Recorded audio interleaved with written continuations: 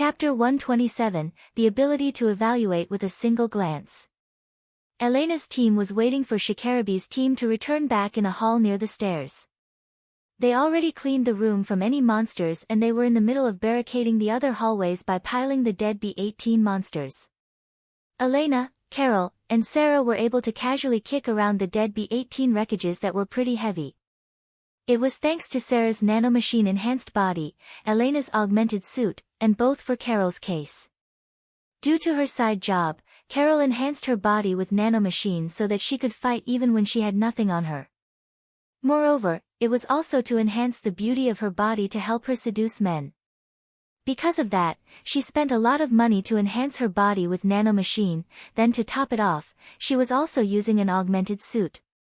Although Carol looked seductive with her already beautiful body wrapped in a sexy augmented suit, as if it was to belie her outer appearance, she was powerful enough to easily send the B-18 monster flying with her kick.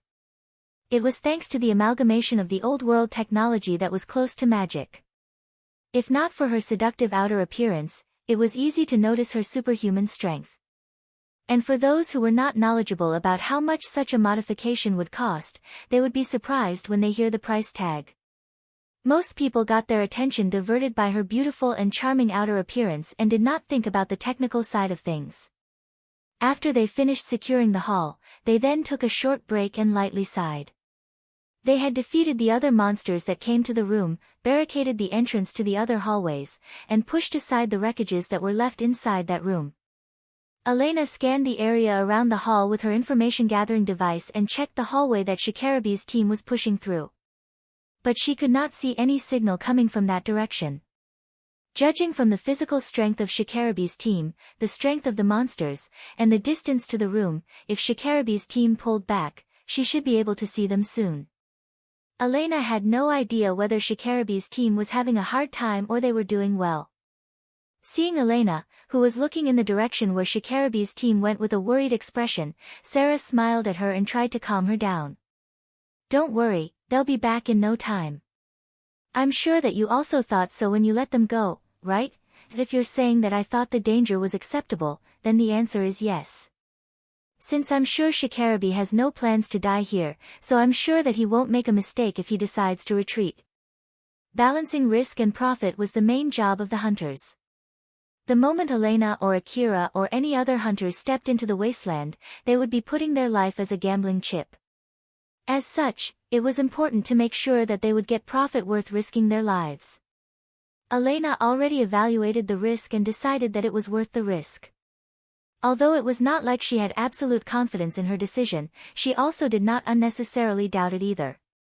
She trusted that the decision she made was correct. But when she said that it would be fine, it would just be her telling that to herself.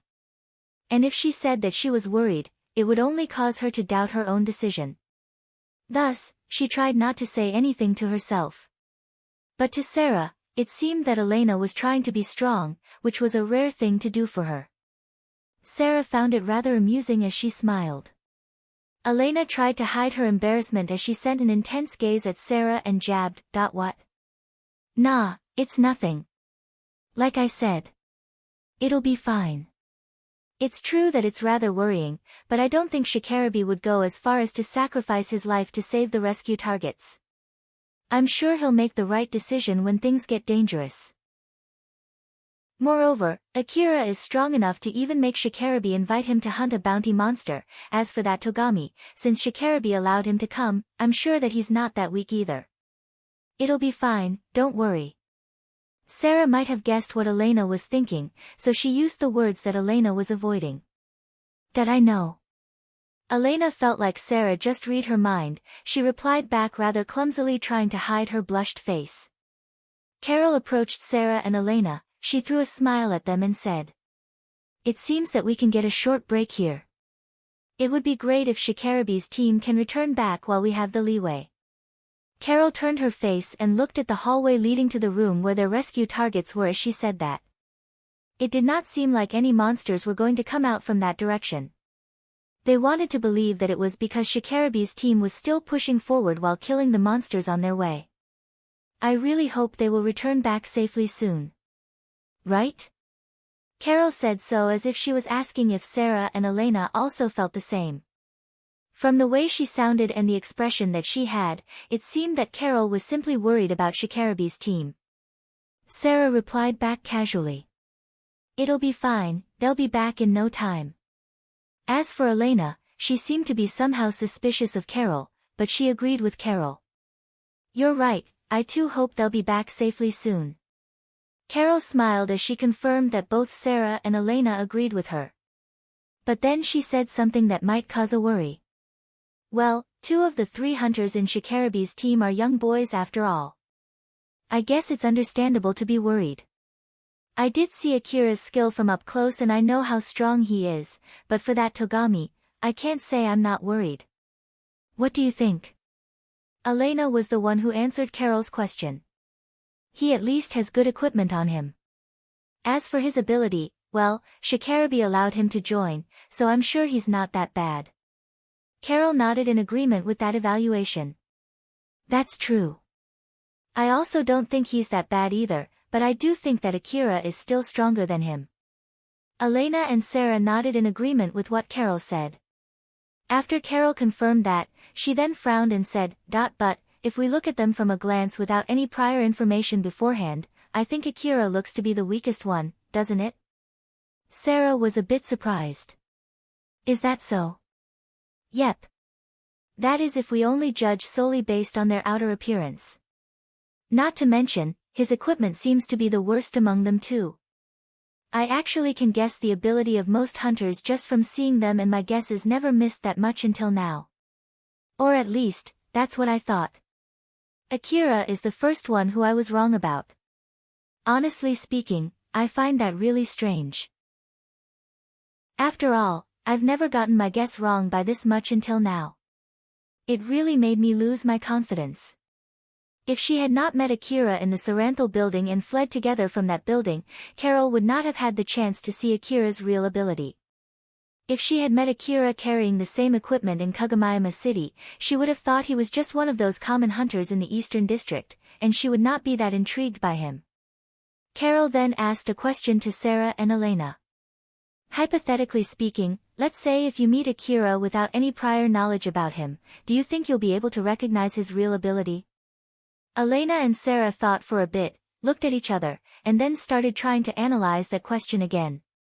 Sarah was thinking about how to answer Carol's question, while Elena was trying to probe why Carol asked that question. Both of them were thinking about 2 different things.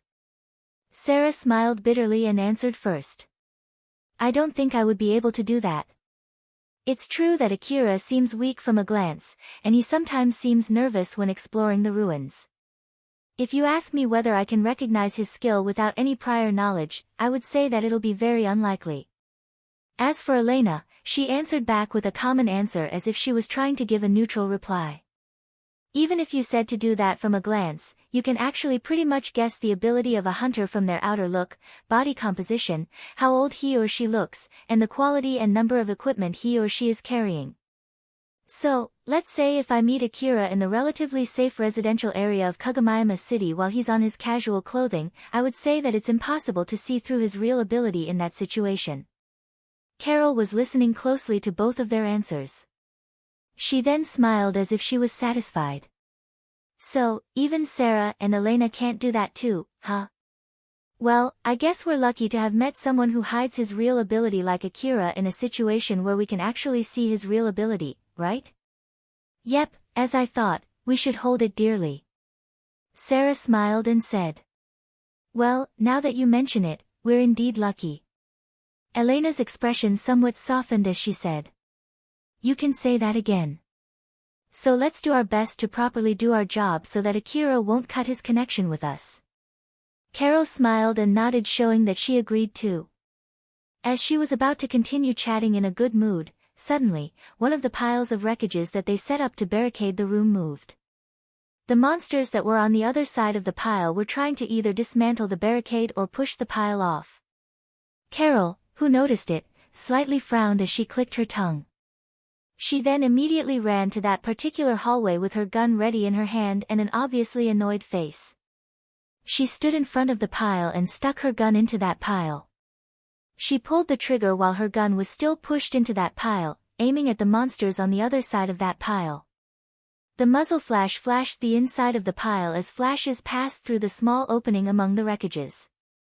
The powerful piercing bullet easily pierced through the pile and hit the monsters on the other side. Carol kept her finger on the trigger as if she was venting her irritation. The piercing bullets easily shot down the monsters on the other side of the pile and turned them into extra obstacles, preventing other monsters from coming from that hallway. Carol whispered, "It was obvious that she was angry since she got interrupted back there. Good grief, right when I have the chance to gather more info. Can't these monsters be a little more considerate?" From that short exchange, Carol confirmed that Elena and Sarah also could not accurately guess Akira's real skill. Carol at least expected it until that point. Her real qualm was about Elena and Sarah, who did not find it strange how big the gap between how strong Akira looked and how strong he really was. That was the big difference between both of them and Carol. If Carol had to make a guess, it might be Sarah was not bothered by something like that in the first place, but that should not be the case for Elena. She should at least find it strange, question it, and at least make some guesses about it. But judging from their expression and the tone of their voice when they spoke, Carol did not feel any trace of anything like that from both Sarah and Elena. So in short, Sarah and Elena should have the answer to that question, or at least, they should have a good guess to explain the reason why such a huge gap was created. Once Carol confirmed it and understood it, she had successfully completed half of her reason why she talked with both Sarah and Elena back there. But the moment she wanted to make the move to accomplish the other half of her aim, the monsters just came barging in and interrupted her. Well, I guess I'll just leave it as that. It's a good thing that now I know Elena and Sarah know the reason behind Akira's real strength. Wait, no, damn it. As I thought, it's really bothering me. Since Carol knew about it now, she could not help but be bothered by it.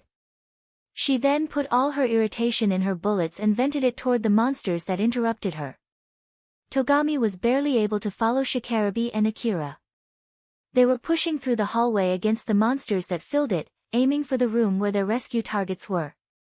Other than only being able to slowly proceed because of the number of monsters there, they did not encounter any other trouble. But, the number and the strength of the monsters were already above what Togami could handle. Akira and Shikarabe forced their way forward relying on their firepower. As for Togami, he was barely able to follow them while picking the monsters that the other two had missed since both of them prioritized more on pushing forward as fast as they could. It did not seem that Shikarabe had any plans to slow down just to let Togami catch up. Akira also did not seem to be willing to get left behind to help Togami fight against the swarm of B-18 monsters. Although both of them had no plans to leave Togami behind, if Togami could not catch up with them and if he could not follow them unless they helped him, then there was no helping it. That's what both Akira and Shikarabe thought about that situation. If they slowed down there, it meant that they would have to face more monsters. It would endanger them as well as Elena's team that was waiting for them back in the hall near the stairs. So, in order to reach their goal as soon as possible, they prioritized more on pushing forward rather than waiting for Togami. Not to mention, Togami was the one who forced his way to join Shikarabe's team. So Akira thought that Togami would not want them to lower the speed nor to assist him. And even if Togami wished for that unconsciously, both Shikarabe and Akira had no plans to comply at all. Togami became desperate and pushed forward. He did all he could as not to get left behind by the other two. After all, even he knew well that getting left behind in that situation simply meant death. Togami glanced at Shikarabe and Akira who were fighting the monsters in front of him. They were using the layout of the hallway and the wreckage of the B-18 monsters that they defeated to hide. They also kicked the dead monsters and used them as a shield against the incoming bullets as they did not show any hesitation at all in fighting the monsters in front of them. They sometimes showed themselves in the line of fire of the enemies, but they were able to shoot the enemies down way faster before they got shot as they kept their upper hand in that situation. Togami watched how the hunters who were better than him were moving around. It was as if they were showing the difference in their skills. Togami was making a dejected face. His desperate face was mixed with pain, envy, jealousy, regret, and disappointment in himself. But looking from the other people's point of view, Togami was actually doing pretty well. His sharpened concentration reached the end of his four limbs as he moved them around quickly, showing the skill that he had polished through daily training. Seeing how the other hunters who were better than him were moving around, he quickly imitated them and boosted his skill even more. Togami was using every single ounce of his power there, his movement was already above his usual limit. As he was working together with the other hunters who were better than him and trying desperately to catch up with them, plus from the daily training that he had gone through, his talent started to bloom there. Togami himself noticed that he was moving better than he expected. When he realized that, he could feel compliments for his growth starting to echo in the back of his mind. But that was not enough. It was far away from enough for him to have the same pride in himself that he once had. Togami could see how Shikarabe, who had better equipment than him, was moving very well suitable for someone who was using those powerful equipment. While on the other hand, there was also Akira, who although was using worse equipment than him, was able to perform really well. Even with his high-quality equipment on, Togami was barely able to catch up. This all meant that he was truly lacking in skills. This single fact prevented Togami from feeling satisfied with his current skill level. Right at that time, suddenly a B-18 monster flew to his right. Togami immediately froze up the moment he saw that monster. His reaction was late, as he tried to aim his rifle at that monster as fast as he could, but that monster had already fixed its aim at him first. The logical side of Togami shrieked that he would not make it on time, he prepared himself to welcome death. But suddenly, that monster crashed down in a single shot. Togami was taken aback and turned in the direction where that shot came from. He could see a CWH anti-material rifle's muzzle pointed in his direction. It was Akira. Akira had noticed that monster ahead of time, he immediately turned back, readied his CWH anti-material rifle, and sniped that monster before it could shoot at Togami. Akira then just casually turned around again and continued fighting the monsters in front of him as if he did something that was nothing unusual. But behind him, Togami was watching Akira's back with teary eyes as if he was about to cry. Damn it! Togami himself was not sure to whom he said that to and why he said that. He then picked himself up and continued forward. Akira was pushing his way forward aiming for the room that was not that far ahead of him. He used his CWH anti-material rifle to fight the B-18 monsters. The special ammo that he used could easily break the force field armor, pierce the monster's body all the way to the other end, and then hit the other monster behind it. The monster that got its control device destroyed in one shot turned into big wreckage. Akira then used his augmented suit to kick it to the deeper part of the hallway and crashed it into the other monsters. He was also using the wreckage to shield himself from the monsters in front of him as he kept pushing forward. In reality, Akira's augmented suit was not designed for CQC. But thanks to Alpha's support, the augmented suit would harden only the moment his kick connected. Furthermore, Alpha was also doing other small adjustments like transmitting the shock from the kick to Akira's whole body to reduce the burden on his leg. But of course, there was a limit to how far that could continue. The moment Akira kicked a monster, suddenly a strange sound came out from his leg. But rather than pain, Akira could feel something else that was equally bad and twitched. It just made a crack sound though. It did. Didn't it? Alpha smiled casually at Akira and replied. Don't worry, your leg is not broken. That doesn't mean that everything is fine as long as it's not broken, you know. It'll heal up in no time. Aren't you glad that you bought that expensive medicine? That's not the problem here. Akira swallowed another pill of the medicines that he already had in his mouth when he said that. It seemed that he had gotten so used to it to the point that he was using the 2 million orum per box medicine without any hesitation. The medicine that he had taken beforehand quickly fixed the source of that strange sound, his bone, together with the muscle that got torn up from the kicking. And before the effect of the last medicine that he took had worn off, Akira swallowed another pill to make sure that any injury in his body would immediately get healed. The current situation was actually way above what Akira could handle. So in order to be able to face that situation, Alpha was controlling Akira's body through his augmented suit and moving his body around pretty violently. His muscle was torn when he suddenly accelerated, his bone cracked when he suddenly stopped. In order to avoid enemies' shots while shooting back at them, Akira had to shoot from positions where he could not properly take in the kickback from his rifle, so in order to do that, he relied on the power of his augmented suit and put his body in even more burden. And when he kicked the wreckage on the floor, the impact was transmitted to his leg as if he was dragging it on the floor. So for Akira, fighting in that situation was the same as crushing his body bit by bit. The medicine that he took beforehand would then immediately heal any injuries, and only by that, was he able to sustain himself in that situation. Akira kept on complaining to Alpha through telepathy while fighting the monsters there, then Alpha would respond back while smiling as usual.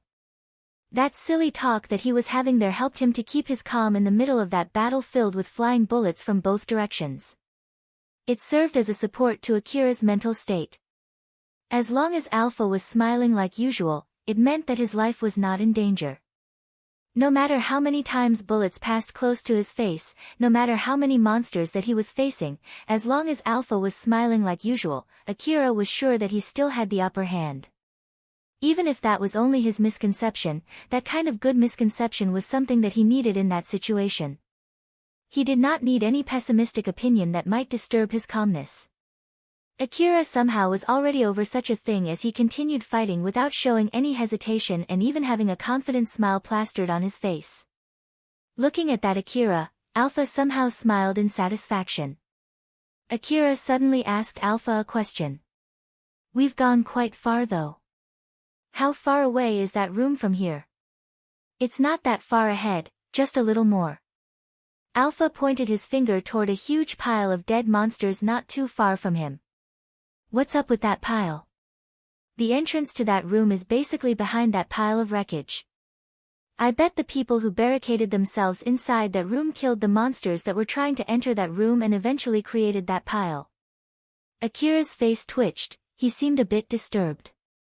"Do we really have no other choice but to remove that while fighting the monsters? If I have to add more, I would say that you would need to secure the entrance while checking the inside of the room too. Otherwise, you'll get trapped inside that room. Good grief, what a pain in the butt. Is there anything we can do to remove that pile in one go?" The moment Akira said that, the pile in front of that entrance was suddenly blown away. Reina, Sheryl, and Kane stood in front of the entrance of the room where they barricaded themselves. Although they were in the middle of barricading themselves inside that room, Kane noticed fighting was going on outside and decided that it was their chance to escape.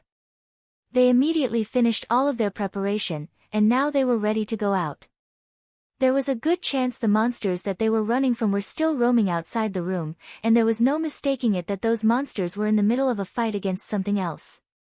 The most important thing was not the fact that the monsters were fighting against something else, but that they were in the middle of a fight. If they had to make an optimistic guess, they might be fighting against a squad sent to rescue them.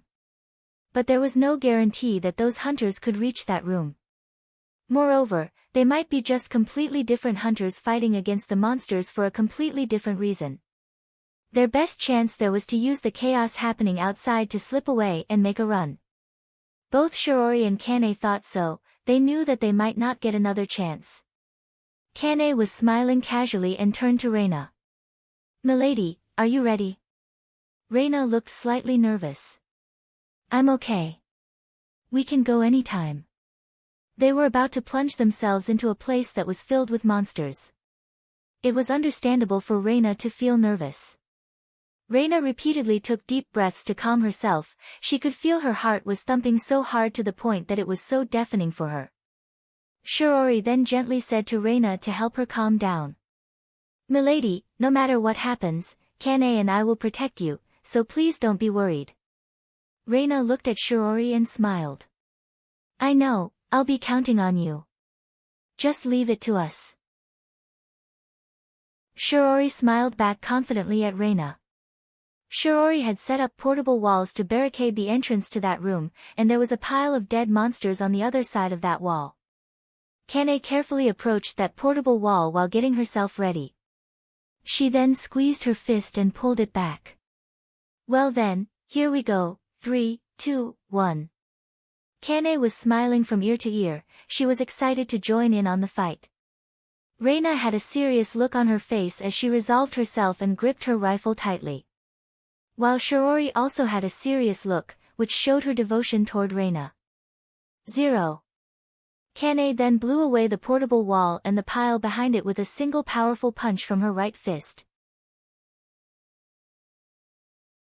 Chapter 128, Still Growing Hunters. Akira was completely dumbfounded when the pile of monsters that was blocking the entrance to the room suddenly got blown away. From there, Kane and Shirory jumped out. Kane immediately punched a B-18 monster while Shirory swiftly sliced a B-18 monster near them. The punched monster crashed into the wall with a loud banging sound, while the sliced monster was beautifully cut into two symmetric pieces and fell down to the floor. Akira immediately noticed that those were Kane and Shirory. Both of them also immediately noticed Akira too. Not too long after that, Reina also jumped out from that room. The moment she was out, she immediately looked around and checked her surroundings. Shikarabe quickly grasped the current situation and shouted. "We're heading back now. Akira, you take the rear. Togami, escort them back to the hall. Let's go." Right after Shikarabe gave that order, he immediately made a 180 degrees turn in order to secure the hallway back to the hall. Kane grabbed Reina's arm and pulled her along since it seemed that Reina still did not fully understand the current situation. She then glanced at Akira and spoke to him in a good mood. "I'll leave the rear to you." Kane was waving at Akira with her free hand and a big smile on her face. Reina was half-dragged by Kane as she passed beside Akira. She was still obviously dumbfounded. Shirory elegantly stopped and stood next to Akira. "Is it all right to leave the rear to you alone? Just go." Akira did not hesitate at all. Both of them were busy, after all. Shirory slightly bowed at Akira before quickly catching up with Kane and Reina. Togami just stood there frozen for a few seconds. His brain could not process what just happened, but he eventually returned back to reality and flusteredly tried to catch up with the other hunters. Now Akira was left alone in the rear. Alpha was floating next to him while smiling. "Aren't you glad that you don't need to search inside that room now? You can say that again. We just need to return back now. Thank goodness we're in the last part of this search. It went better than I thought it would. I'm sure that the rest of the job is not that hard, you just need to return back with the rescue targets. But you should not lower your guard yet, okay?" "Yeah, I know." Akira pulled out his A4WM automatic grenade launcher and aimed it at the hallway. The A4WM grenade launcher immediately spewed out grenades. It was not a weapon designed to be used indoors. Even if the inside of the old ruined building was resilient, Akira still had to be careful using that rifle. Even though it was a powerful weapon, it would be meaningless if it ended up destroying the interior and blocking the hallway. That was why Akira did not use it until now. But he only needed to head back now, so Akira thought that it was even advantageous in that situation if he ended up breaking the wall and blocking the hallway to prevent the monsters from chasing them, so he pulled the trigger without holding back at all. Grenades flew from its muzzle into the hallway and swallowed the swarm of monsters coming from the deeper part of that hallway with explosions. The shockwave from the explosions did not have anywhere to escape inside the closed hallway, thus, it was blown right back at Akira. Because of that, a huge wreckage suddenly just flew right past Akira. Akira staggered as he gasped, "Whoa." Alpha amusedly looked at surprised Akira and said, "That rifle is not designed to be used indoors, so you need to be careful." Smokes raised inside the hallway and blocked the view. Akira kept his eyes on that cloud of smokes for monsters, but he did not see any disruption in the smokes. So he then decided that it should be fine as he turned around and started running back while still keeping his eyes for more monsters. Reina, Shirory, and Kane were running following Shikarabe, who was guiding them back to the hall where Elena and the rest of the hunters were waiting. Since Shikarabe destroyed most of the monsters on their way to the room, they had not much trouble on their way back. It was not like there were no monsters at all, but Shikarabe, Shirory, and Kane could handle them just fine. They then heard explosions coming from behind. It was the sound of Akira using his A4WM automatic grenade launcher. Kane glanced behind her.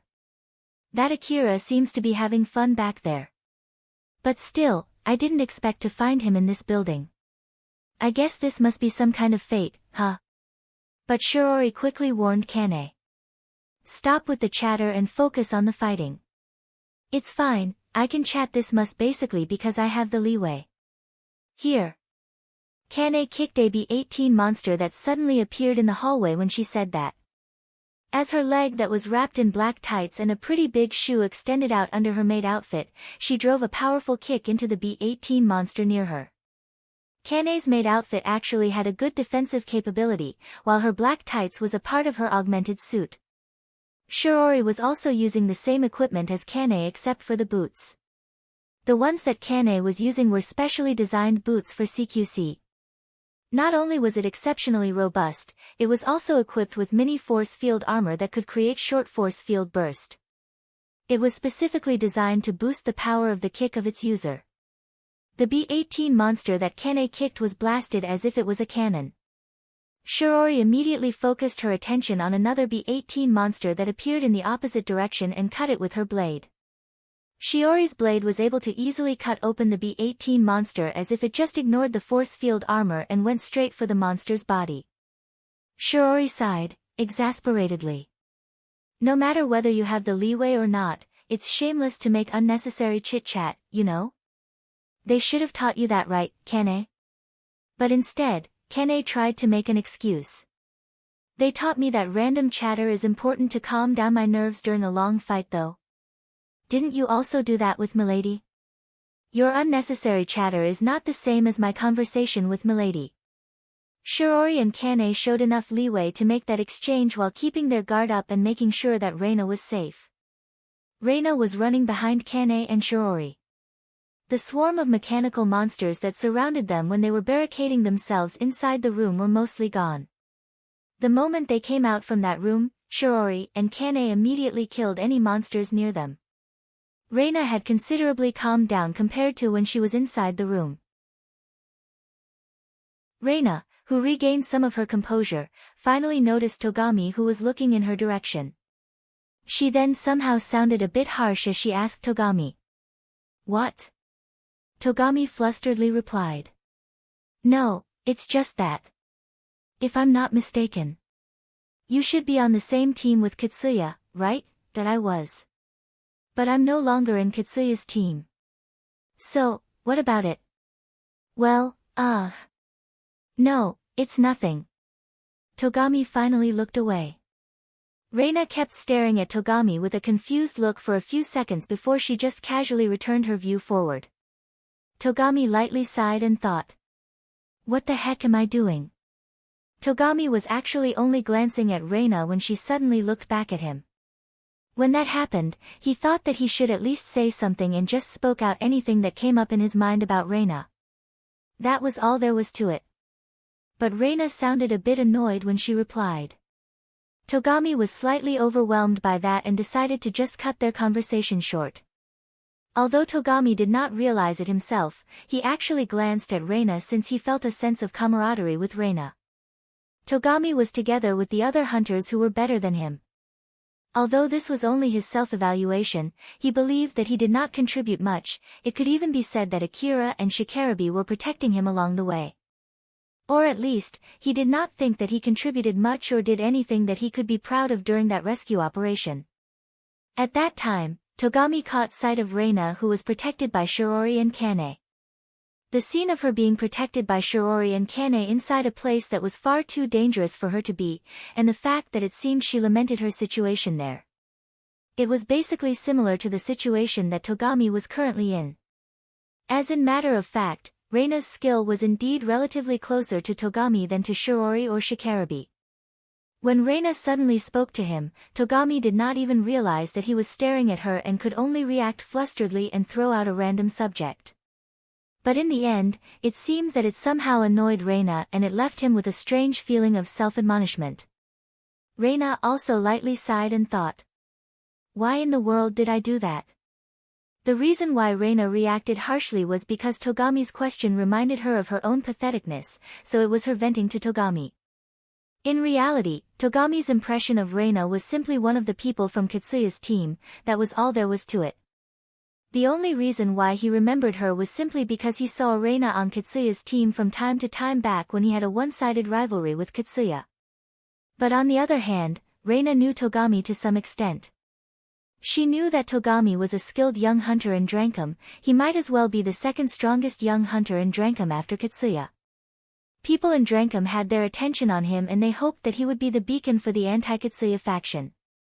She also knew that Togami was a skilled hunter who successfully hunted a bounty monster with Shikarabi and a handful of other hunters.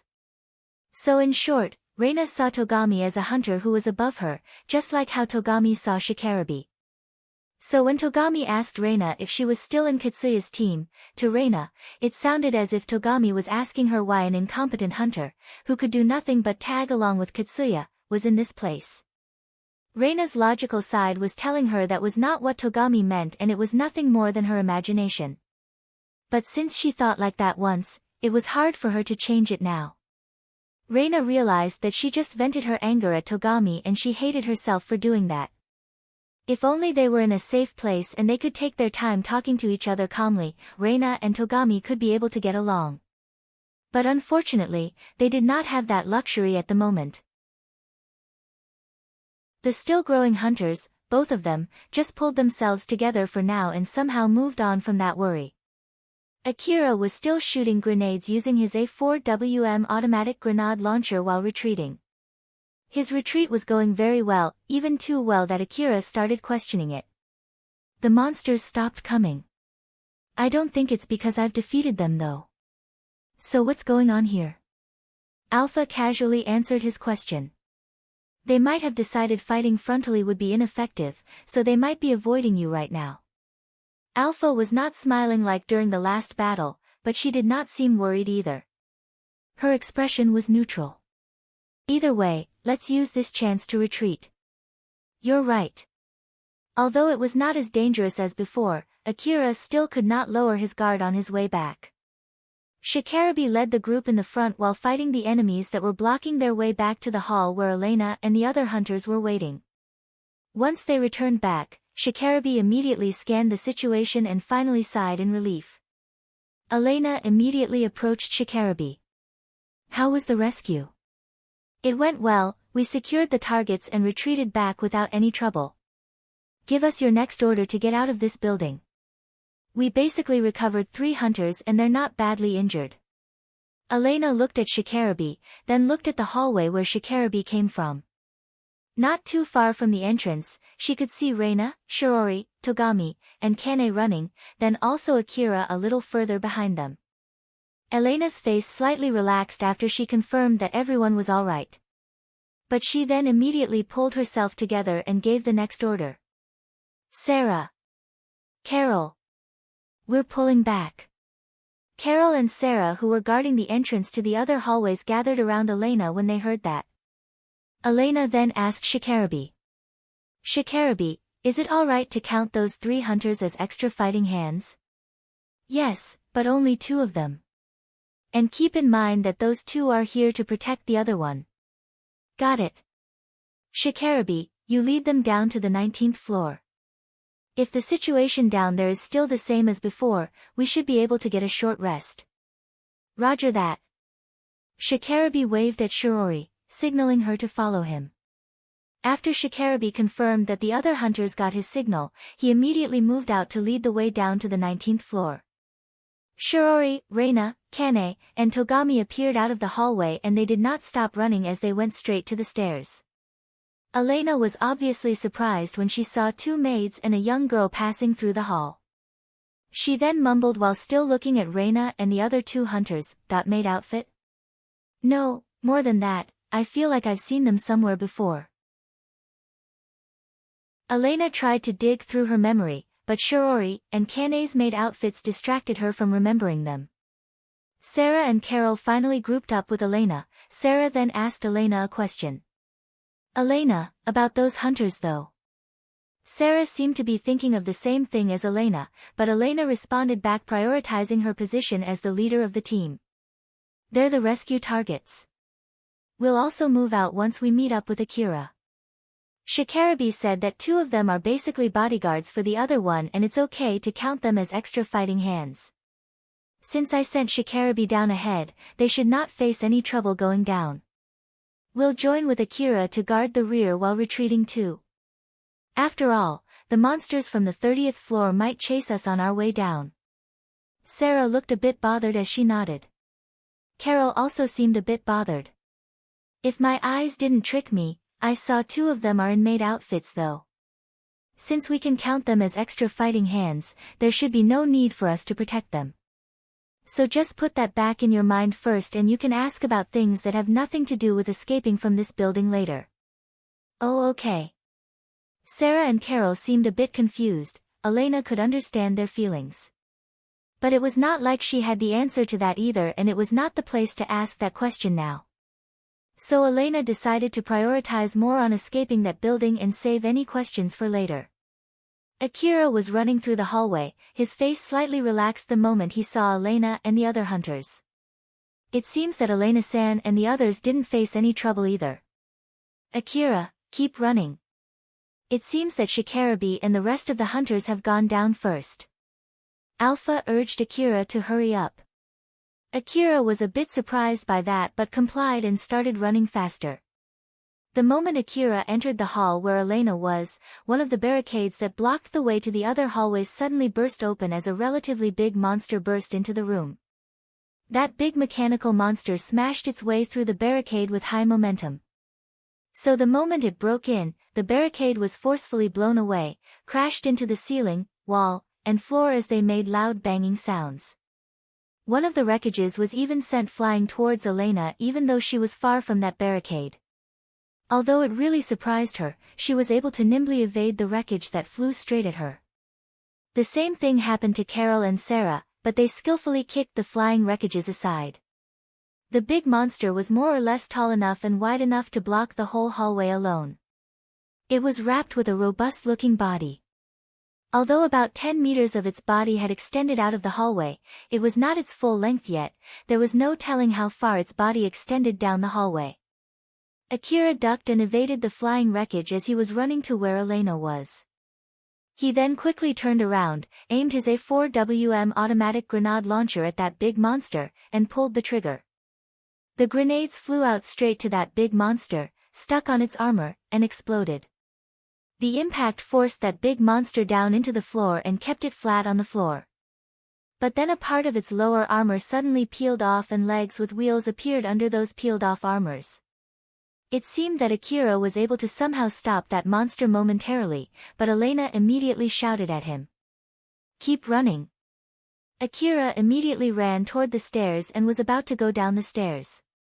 In that instant, a part of the monster's big body peeled off, exposing the guns under it. On the next moment, it shot indiscriminately inside the room as if to make sure that it hit all nooks and crannies around it. Loud gunshots followed with a barrage of bullets filled the room, it hit everything indiscriminately, wall, floor, ceiling, and even the wreckage of the other monsters.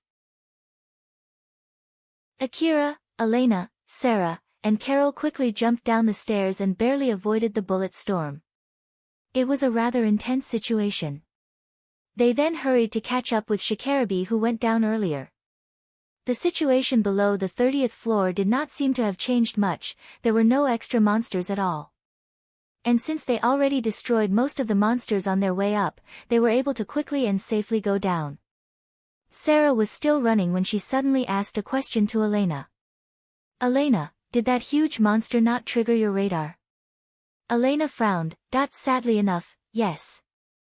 Not only the sensitivity of my information-gathering device is lowered in this building, the dead monsters that we used to block the other hallway were also producing weak signals that might have interfered with my information-gathering device. I'm sorry. It seemed that Elena felt responsible for that. Sarah just smiled at her and replied. Don't worry about it. If you couldn't detect it, then there's really nothing we can do about it. It's not like I'm blaming you here, right Akira? Akira lightly smiled and agreed to what Sarah just said. Yes, I agree with Sarah-san. So please don't worry about it. Akira then sent a glance to Carol, who understood what Akira was trying to say. Honestly speaking, she was not interested in blaming it on Elena at all, but at the same time, she also wanted to know why she could not detect a monster that big. Back then, Carol noticed that Akira suddenly ran faster. If Akira did that because he knew about that big monster, it would mean that he was able to detect a monster that Elena could not. But then again, Akira's surprise did not seem to be fake the moment he saw that monster. Although she still had some questions, it was not the time to ask those questions. Carol held her curiosity back as she smiled at Elena and said, "The fact that no one detected that huge monster means that it might have some kind of special camouflaging device that exploits the lowered sensitivity of our information-gathering device. Or maybe that the setting adjusted to help to detect the smaller monsters is not good at detecting big monsters. But if we readjust the setting to focus more on detecting big monsters, we will have trouble with the smaller monsters instead. So I think this is where it's important to make a compromise. I'm just happy that we could survive that big monster without losing anyone." After saying that, Carol checked Akira's reaction. Akira seemed to be listening closely to her and nodded in agreement. It seemed that she made the right decision there to even put up a reason as to why Elena was blameless in order to score some point with Akira. As Carol thought, Akira seemed to lack common knowledge for hunters and he was showing interest in such a thing.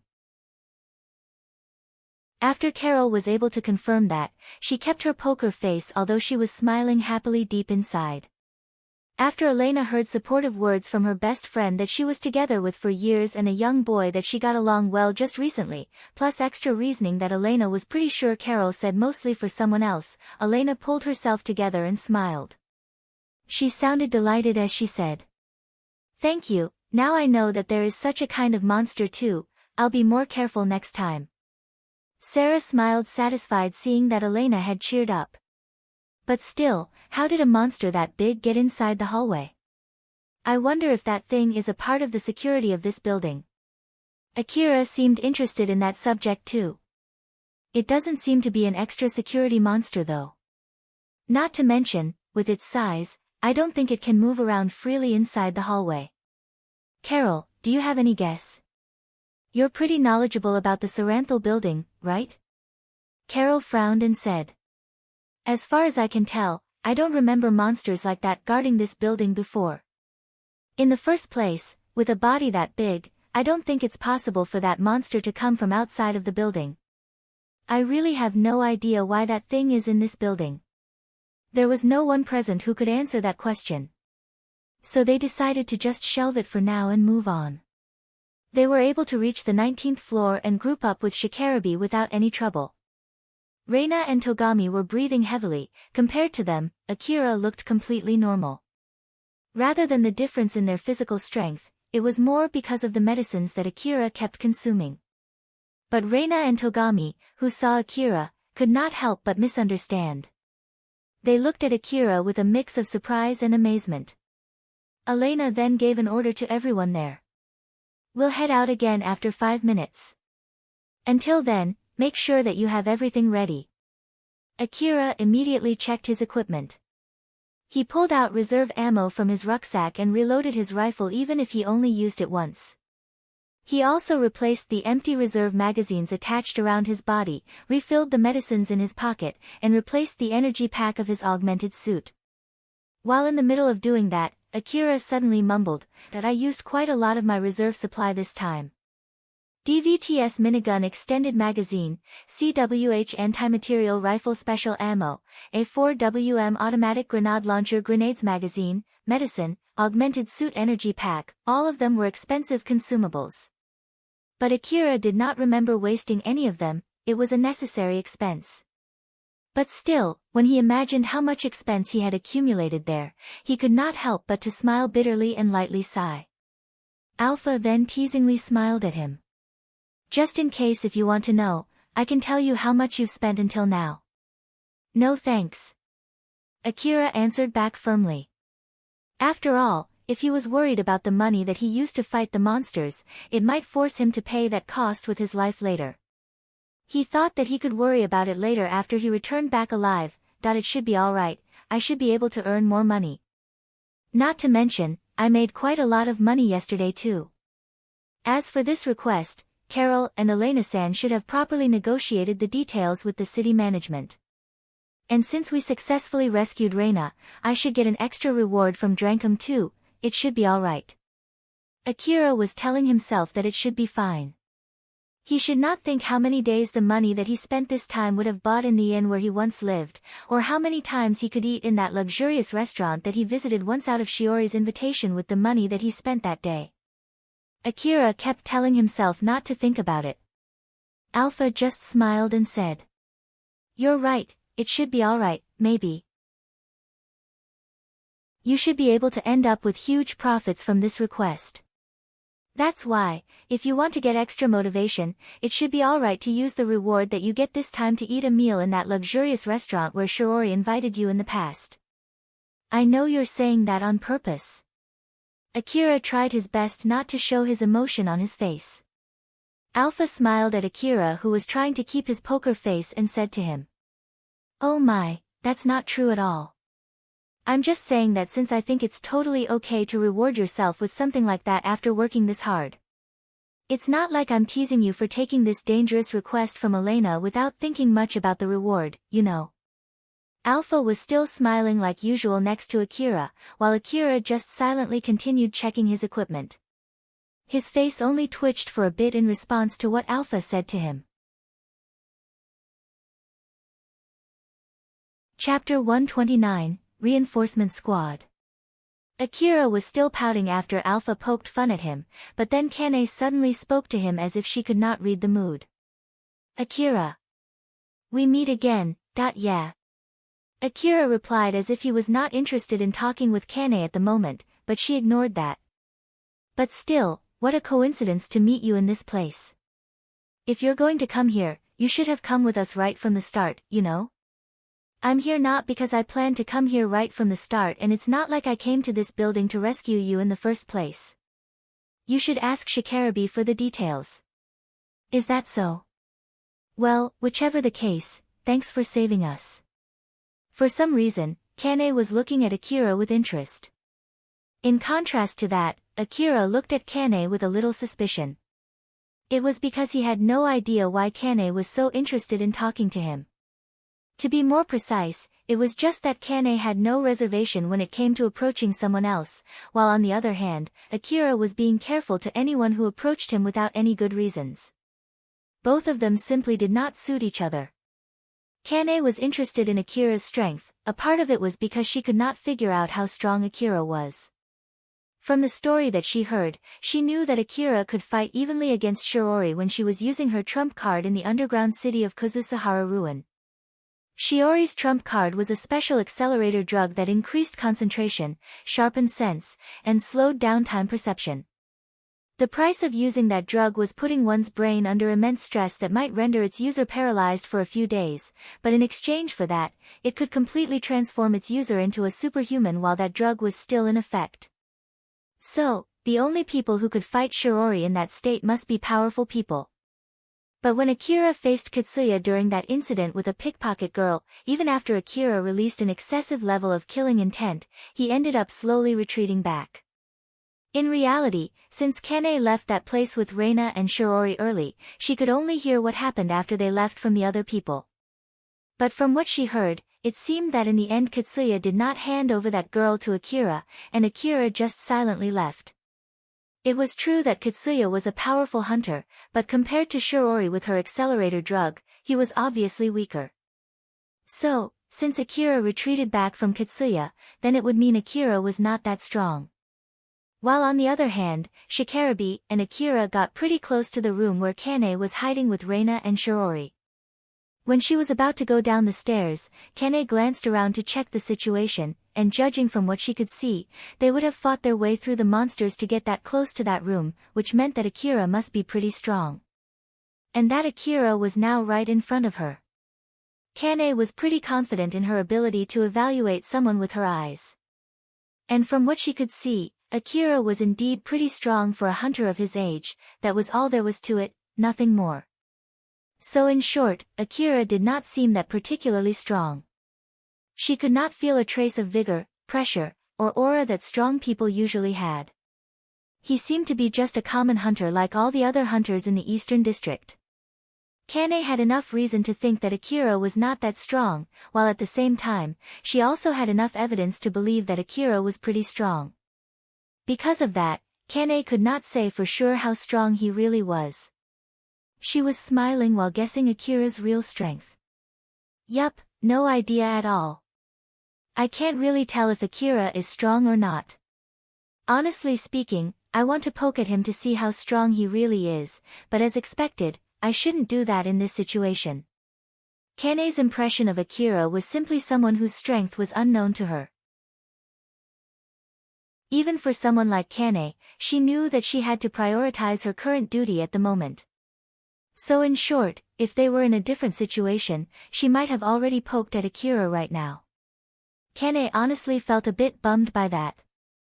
Togami and Reina were really stressed out as they were trying to catch their breath, but after staying in that safe place for some time, both of them eventually were able to calm down. Once they had calmed down and had enough leeway to put some of their attention to the current situation, both of them immediately directed their gaze to things that bothered them the most. For Reina, it was Carol. While for Togami, it was Kane and Shiori. But technically speaking, both of them were bothered by the same thing, their appearances. Reina looked at Carol and thought. What is with that augmented suit? It's really something. Or more like, no matter how you look at it, it's designed for seducing men, right? Although I heard that some old-world augmented suits have that kind of design, it's the first time for me to see someone actually using it. Is it just an augmented suit from the current era but with an old-world design? Or is it an old-world relic? Whichever the case, I'm impressed that she's actually using it. Is it a matter of getting used to that design? The curve is pretty intense too. Is it just that it looks intense simply because of the design? Reina looked really bothered as she was staring at Carol's augmented suit. At the same time, Togami looked at Kane and Shiori's maid outfit and thought. That thing is a maid outfit, right? And maids are those people who serve in a big mansion for rich people, right? So why are there maids in this old-world ruin? Are those maid outfits actually old-world relics with strong defensive power and they're using it in place of normal armor? But for some reason, they look pretty much used to it though, it doesn't feel like they're hunters. But Shikarabi said that our rescue targets are Drankum hunters, right? Wait, he might be talking about Reina and those two might be Reina's maid. But again, why would a hunter have maids? Togami seemed so confused as he was staring at Shiori and Kane. Shiori was standing next to Reina, offering her a stamina drink. Reina thanked Shiori and drank it. Shiori noticed that Togami was looking in her direction, but she did not pay much attention to it. She herself understood that her maid outfit would attract some attention. And as long as she was there as Reina's maid, there was no need to put too much attention to what other people thought or said. After Carol finished her preparation, she nibbled on a ration that looked like grilled rice dumplings. Although it looked like a simple snack from the outside, it was actually infused with restorative and healing properties. It also replenished the nanomachines that she used during the last fight. For Carol, consuming that food was equally important as replenishing her reserve ammo. Carol also noticed that Reina was looking at her, but she just ignored that.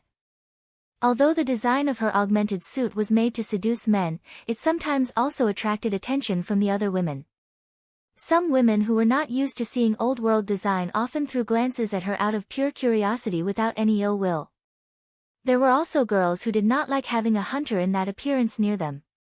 Even Carol herself knew that much. She thought as long as Reina did not complain or say anything about her appearance, then there was no reason to be bothered by that. Kane then turned to Togami who was looking at Shiori, so she then looked at Shiori before shifting to Reina, who was next to Shiori.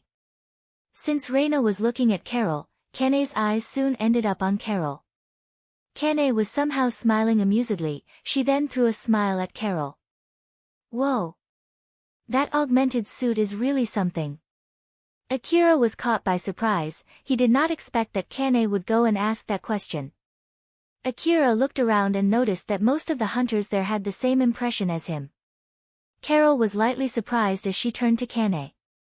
After all, To her, it did not seem like Kane was someone who paid attention to appearances. Carol smiled confidently as she replied to Kane's remark. I won't deny that, but I don't want someone in a maid outfit to say that to me. Akira unconsciously nodded lightly. What Carol said did make sense, and Akira could feel that the other hunters there would agree with him. Kane smiled back and said, This is a maid outfit. It would be great if you don't treat it the same as that augmented suit with a design that is obviously for seducing men. No matter how you look at it, your design sticks out far more than this. Or is that you're already used to that design? Carol smiled and replied. That's weird for you to say that when you voluntarily use that maid outfit and come all the way here to an old world ruin when there are many armors out there with the same fighting capability. I don't know whose maid you are, but I wonder if that person doesn't think that it'll be sticking out. Or is it out of fetish or something? Kane and Carol were smiling at each other. Although it was not exactly a friendly exchange, it was not a hostile exchange either.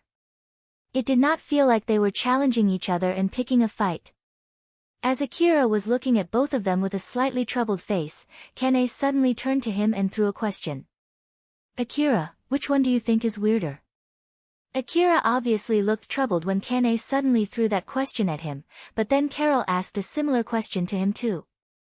Oh, good idea. Akira, which one do you think is the weird one? Which one do you think sticking out the most? Instead of answering their questions, Akira asked a question to both of them. Why are you both asking me? Kane and Carol replied with similar answers as if they had already decided to do that beforehand. Isn't it fine? It's just out of curiosity. Isn't it fine? It's just out of a whim. Akira looked around. Elena and Sarah were holding back their laughter. Shikarabe looked like he did not care at all. Reina and Togami looked at Akira as if they were waiting for Akira's answer, and Shiori was just standing next to Reina with a neutral face.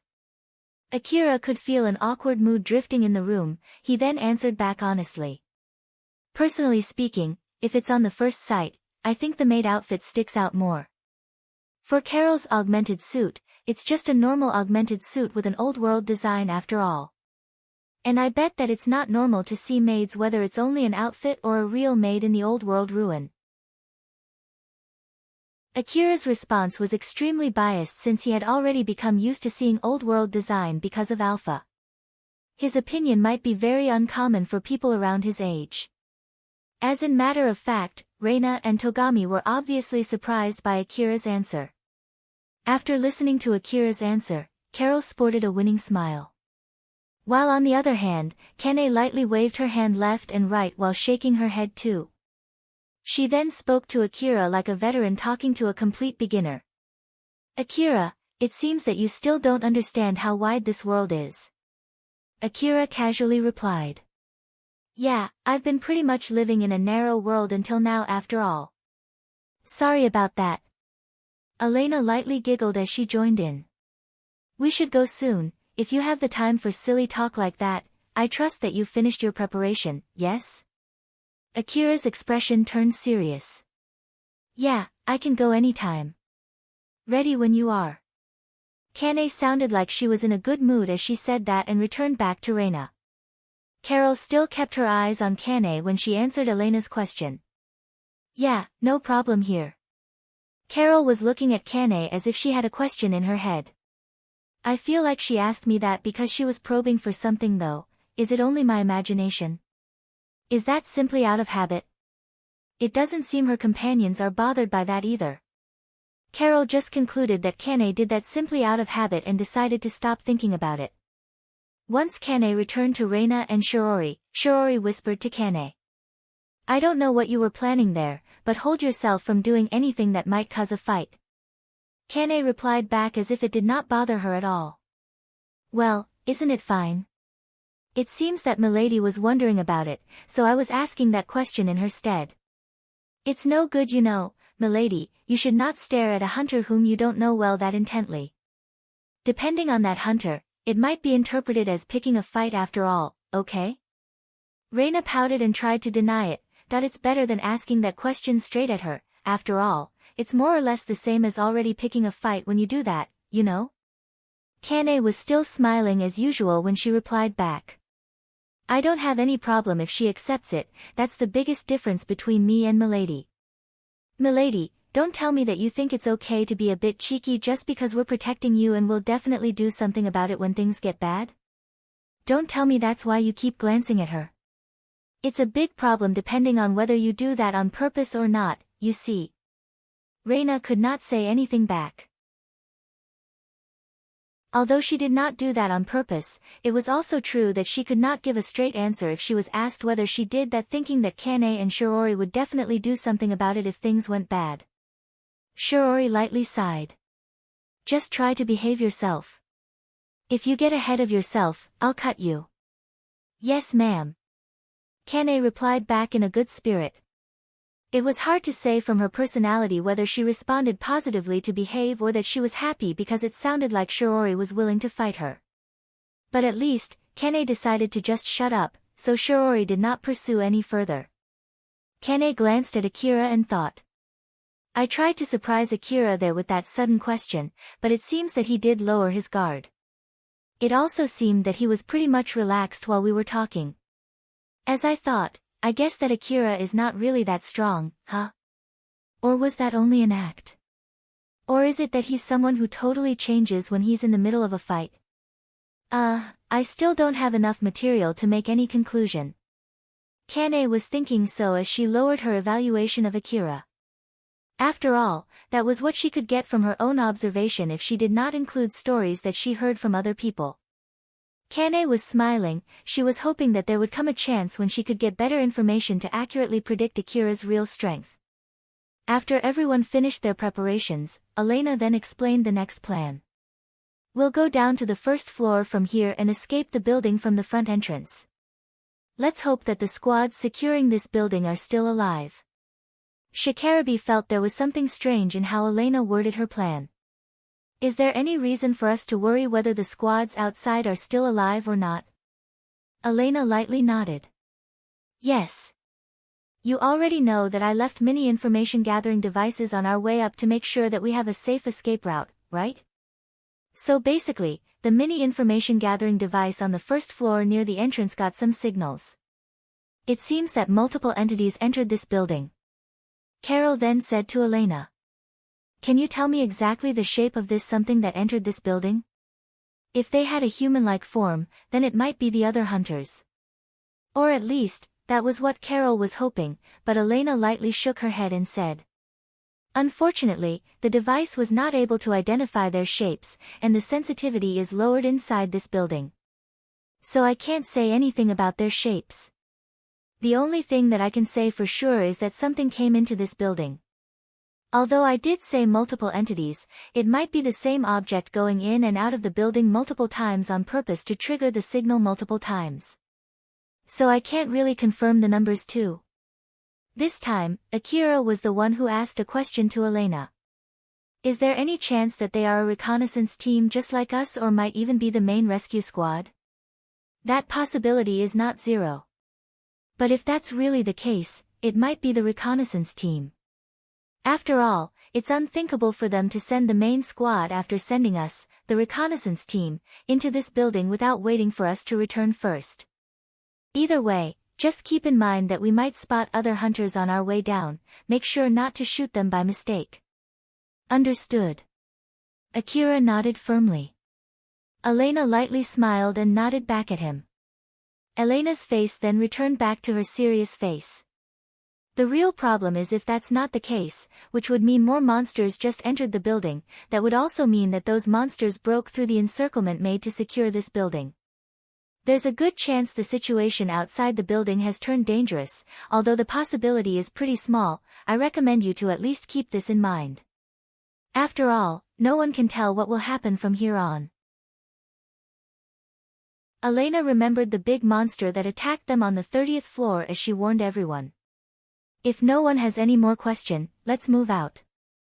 With that sentence, they started the operation to escape the building. While on the first floor, two groups of hunters were debating each other. They were the group made of hunters from Drankum and another group that was made of hunters unaffiliated with Drankum. All of them were hunters who successfully hunted bounty monsters in the past.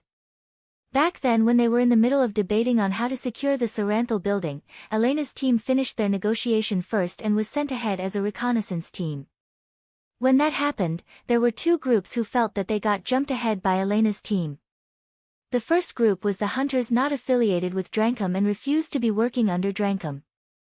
They thought that sending Akira ahead was the decision that the Drankum side made. They thought that Drankum gave preferential treatment to that team, stating and excusing that they brought back useful information for the operation. That was not exactly wrong. Shikarabi did say that too when he negotiated with Drankum's side. As in matter of fact, the information that they brought in might have actually be used in that operation. So in order to calm them down, Drankum decided to make a compromise and send them as another reconnaissance team. The second group was the young hunters in Drankum that belonged to the Katsuya faction. To be more precise, they were able to get dispatched ahead because of support from within Drankum, from Mizuha. Mizuha was rather concerned by the fact that Shikarabi was the leader of the first reconnaissance team. She also knew well how much Shikarabi hated Katsuya's guts. She was worried that Shikarabi was planning to use the achievement from this chance to influence the composition of the main squad or even to change how Drankum would treat Katsuya. So in order to fight back against Shikarabi, Mizuha even made some compromises about the main squad so that she could send ahead another reconnaissance team to the Saranthal building. After that, both teams were sent to secure the first floor of the Saranthal building so that Elena's team would not be able to monopolize the rewards. They thought that it might be hard for Elena's team to do that since they had limited equipment and manpower, but it would be an easy job for them since they brought more people and carried better equipment.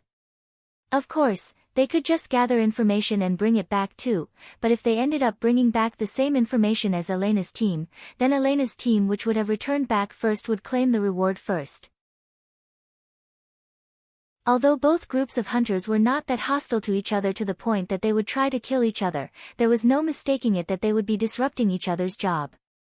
Even a small accident could immediately turn into a fight. The leader of each team was only barely able to calm their respective team down.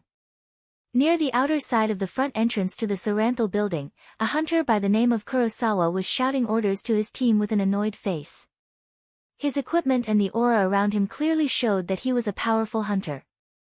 Kurosawa was the leader of the team which killed the 1,500,000,000 Aurum bounty monster, Mai. He was taking the lead of the anti-Drankum team this time. Kurosawa looked at his watch and clicked his tongue. The 6th squad isn't returning back at all, although I told them to properly watch the time. Send the 8th squad in. Tell them to ask the squad securing the A, B, C and D stairs if the 6th squad went to the 2nd floor without my permission or not. Another hunter next to him then replied. I bet they'll be back if we just wait a bit longer. Kurosawa glared at that hunter. We can't check their situation at all from the 1st floor. There are 3 possible reasons why they are late. First, they might be trapped somewhere and can't return back. Second, they might not be that competent to be able to return back as we originally planned. Or third, they might be pretty stupid as not to listen to my order. But whichever the case, we treat them as MIA. There's no need to wait for them. Alright, I'll send the next. Oh, there they are. The 6th squad stepped out from the entrance. Kurosawa signaled them to come with his finger. Once they stood in front of him, Kurosawa then asked them a question that was mixed with insult. From what I can see, it doesn't seem any of you are injured. Were you almost killed somewhere or something? The leader of that squad sighed and answered that question. We were about to return back on time when one of those kids picked a fight with us, you see. If you tell us that it's okay to shoot them, we would have been able to return back on time though. Where? Hallway C7. Kurosawa clicked his tongue again when he heard that. He then gave a signal for the 6th squad to just go and take a rest before he headed to where the Drankum side's leader was. The leader of the Drankum group immediately noticed Kurosawa. The other young hunters around him looked at Kurosawa with hostility, but Kurosawa did not care about them at all as he said to the leader of the Drankum group. It seems that some of your people picked a fight with my men, can you at least properly discipline them? I don't mind if you want to keep on playing around here, but I have no plans to tidy up your mess. That young hunter glared back at Kurosawa as if he was trying to put Kurosawa under some pressure. If that's really the case, we're sorry. And also, stop saying something like that, everyone here is being serious. That young hunter responded back just like a hunter should. The impression that he was giving off was different compared to those new green hunters or former hunters. A skilled hunter would be able to immediately recognize his real strength and disregard his young age. That was also the case for Kurosawa. He knew that the young hunter in front of him was a rather talented hunter. Although for now, he was nothing more than a skilled young hunter, it was only a matter of time until the young word get dropped. The young hunter in front of him might be a stronger hunter than him in the future, but that was still in the future, not now. Kurosawa looked down at the weaker hunter standing in front of him and said to him with mockery. I'm being serious here. If we objectively evaluate your performance, that would be the result. I'm not a Drankum hunter after all, so I'm not obliged to choose my words just to keep your mood, am I right, Katsuya-kun of Drankum? The leader of the Drankum team was Katsuya. Katsuya glared even more intensely at Kurosawa, but Kurosawa just ignored him. Chapter 130, Huge Turret. Kurosawa's group and Katsuya's group were in the middle of securing the first floor of the Saranthal building. But they were working completely separate from each other. They had agreed beforehand to operate separately to reduce the possibility of causing trouble, and they also agreed if any of them retreated, the other party could continue searching the building. And just like before, there was something inside that building that prevented people from making any contact from the inside of the building. Because of that, Kurosawa and Katsuya stayed outside the building to keep contact with Kagomayama City and the Hunter office while giving orders to their respective group. Eri, who was next to Katsuya, looked coldly at Kurosawa. Is that all? Kurosawa looked at Eri, his expression then returned back to normal.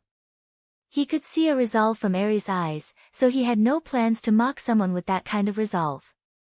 People like her were not to be underestimated no matter how weak they were. After all, they often used insult and mockery as fuel to strengthen their resolve, which eventually fueled their growth. And here I thought that they are just a group of stupid children who mistook the power of their equipment as their own skill when they defeated the bounty monsters. After all, they could only get those powerful equipment because of the extensive sponsor and support that they received. But it seems that's not exactly the case, huh? Kurosawa's evaluation of Katsuya's group had gotten better, although only slightly. He then faced the person who caused that change and said to her. Yeah, that's it all. We've agreed beforehand to handle different areas to make sure that we don't disrupt each other. So just be careful next time. Later then. He already conveyed what he wanted to say and was sure that Katsuya understood that he wanted them to stop wandering into his area. Although at first, he was planning to complain about other things too, he decided to back down as a form of respect to Eri. When Kurosawa was about to leave Katsuya alone, he suddenly stopped. He saw a girl come out running from the entrance of the Saranthal building. Kurosawa stopped thinking that it might be some kind of emergency, but judging from how that girl was running, it did not seem to be the case, so he decided to just forget about it and return to his post. That girl, Lilina, ran straight to Katsuya and said to him as if she was venting her anger. Katsuya. They mocked us again. You should go there and say something to them. Katsuya tried to calm Lilina down. Lilina, calm down, tell me what happened. What the heck is wrong with those people sounding so arrogant like that? We're also hunters who successfully hunted a bounty monster, you know. They should show some respect for us. When Lilina was about to explain what happened to Katsuya, or at least, what she thought she was doing, she saw Kurosawa walking away. Although she did not know if that was Kurosawa, she knew for sure that person was not from Katsuya's group, and that was enough of a reason for her.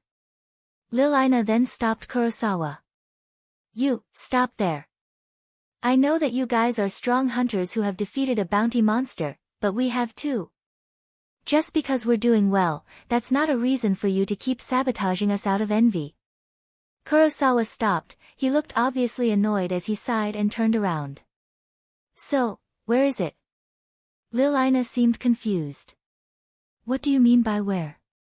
What a dunce, I also received a report that some hunters from your group picked a fight with my men, so I'm asking you where that happened. Isn't it obvious already? It's on the first floor of the Saranthal building. Are you too stupid to even make such a simple guess? Saranthal building has multiple floors and it's pretty big. There are also countless individual rooms inside it. So where exactly is it on the first floor? It's not in a room, but in a hallway. What about it? Which hallway? Is that even important? What's wrong with you and your stupid questions? Lilina talked back at Kurosawa with a prickly tone, venting out her anger at him. Kurosawa's gaze shifted from Lilina to Katsuya. He sighed on purpose to express his exasperation and mockery. He then said to that Katsuya with a tone that obviously showed he was ridiculing Katsuya. Saranthal building is a dangerous place where many hunters lost their lives after stepping inside. So, it won't be strange if you get suddenly attacked by a swarm of monsters out of the blue when you're inside the building.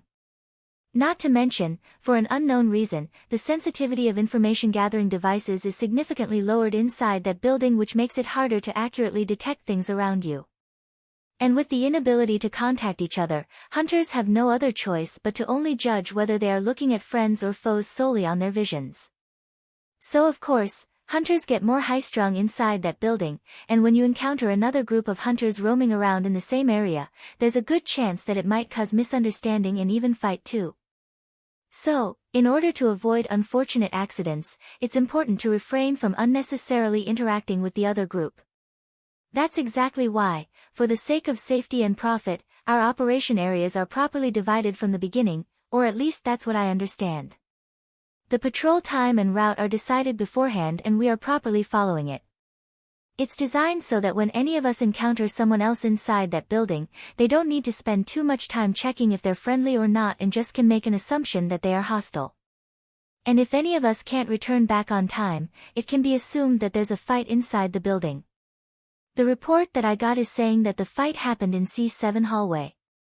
It's obviously inside our territory and it's not a place that you can enter by pure chance. So as long as you don't enter it on purpose or unless you get lost inside the building, you should not be able to go there. Kurosawa's expression changed from mockery to hostility. I don't know whether it's just stupid hunters who entered that place on purpose or it was just stupid hunters who got lost inside that building, but in this case, we're basically not the one at fault even if we suddenly open fire. Whichever the case, are you seriously sending such stupid hunters inside that building? Do you seriously want to pick a fight with us that much?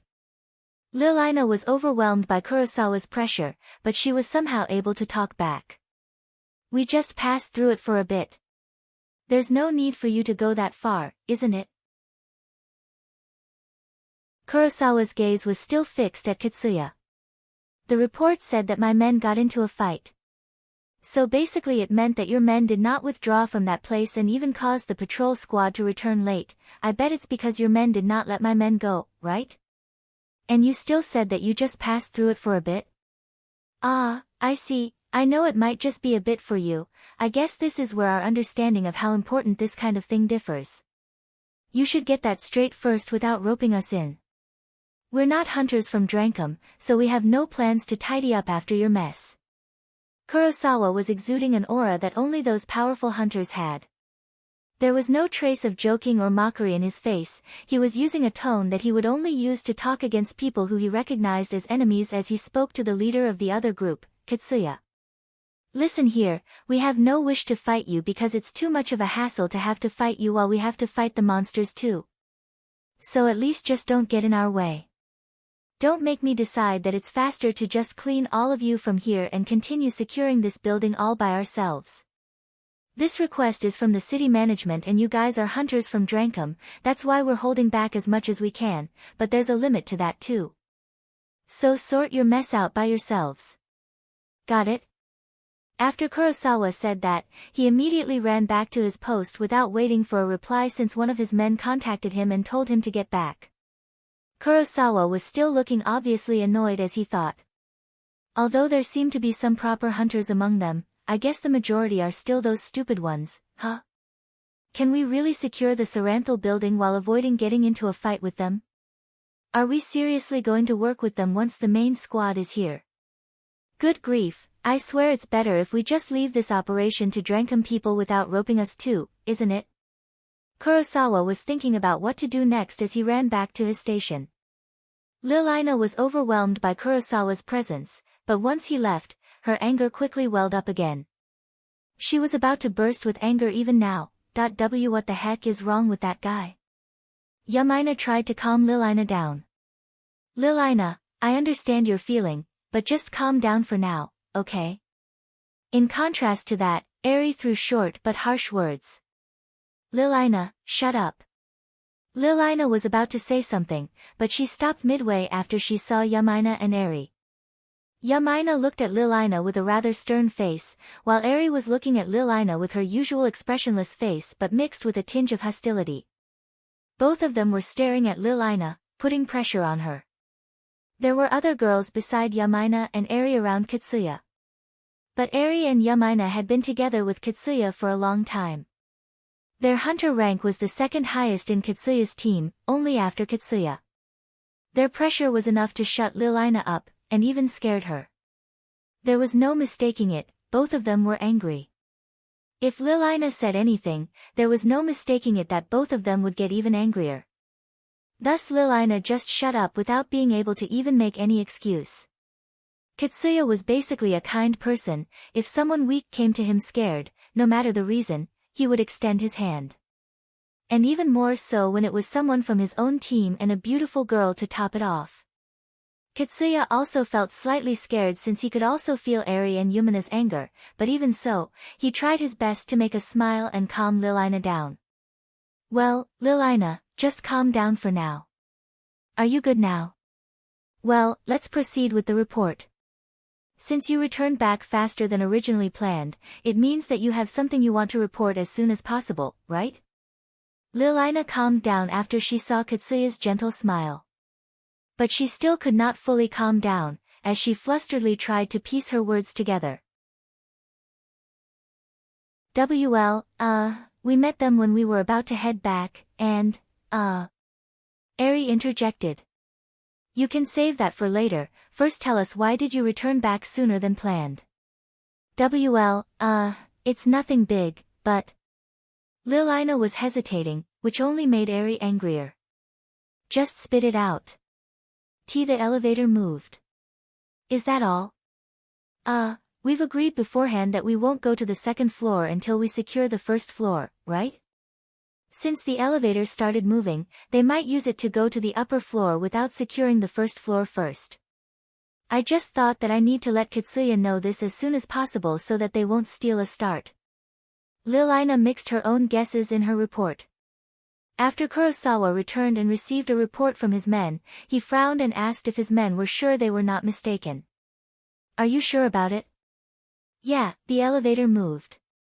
So basically, no one went to the upper floor without my permission and the elevator started moving, is that correct? Yeah, that's as long as we believe the floor's display on that elevator. The hunters who are stationed near the first floor elevator also said that they heard the elevator moving. The elevator on the first floor started moving and we have nothing to do about it, and there's no fool among us who would go upstairs without permission. Kurosawa's face turned grim as he thought. Did any of their men go upstairs and call for the elevator? No, it might be from the squad that went into this building before us. Wait, but the elevator is supposed to be unusable, right? So why has it started moving out of the blue? Did something change in the building? I have a bad feeling about this. Kurosawa then looked at his men with a serious face and said to them. Inform everyone inside the building to return back as soon as possible, everyone, understand? Just leave the portable information gathering device behind. Tell them to get back here, now. Also, tell the other hunters who are transporting the dead monsters outside the building to stop immediately, and gather here. Also, prepare their weapons. Use all the portable walls to form a barrier, take some distance from the entrance so that you can safely focus your fire on the entrance, and form a barricade around the entrance. Kurosawa's men were surprised when he suddenly gave that order to them. After all, it sounded as if Kurosawa had given up securing the building. One of them looked bewildered and said to him. Whoa, are you sure about that? We're almost done securing the first floor, you know. Are we really going to just abandon it? It's fine. In the first place, there's another group who are working together with us in this place and they're not friendly to us. So even if we secure the first floor, I still doubt if it would be really safe. Moreover, it's not like I can trust those children to properly secure the area they're responsible for. And even if no monsters come out from the building, we can just restart the work to secure the building again later. But, we'll definitely lose a lot of time to secure the building. Is this moving elevator really that dangerous? The amount of the secured area basically affects the reward that Kurosawa and his men would receive. Kurosawa put some pressure on his words as he replied to his men who were against retreating from the building. It's my intuition. So this is just to be safe. You've decided to work under me when you joined this team, so stop yapping and start working. I know that it's a coward's decision, but you accepted to join this team knowing fully that I'm a careful person. If you want to question my decision, you can do that later. Kurosawa was indeed a skilled hunter with good commanding skill, but judging from that point of view, he sometimes made cowardly decisions. There were many occasions where he focused too much on pessimistic guesses during the ruin exploration and gave an order for his men to withdraw, although they could have gathered valuable relics if only they pushed just a bit further. But thanks to that, Kurosawa's team had a high survivability rate. He was different from most of the hunters in the Eastern District who would happily take a high risk just to be able to return back with a lot of relics. Instead, he preferred to maintain a long-term profit. Even during their fight against the bounty monster Mai, no one got killed in Kurosawa's team, not even badly injured. Now that Mihazono ruin had turned dangerous enough that it was more or less the same as an unexplored ruin, the other hunters understood that Kurosawa's cautious nature was an important factor in making sure that they would be able to return back alive from the Saranthal building. Kurosawa's men looked at him with a serious expression and said, "Roger that, we'll do it right away." "Hurry up then." Kurosawa urged his men to hurry up with a serious face. Even if his decision was a mistake, he would not regret it. After all, just in case if that decision was not a mistake, then it meant that he would have saved a lot of hunters from facing their ends in that building. Elena's team was able to reach the first floor safely. But right when they stepped on the first floor, the hunters who have a good intuition immediately frowned, their expression turned grim, Akira included. But before Akira was able to ask Alpha about it, she suddenly said something that he could not ignore. "Akira, sorry but I'll need to leave you for a bit." "Again?" "It's for the sake of improving your current situation." Alpha only said that and immediately vanished from Akira's views. Akira could also feel his augmented suit suddenly become heavier. Although Akira's face turned even grimmer, he was still able to maintain his calmness. After all, that was not his first time, and he thought that he just needed to pass the entrance to escape the building. But that line of thinking also caused Akira to not notice something. Unlike last time, Alpha did not say that it would be alright, or that she would be back in no time, or that there was no monster around. Elena then explained the current situation to the rest of her team. "There's a big signal reading in the large hall near the entrance. It would be great if it's from a forward station made by the reinforcement team, but that might not be the case. So keep your guard up." All the other hunters nodded, they then carefully moved into the hallway. As they came closer and closer to the hall near the entrance, they started to spot dead hunters spilling fresh blood. They were fresh corpses and it seemed that they were killed by gunshot. Shikarabi checked the equipment of those dead hunters and frowned. There was a Drankum mark painted on their equipment. Their equipment is from Drankum. I bet they're young hunters from Drankum, they should be working in teams. So the fact that they didn't retrieve the dead bodies means that were attacked and did not have the leeway to do so. Elena looked at everyone and said, "Just to be safe, we'll treat the signal from the hall as an enemy. I'll change the route based on that assumption. This doesn't change the fact that we'll have to be careful." They continued walking through the hallway, ready for battle. They found other dead bodies, but this time, they just ignored them. Akira unconsciously gripped his rifle tight. He tried to control his breath to calm his nerves down. Akira had a stern expression as he called for Alpha. Alpha! Are you not done yet? Alpha did not respond back at all. At the same time, in a vast empty white space, two girls were standing. It was Saranthal, the A.I. manager of the Saranthal building, and Alpha. Alpha seemed obviously annoyed as she said to Saranthal. Explain yourself. Saranthal was expressionless, but it was somehow obvious that she was also annoyed. I'm not violating any agreements that we made beforehand.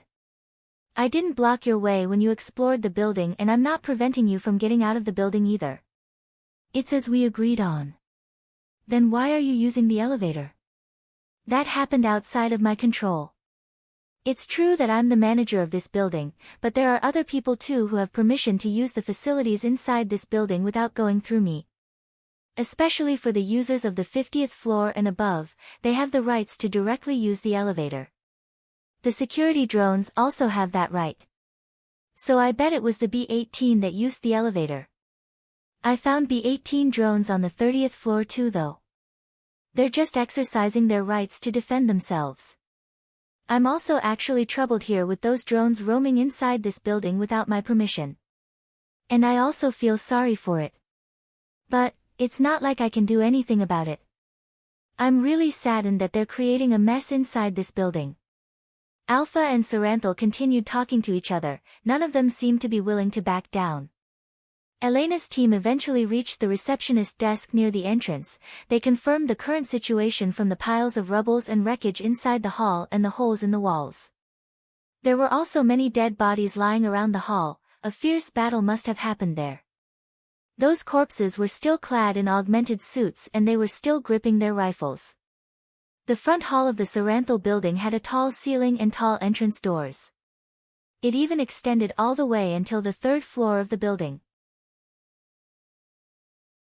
Elena's team noticed that there were other things inside that hall that was not there when they came into that building. Reina could not help but mumble the very thing that everyone there was thinking. What in the world is that? There was a huge mechanical monster in the front hall. It was so huge to the point that it was obvious it would not fit inside the hallway of that building. Heck, it would not even fit the entrance of the building. Its body was enveloped in armor plating. It did not have legs, wheels, caterpillar tracks, or anything that it might use to move its huge body. It did not seem that it would be able to move except by flying. And even if it could move, it would not be able to get into the building because of its size. This monstrosity seemed to be stationed there to guard the building against any trespassers.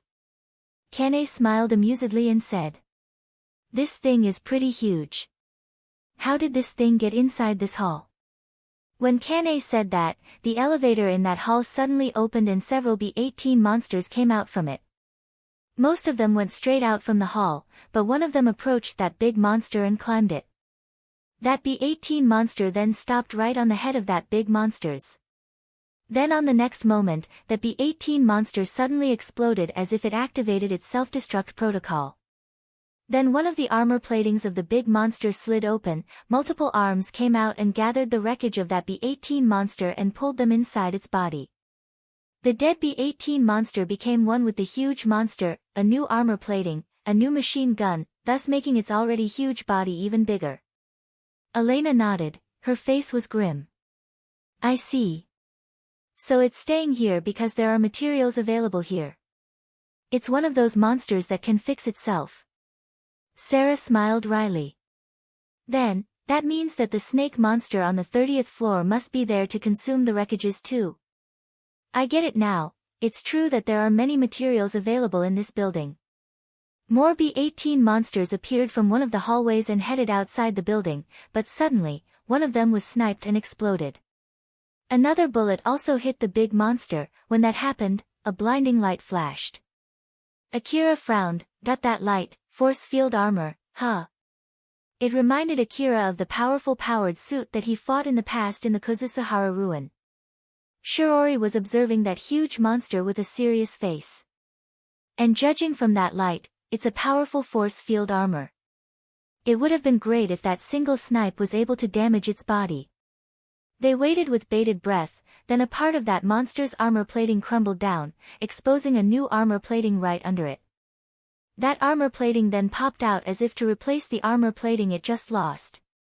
All of them thought about the exact same thing without saying anything. Shikarabe's face twitched. Carol, you're knowledgeable about this building, right? Do you know any secret route that we can use to escape this building? In this situation, I'm willing to pay any price you ask. Carol shook her head. Unfortunately, the front entrance is our only exit right now. Really? Yes, it is. Even if you pay me 10 billion orum, I can't give you what I don't have. Akira, who was hoping that there was another way to escape the building, looked obviously disappointed. He did not think that big monster would just let them pass through peacefully. If they wanted to get out of that place, they had no other choice but to destroy that monster. And judging from the fact that it was able to take that single snipe shot just fine, it would be a difficult task to accomplish. Since we're already on the first floor, can't we just open a hole in the wall and escape through it? No, that won't work. Carol also said that the entrance is our only logical choice. If only Alpha was here, I could ask her why it won't work though. Unfortunately enough, Alpha was still away. At this rate, Akira would have to fight without Alpha's support. Akira's expression tensed up as he tried to call for Alpha again.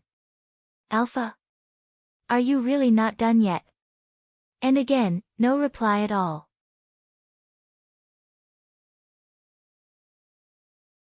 Chapter 131, The Augmented Suits of the Dead Hunters.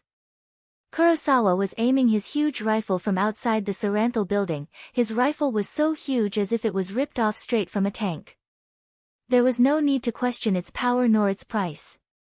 He was checking the enemy's situation using his aiming device. He confirmed that his shot hit its target from the flash of the force field armor. But it was a whole different question whether it damaged its target or not. Kurosawa's face twitched, his target was doing fine. Although it must have at least significantly lowered the energy reserve of its force field armor, the special, expensive, bullet that he used there did not give him the result that he was expecting. Kurosawa made an exasperated face as he mumbled. That didn't work, huh? So, they want to secure that building with that huge monster there. I guess that explains why they dispatched those squads to surround this building. He then checked on his men. Anyone injured? No. Everyone was able to escape from that monster unharmed. No one was left behind either, we've confirmed that. In the first place, no one here is weak enough to get injured fighting those smaller monsters that were flowing out from that building. Alright then. Everyone, get behind the portable walls and keep suppressing the monsters. Safety is number one here, there's no need to save your ammo. If the portable wall gets too weak, immediately pull back. Get about 10 hunters for transporting equipment and focus more on materials that can be used on walls. We can retrieve the equipment for detecting monsters later. It seems that the sensitivity of our detection devices is doing well outside the building. Prioritize more on strengthening the barricade while suppressing the monsters coming out from that building. If we keep this up, even though we would fail to secure the first floor of that building, we should still be able to save some of our reputation. If the monsters are pushing back too hard, retreat and regroup with the squads surrounding this area. There's no need to get too reckless. Roger that. Kurosawa saw his men leave before aiming back at the huge monster in the front hall of the Saranthal building. Seeing that the monster was completely fine, Kurosawa's face turned sterner. I will try to shoot some more, and if it still doesn't work, I will have to give up on destroying that monster. It's impossible to get into that building without killing that monster. If that's the one taking command of the smaller monsters, it would mean that we'll be able to deal a big blow on their force if we can kill it, but... Should I contact the squads surrounding the area and ask them to send the humanoid soldiers to kill that big monster? I guess that would be a no. I don't even have the rights to do that, and I don't think that they'll help us anyway. Well, once the main squad is here to secure that building, someone from the upper echelon will give them the order to give us support if that is really needed.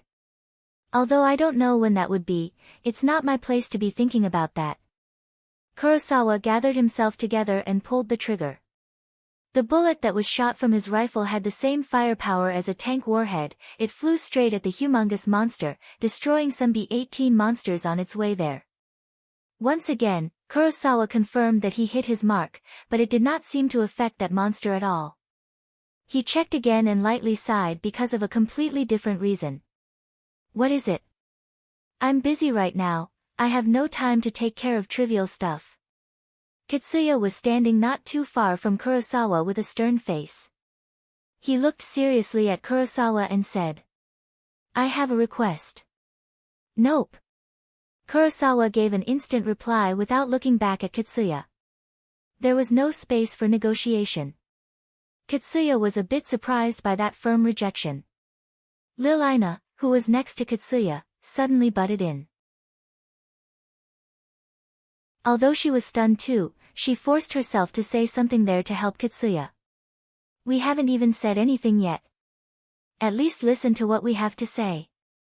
Kurosawa looked obviously annoyed as he clicked his tongue. Just like last time, he replied without looking at Kitsuya and Lil Ina.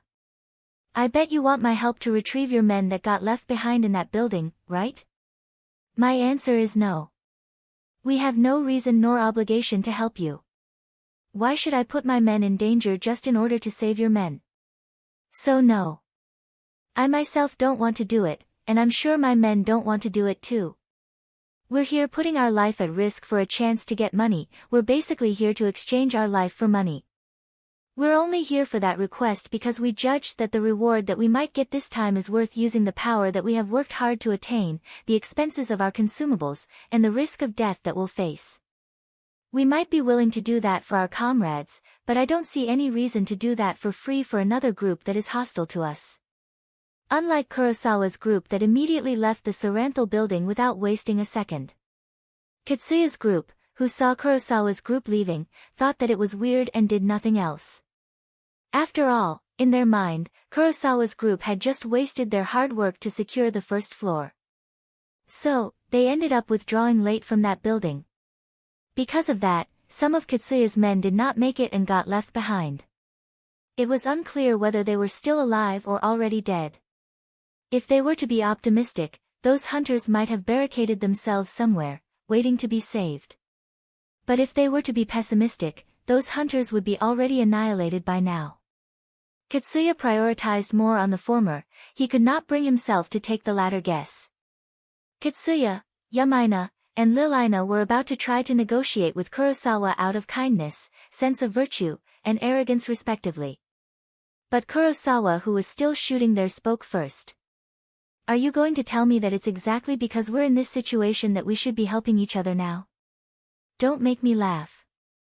It's true that helping each other is a good thing, but that is if we both have the capability and willingness to help each other. For the willingness side, well, I can understand your feeling, so I'm not really against negotiating with you, but it's a whole different story for the capability. I and my men think that you guys will only be dead weight to us. We don't think that you have the ability to help us, so it won't be helping out each other, it'll be us one-sidedly helping you. And if we do that, then it'll be out of our kindness. But I and my men don't have the leeway to act out of kindness at the moment. As in matter of fact, we're already helping you guys out by letting you guys use our portable walls. So you should be grateful for that. To be honest, Kurosawa only allowed Kitsuya's men use his group's portable wall since otherwise, Kitsuya would only have two choices, either fully pull back his men, or lead them to a suicidal charge into the building. Both choices would lower the overall fighting strength of the hunters, and that would be disadvantageous for Kurosawa. Kurosawa was only letting Kitsuya's men use his portable wall for his own profit. Kitsuya tried to think of another solution out of his stubbornness, Yamaina tried to think of another solution using logical calculation, and Lil Ina tried to think of another solution out of desperation because of the sense of defeat that she felt there. Kurosawa continued. Are you telling me that you'll pay me then? But the answer is still no. When money is involved, it would be a formal request. I, as the commander of my men in this place, have no right to accept another request at the moment. If you insist, you should talk it out with those people in the Hunter office who are negotiating on how they are going to form the main squad. It's useless to talk to me about that. That shut all of them up. They tried to think of anything that they could say there, but nothing came up. Kurosawa then continued. We're in no position and we have no reason to accept your request. If you get it now, then just shut up. You'll disrupt my concentration if you keep making noise here.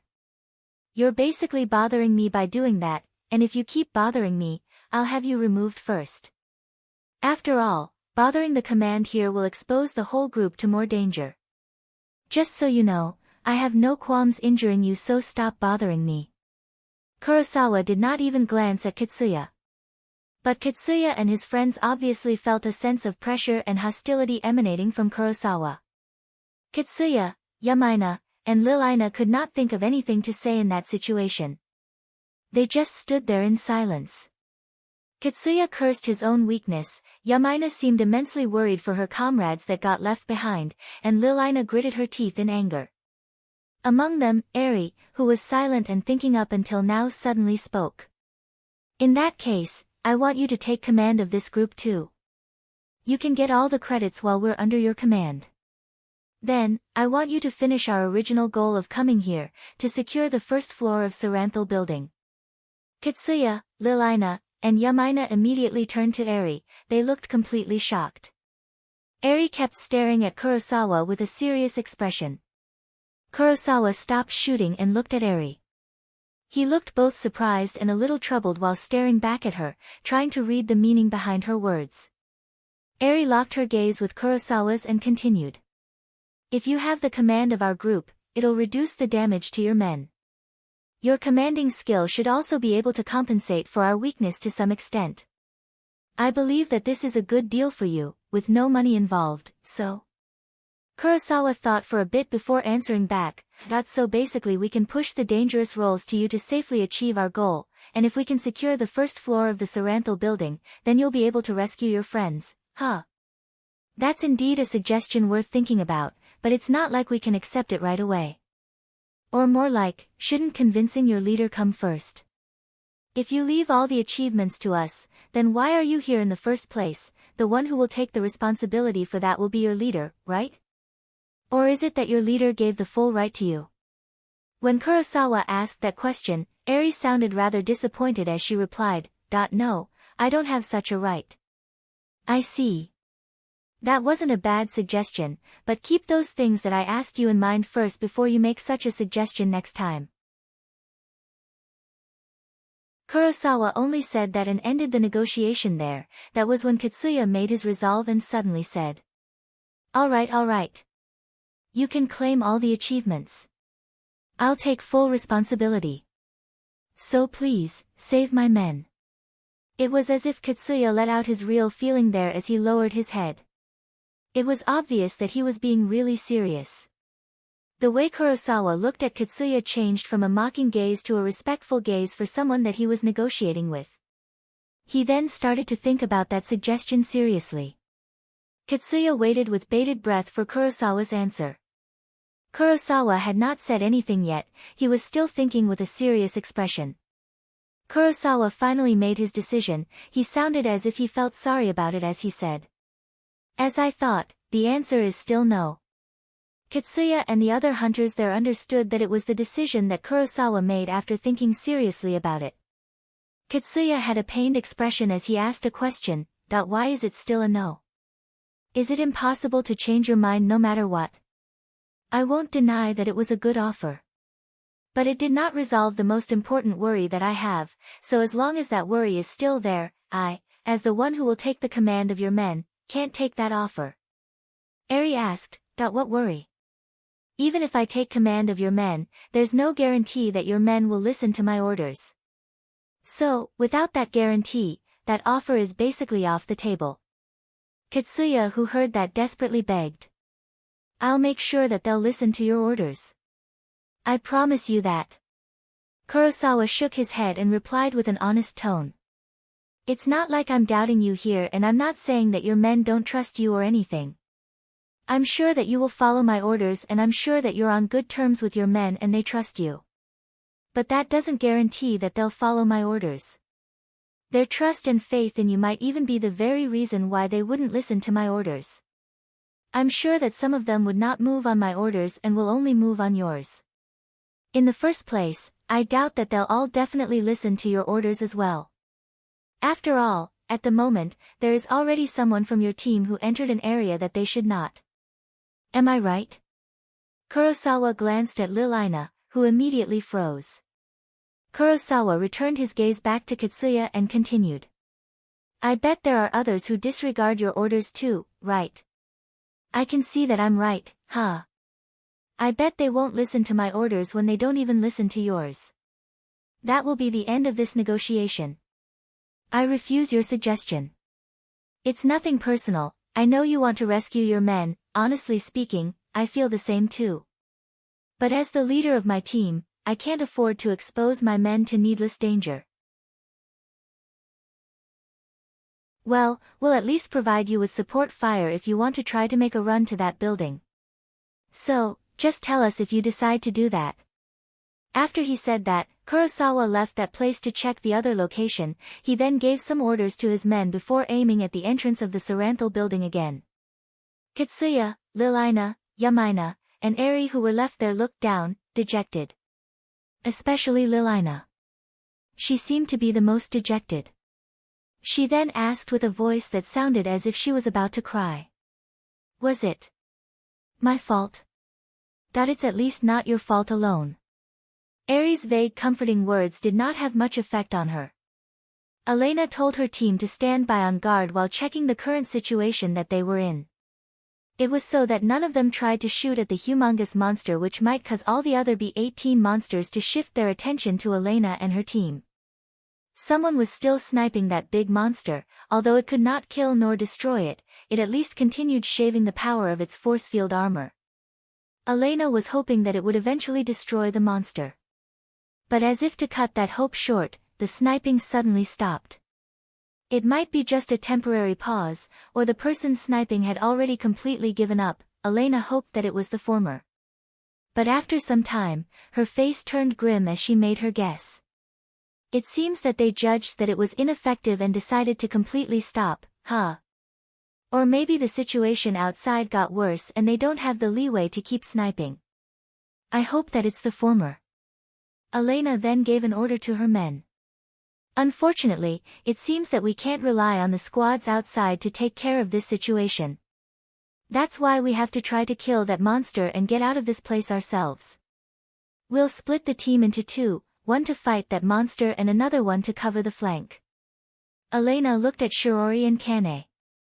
Shirori had a blade dangling on her hip and Kane had a fighting gauntlet on her fists. Both of them were equipped for close combat. If they specialized in close combat, it would be counter-effective to have them fight the big monster. They were also there as Reina's bodyguard in the first place. So, Elena thought that it would be better to have them assigned to the flank team. But Shirori suddenly spoke. I'll join the vanguard then. Elena was a bit surprised by that. Are you sure? Or more like, are you okay with that? Of course, no need to worry. Elena hesitated, but she decided to accept Shiori's offer. It seemed that even Reina's bodyguard would prioritize fighting that big monster even if it meant that they would be separated from their target for protection. After all, it would be way safer if they could defeat that monster as fast as they could.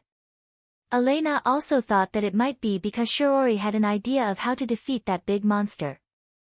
Elena then said. Alright. The flank team will be Shikarabi, Kane, Reina, and Togami. Shikarabi, I'll leave it to you. Shikarabi understood what Elena meant. Although his team had 4 people, it actually only had 3 people who could fight decently, or maybe even only 2, Shikarabi and Kane. Elena was basically saying that in the middle of fighting the monsters, he would need to keep one person safe no matter what and he had to decide what to do about the other hunter that he had brought into the team. Roger that, let's go. Shikarabi then led his team to reposition themselves. Kane was about to follow Shikarabi when she noticed Reina was just standing there with a conflicted face, so she grabbed Reina's arm and took her along. Reina was looking worriedly at Shirori, who replied back with a smile that was saying that there was no need to worry. Togami also had a conflicted face as he followed Shikarabi. He was assigned to the flank team because Elena saw him as someone who was under Shikarabi, and it was not because Elena thought that he would be useless even if he was in the vanguard team. Togami knew that, but even so, it was hard for him to align his thoughts to that fact. Akira, Elena, Sarah, Shirori, and Carol took their positions to start shooting. They were hiding in a hallway, behind rubble, behind a wall with a hole, or behind anything that might protect them while they were waiting for Elena's signal. Akira was very nervous. He repeatedly took a deep breath to try and calm himself down. Calm down. Don't panic. Calm down your nerves. Just do what I should do the best that I can. That's all there is to it. Back then, when that big snake ate me, I also lost connection to Alpha. The situation that I'm in right now is not as bad as when I was inside that snake's stomach.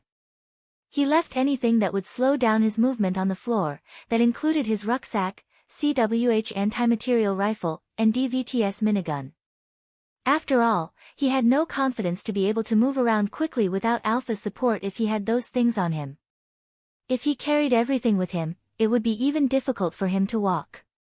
Until now, he was able to maintain his balance in that situation with the help of Alpha's support. But now that he did not have that support, it would be impossible for him to go on a battle while carrying all of those things. Akira looked at the A4WM automatic grenade launcher in his hand and smiled bitterly. I have 2 rifles that don't need strict aiming, I'm glad I bought them. The A4WM automatic grenade launcher and DVTS minigun were rifles that did not need strict aiming, while the CWH anti-material rifle needed proper aiming to hit its target.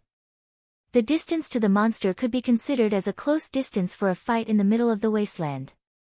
In that range, Akira should have no problem aiming with his CWH anti-material rifle. But currently, Akira could not do something as dangerous as peeking out from the rubble and taking his time to get a proper aim. If he got unlucky and got the monster already aiming at him, there was basically zero chance that he would survive. Even if that monster had a big body, Akira did not have the confidence to properly hit his shot even if he used the time compression too. After all, if he missed, it would immediately spell his doom. So Akira decided to carry the rifle that he could shoot without too much aiming. He put some medicines in his mouth, ready to swallow at the moment Elena gave the order to start attacking. He had made his resolve as he was waiting for that signal. Elena sent an order through the communication device before starting the battle.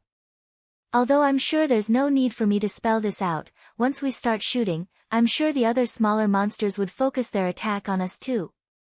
If it's possible, I want to leave them be. So just ignore the smaller monsters as long as they don't attack us, focus your firepower on our main target. But I don't forbid you from attacking the smaller monsters here. And if you think that the situation is getting too dangerous, you can make your own decision. On the other side of where Elena and her team were, a stream of B-18 monsters was still flowing out from the building to the outside, passing next to the big monster, and it did not seem that it would stop anytime soon. Well, let's go then, in 5, 4, 3, 2, 1. 0. Elena, Sarah, Carol, Shirori, and Akira started shooting simultaneously with that signal. In a big white space, Alpha and Saranthal were still talking to each other. Saranthal looked mildly annoyed as she said, "You asked me to let some visitors in, and this time, you want me to take that back? You're always like that. Even the access to the information on the common floor is supposed to be a secret, you know. How far do you want to trample over my right before you're satisfied?" Alpha answered back with a rather neutral expression, but there was a strong pressure emanating from her neutral face. "I ask nothing more than what I need. If you won't accept this peaceful offer, then I have no other choice but to resort to the non-peaceful solution." Saranthal glared at Alpha, but Alpha's expression did not change at all while she was waiting for Saranthal's answer. After a short silence, Saranthal answered back with an obviously hostile tone, "That I've removed the permission, you can go ahead and confirm it." Alpha smiled. "Yep, I just confirmed it, thank you for your cooperation. If that's all, then leave, and never come back. Personally speaking, I also hope I don't ever need to come here again. Alpha then vanished from that space. After that, Saranthal showed an expression that she would never show to a visitor and released a deafening roar until she felt satisfied. Akira was desperately shooting back at the monsters. He gathered his focus, compressed his time perception, peeked out from where he was hiding, aimed his rifle at the big monster, and basically just shot his A4WM rifle pretty much randomly. He then immediately returned back to hiding before the enemy fixed its aim on him. He prepared himself to meet death every time he peeked out, and when he found the monster was already aiming at him, he would flusteredly return back to hiding. He moved from one hiding spot to another while listening to the sound of countless bullets ricocheting around him and the fear when he saw huge warheads mowing the location where he just hid not too long ago. Then from there he would start shooting again, rinse and repeat the cycle. If Akira did not have his time compression, he would not be able to confirm where the monsters were aiming and evade them on time. He might even get killed the moment he peeked out. He would not be able to do anything in that situation if he did not have that time compression. Good grief, I'm so glad I learned to compress my time perception. How long can I keep this up? Will I last until we can kill that monster? Every time Akira peeked out and shot, he could feel stress that almost crushed his heart and body. Both his brain and his body were begging for a rest, but he just ignored it, clenched his teeth, kept his focus, and pushed his body to keep moving nimbly with the help of his augmented suit. Although he was somehow able to fight in that situation because he forced himself that hard, it was only a matter of time before his mind or body would give out. The pulsing pain in his body and head was telling him that he did not have much time before that would happen. Akira crushed the growing fear inside him as he desperately continued fighting back the monsters. In the battle, the hunters actually had the upper hand.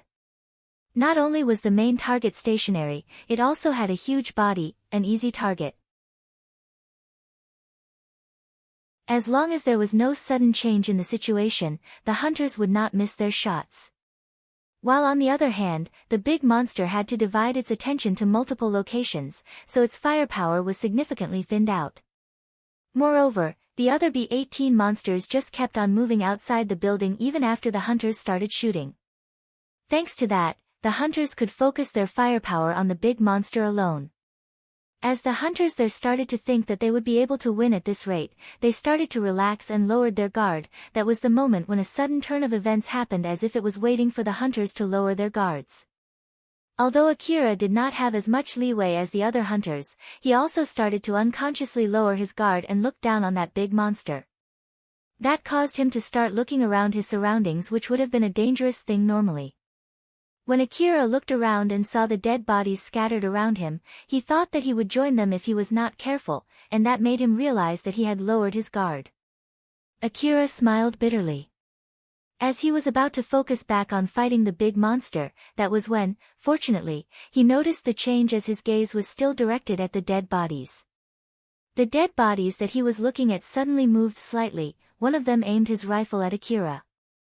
Akira instantly predicted the trajectory line from its muzzle and evaded it by pure reaction. The dead hunter pulled the trigger and Akira was barely able to evade that shot. Akira was completely taken aback. He quickly aimed his A4WM at that dead body and was about to pull the trigger, but he immediately realized that it would also injure himself if he pulled the trigger there. So he stopped his finger from pulling the trigger. Instead, he quickly swapped his A4WM rifle with his A2D assault rifle and shot at that dead hunter. Bullets barraged that dead hunter, destroyed its limbs, and blew its body away. But that short opening when Akira swapped his rifle gave enough time for that dead hunter to also shoot at Akira. Although it did not hit Akira's vitals, the impact and the pain from the hit threw Akira off balance. That short exchange with death caused Akira's brain to accelerate. In that slow-moving world, Akira immediately swallowed all the medicines that were already inside his mouth and pushed his body back up. Right when he was back standing, he noticed that the other dead hunters in the area already started moving on their own. When Akira was about to aim his rifle at the dead hunters that were carrying rifles, the dead hunters that were not carrying weapons immediately started running in his direction. Akira forced his body to move with the help of his augmented suit to evade it while enduring the pain that was rushing throughout his body. He prioritized shooting the dead hunters with rifles first. He sent a kick towards the head of a dead hunter that got too close to him and released a few shots at the other dead hunters at the same time. Akira was fighting back desperately and was able to barely repel the attack of the dead hunters. His fighting skill that he had polished through countless training allowed Akira to barely survive that fight. Back then, Alpha helped Akira by indicating the dangerous locations with red marks. Akira was in a wide-open area, so he had no idea what made them dangerous. But right now, he was able to identify dangerous locations even if it was in a closed space. Although he no longer could see the trajectory prediction lines, he was able to quickly predict where the enemies were aiming. They might be nothing more than his imagination, but Akira let that sensation take over his body as he continued fighting back. But when he saw one of the dead hunters kept attacking him although it had lost its head, Akira finally realized something. I see, it's the augmented suit, huh? So just like me, someone else is controlling their augmented suit. Akira thought that the dead hunters would stop moving if he crushed their heads, but it seemed that he was too naive. Good grief, I guess everything is possible inside the old world ruin, huh? So basically, still moving dead hunters are normal over here? Akira kept on fighting as he thought that the current situation really reminded him that the old world ruin was an amalgamation of things that were out of common sense.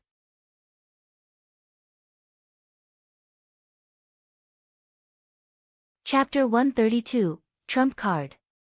Shikarabe's team in the flank was also attacked by the dead hunters, but unlike Akira who responded in panic, Shikarabe and Kane were able to calmly handle the situation just fine. It was not because they expected someone to control the dead hunters' augmented suits, it was more because of the difference in their ability to handle a sudden turn of events like that. After Shikarabe took care of the dead hunters around him, he went back to the hallway and shot down the dead hunters that might attack Elena's team. Shikarabe had already noticed that those dead hunters were moving around because someone took control of their augmented suit. He had a grim face as he mumbled. Good grief, this is exactly why you shouldn't buy cheap augmented suits, what a huge pain in the neck. There were many augmented suits that could be accessed from the outside. It was to help it to work in tandem with other equipment like an aiming device so that the augmented suit could help stabilize the aiming. Depending on their users, some augmented suits could be set to be more open to external access. There were many different reasons why they did that. For example, it was so that the other hunters could control and use the dead body as a decoy. Some hunters forced the other hunters to use that kind of augmented suit to make use of the other hunters even when they were badly injured. Of course, normally, it did not cause any trouble. After all, an augmented suit that could be easily accessed by anyone would not sell well in the market. That was why most of the augmented suits in the market were equipped with a safety function to protect them from unauthorized access. And as expected, the better the protection, the more expensive the augmented suit would be. While on the other hand, it was very rare for people to try to hack into someone's safety feature. So it was a rather delicate balance. Kane lightly smiled and said, "Well, this is a huge surprise. How did they hack into the dead hunter's augmented suit? But well, this is an old world ruin after all, in front of their eyes, our technology might be nothing but primitive. While on the other hand, these might be augmented suits that use their user's biological signature as a key, so their safety feature is significantly lowered down even when the users get killed. Well, I really can't say for sure." When Shikarabe saw Kane smiling happily, he looked back at her exasperatedly. A young girl in a maid outfit, equipment tailored for CQC, loved fighting, a total oddball. She was a rare kind of person even for Shikarabe. Although he had nothing to complain about her fighting strength, Shikarabe had no plans to associate too much with her if it can be helped. Kane loved fighting too much. Associating with someone like her would dull one's sense of danger. Only battle maniacs could get along with the other battle maniacs. If someone else tried to get along with them, he or she would get killed in no time, or at least, that was what Shikarabe thought. Kane noticed that Shikarabe was looking at her, so she just smiled back and said, "Oh, did I just mesmerize you? Oh my, You're making me blush here.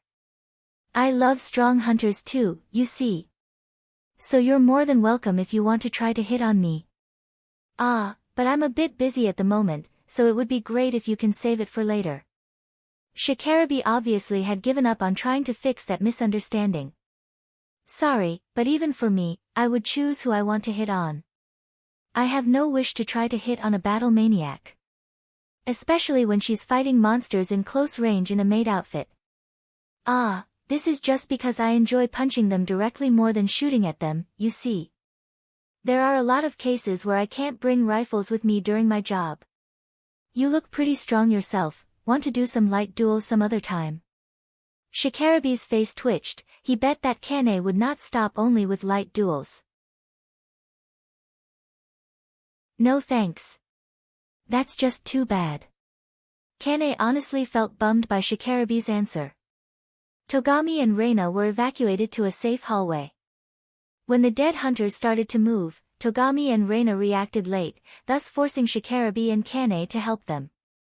After that, they were escorted to a safe place and they were warned not to go out so as not to get in the way of the battle. Reina checked her surroundings and peeked out, Kane who noticed that immediately warned her. Milady. Get back, it's dangerous out here. If Milady gets injured, Ain-san would slice me, you know? Is this some kind of harassment? If it is, that's so cruel. Shikarabi shouted at Togami. Togami, don't just stand there. Get her back in the hallway. It's your job in the first place to keep your eyes on your surroundings. And don't let her get out from there. I put you there to guard her, you know. Or is it that you don't know what's the meaning of guarding someone? Togami grabbed Reina's shoulder and shoved her back. When Reina was pulled back, she could also feel that it was out of her patheticness. Thus, she instinctively glared at Togami. Even I want to know what's going on outside too, you know. Reina had a fierce look that she once had in the past, but the moment she saw Togami, her expression completely changed to a troubled face. Togami had a stern expression, but somewhere in his face, there was a trace of weakness. It was as if he was about to cry. He then asked Reina a question. Am I really not good enough? What do you mean by that? Am I really that bad to the point that my escort target would just ignore me to check the situation themselves? Am I really that useless? Togami's expression was asking Reina to deny it. When Reina saw that, it reminded her of herself. Reina responded back with a whisper, that's not it, is that so? Then please step back. During that surprise attack just now, we could not do anything at all, we let the other two hunters take care of everything. I'm your escort at the moment. Although I have no plans to die, at the moment, it's my job to get killed first before you. So please at least let me do my job. Reina obediently walked behind Togami, who peeked out and checked the situation. Sorry. It's fine, don't worry about it. Reina did not know if Togami was apologizing because he shoved her back too hard or it was an apology for something else. But in the end, Reina did not ask him either. After that, Togami started to take his duty to protect Reina seriously. The vanguard team finally took care of all of the moving dead hunters. Akira got shot 2 more times, but he was still able to repel the surprise attack. While Elena, Sarah, Carol, and Shirori did not face any trouble at all. The only one who got injured in that surprise attack was Akira. Elena tried to confirm everyone's situation. Is everyone alright? Akira answered back while enduring the pain. I'm alright. Elena immediately replied with a worried tone. Akira, are you really alright? I'm okay. If there's anything, it's just that I set my augmented suit in battle mode, so it's consuming more energy than usual. I'm not so sure if my energy reserve is okay. I'm sorry, but when I run out of energy, please let me withdraw temporarily to put in a new energy pack. When Akira knew that he would be going into a battle without Alpha's support, he set his augmented suit to battle mode. Thanks to that, it was able to absorb most of the impact from the bullets that hit his body, but in exchange, it was actively using a lot of energy. It was only a matter of time before Akira ran out of energy and rendered useless in that battle. Elena then worriedly said to Akira. Alright. There's no need to hold back, just quickly retreat when things get too dangerous. How about the others? The other hunters told Elena that they were fine. Elena then said to the whole Vanguard team. I'm glad that everyone is okay. Well then, I have some bad news here. It seems that a part of the monster swarm started to move differently. It seems that they're avoiding us while trying to reach Shikarabe's team. If we don't take care of them, we might get attacked from both sides later. Or more like, we're already in that situation. Some of the B-18 monsters that were heading outside the building changed their aim to support the big monster. It was as if they changed their plans after confirming that the hunters survived that surprise attack.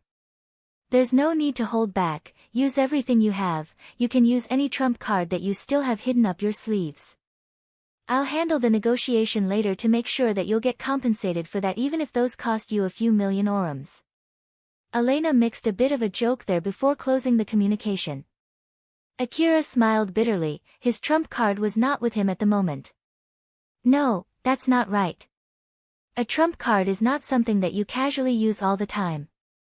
Without Alpha's support, I only amount to this much. I'm just someone who is fully reliant on a borrowed power, on something that is only lent to me. When Akira thought so, he realized that his augmented suit, rifles, and even medicines were nothing but were given to him. He then lightly mocked himself for getting too conceited. When Akira was about to start shooting again, Carol and Shirori approached him. They started shooting at the big monster while asking Akira a question. Carol was the first one as she worriedly asked Akira. Akira, are you really okay? It seems that you're moving slower than usual though. I got shot, so it might have caused me to slow down. Carol tried to be careful not to change her expression. She had seen him get shot when he covered her, but back then, it did not seem to have affected Akira's movements at all. So in short, he was lying and Carol knew that. Shirori pursued even further. To be honest, it seems that your movement was slowed down even before you got shot. Akira frowned. Both Shirori and Carol were keeping their eyes on him even before he got shot. Akira sighed and then replied with a serious face. I apologize if I'm slowing everyone down, feel free to just abandon me. Carol did not stop shooting as she flusteredly said, it's not like I think you're taking it easy, I didn't mean that when I asked you that question. I was just worried since you didn't move like usual. Shirori also did not stop shooting as she tried to probe what might be behind Akira's words there. I'm not suspecting you for cutting corners, not at all. But I could not find any reasons that might cause your movement to worsen. Akira shot out a couple of grenades at the enemy before he hit again. Shirori was still staring at Akira as if she was waiting for an answer. It seemed that Akira finally gave up as he gave a mildly vague explanation. If I have to say something, it seems that I consumed too many medicines since we returned from the 30th floor. When I use the full power of my augmented suit, it puts my body in immense stress and I'm compensating that with medicines. But I feel like it's a bad idea to keep consuming medicines at this rate. The last time I overused medicines, I fainted for 3 full days out of exhaustion. I thought that it would be really bad if I faint in this situation, so I decided to reduce my medicine consumption. Akira was not lying, even if that was not fully convincing, it should at least be enough to hold back their suspicions. As Akira thought so, he glanced at Shirori and Carol. Carol and Shirori seemed to be somewhat convinced by that explanation, but it was not like they just accepted Akira's explanation as it was. They added extra guesses based on their experiences and knowledge on top of the new information that they just received from Akira. Carol unconsciously nodded lightly. Although he said that it's because of the medicines, I bet he's taking medicines with strength enhancers or something. Judging from the fact that he fainted for 3 days out of exhaustion, it should be a pretty strong drug. If his slowed movement is because of the kickback from that drug after it ran out of effect, then his reasoning does make sense.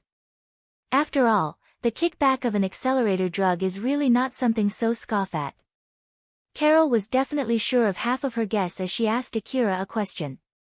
Akira, do you usually modify your time perception?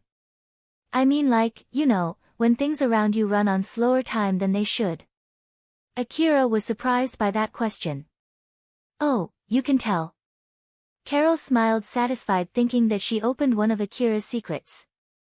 Well, pretty much, this is a common knowledge for hunters, you see. Although, unlike what Carol guessed, Akira actually was controlling his time perception with his own power without help from a drug. He was surprised since he thought that Carol had guessed that out, while Carol thought that Akira was surprised since she was able to guess that he was using accelerator drugs. They misunderstood each other and no one there could point that out. Shiroori then asked Akira with a serious look. Akira-sama, you said that you fainted out of exhaustion, right? Is this something that might kill you? Akira tilted his head. He thought that it was weird for Shiroori to ask a question that had an obvious answer. No, but if I faint in this situation, I'm pretty sure that I'm dead. Which means that the exhaustion itself is not life-threatening, so the kickback from the drug is not that strong and it would be fine as long as you can take a rest in a safe place for a few days after that, correct? Well, yeah, that's true. They were still shooting at the monsters while having that conversation. In that situation, they did not have the chance to just focus on their conversation. Carol immediately returned to hiding behind rubble after releasing some shots. She then glanced at Shiroori. What is it? Are you telling him to use the accelerator until he faints since it's not life-threatening? Like he said, it's stupid to do something like that in this situation. And looking at the current Akira, it seems that the kickback is already at a pretty bad level. The reason why Akira was moving slower was simply because he was still inexperienced. But since it would be bad if he tried to explain the truth to both of them, Akira chose to not say anything. Shiroori thought that Akira's silence was due to him getting annoyed. But even so, she made a request to him. Akira-sama. I know it's rude for me to ask this. But, if you take extra medicines without worrying about the kickback, is it possible for you to stop that monster for at least 10 seconds? If it's possible, if you can give me 10 seconds, I guarantee that I will destroy that monster without fail. So please, will you consider taking extra medicines? Akira and Carol inadvertently turned at Shiroori. They were completely surprised. Shiroori kept staring at Akira, waiting for an answer. Carol, who just returned back to her senses, frowned and opposed that plan. Whoa, wait, 10 seconds. If a single person gets the full attention of that monster for 10 seconds, it's more than enough to turn that person into minced meat, you know? You basically want him to get its attention off of you, right? Isn't that just impossible? Shiroori did not reply back to Carol. She kept staring at Akira, waiting for his answer. Shiroori thought that Akira had never shown his full power yet until now. That was why, she thought that if it was Akira, he might be able to accomplish her impossible request. No matter whether he was using extra medicines or not, it was impossible for Akira to do what Shiroori just asked him to do. Akira's own skill was nowhere near enough to do that. He was sure that he would definitely be turned into minced meat before 10 seconds even passed. There was no question about it. Right when Akira was thinking what he should say to refuse that request. I'm back, how is it? Do you miss me? Alpha suddenly appeared in Akira's views. Akira's face immediately turned stern. He was fighting back as much as he could from making a relieved face. Alpha was still smiling like usual when Akira replied back with a complaint. Yeah, I really missed you. To be honest, I really wished that you would have returned back sooner, so, can you do something about this situation? Alpha was smiling confidently as she said. Just leave it to me. Akira regained his composure after he heard Alpha's reassuring reply. His mental state was freed from excessive anxiety as it returned back to its optimal state for fighting. His stern face relaxed for a bit and he started explaining to Alpha. I see. So, Shiroori asked me to be a decoy and buy her 10 seconds though. If I can do that, it seems she will take care of that thing. Honestly speaking, I really want to get out from here as soon as possible, so, 10 seconds, can we do it? As long as you have me, rather than being a decoy for 10 seconds, it's better to just kill it yourself though. Ask her to reduce the length. It's much more dangerous to keep its attention on you without killing it for an extended time without any good reason. Akira then asked Shirory.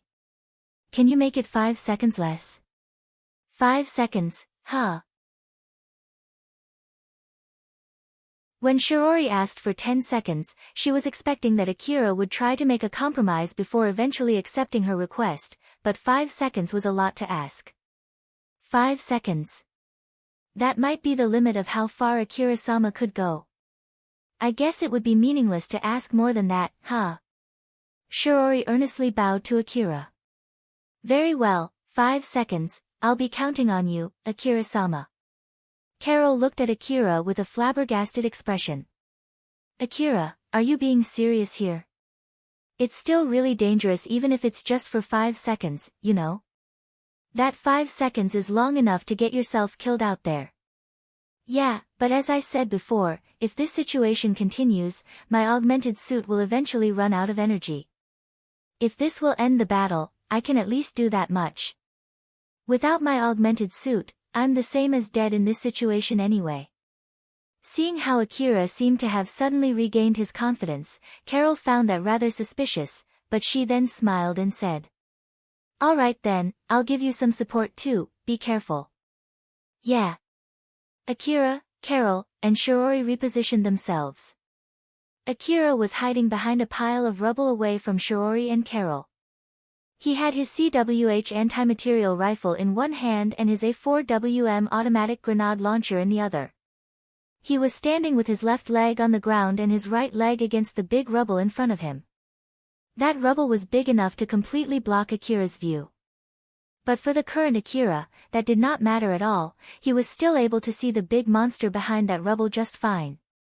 Akira then said to Alpha. All right then, let's do this. This will put your body under immense stress, are you sure you're ready? Yeah, if it's enough to kill that thing, I can give you my resolve as much as you want. It's my responsibility after all. Just like he said, Akira had a resolved look on his face. Alpha returned that resolved look with a happy smile. Akira needed to keep that big monster occupied for 5 seconds. In normal situations, that was a very short span of time, but in the middle of a battlefield where bullets were flying all over the places and one might get killed out of the blue, 5 seconds was long. So in order to survive those 5 seconds, Akira gathered all of his focus and compressed his time perception as much as he could.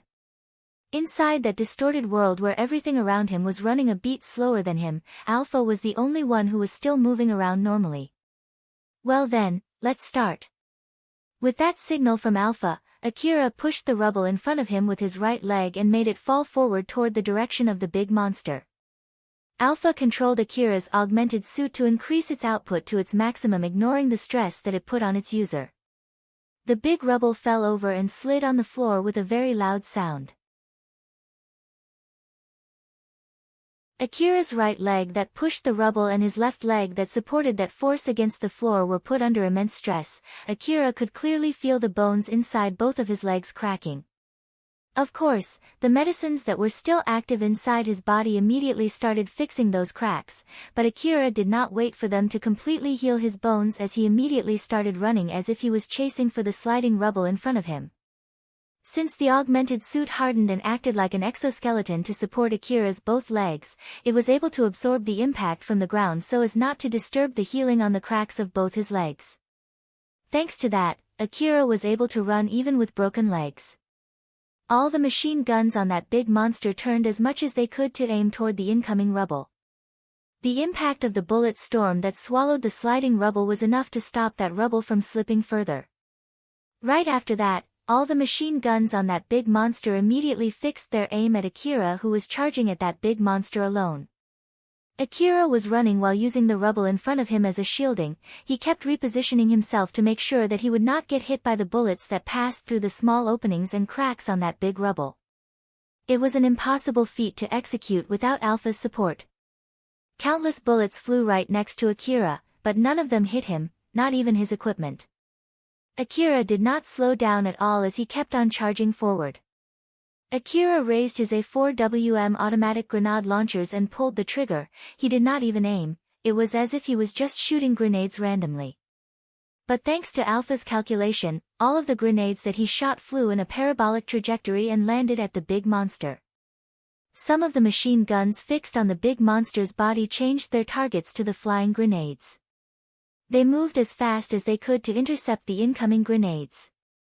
Right at the next moment, Akira raised his CWH anti-material rifle in his right hand and pulled the trigger. The CWH special bullet flew past the grenades and hit the weak points of the machine guns that were trying to intercept the incoming grenades. More than that, it pierced through multiple force field armors and hit one of the energy sources that were supplying energy to those force field armors. As one of the energy sources of the monster was destroyed, a part of its force field armors temporarily stopped working. When grenades landed on that unprotected side, the explosion transmitted into the inside of that monster, thus, temporarily stopping it. It was not a coincidence, it was something that can only be done with full knowledge of that monster's anatomy, and of course, that was only possible thanks to Alpha's support. Akira kept on shooting his CWH anti-material rifle and a 4WM automatic grenade launcher in succession, thus, prolonging the state where that big monster could not retaliate. But it was not close enough to kill that monster. The humongous monster was created from multiple B-18 monsters, thus, it had multiple energy sources and control devices. So, Akira's attacks were only able to stop that monster temporarily. Inside that slowed-down world, Akira asked Alpha, "How many seconds to go?" Since he was in compressed time perception, he did not know how many seconds had passed. What he knew was that the big monster was still alive and kicking. So Alpha, who was measuring the accurate elapsed time in place of Akira, answered back, "It's already 5:14 seconds. That telepathic exchange happened in a split second." Akira started to feel doubt. He had already bought enough time as he had promised, but the enemy was still alive and well. Shirouri had not fulfilled her promise. Because of that, he could not help but glance at where Shirouri was. When he saw Shirouri, Akira was taken aback. Shirouri jumped out from behind rubble and charged straight at the big monster. She placed her hand on her sheathed blade, ready to pull her blade any time. Judging from the length of that blade, she should not be able to reach that big monster from that distance. Just like Akira, Shirouri was running in compressed time perception. She was using her accelerator trump card. Shirouri had studied CQC and swordsmanship. If she was fighting against an enemy with rifles inside a closed room, even if that enemy was using a machine gun, Shirouri could close the distance in an instant. But leaving the smaller monsters aside, Shiori's blade was not even close to being big enough to take care of that huge monster. She herself knew that. Shirouri had decided to use her other trump card other than her accelerator. The time that Akira bought for her was for Shirouri to use her trump card. When Shirouri saw Akira jump out from behind the rubble, she also jumped out from behind the rubble and started running towards the big monster.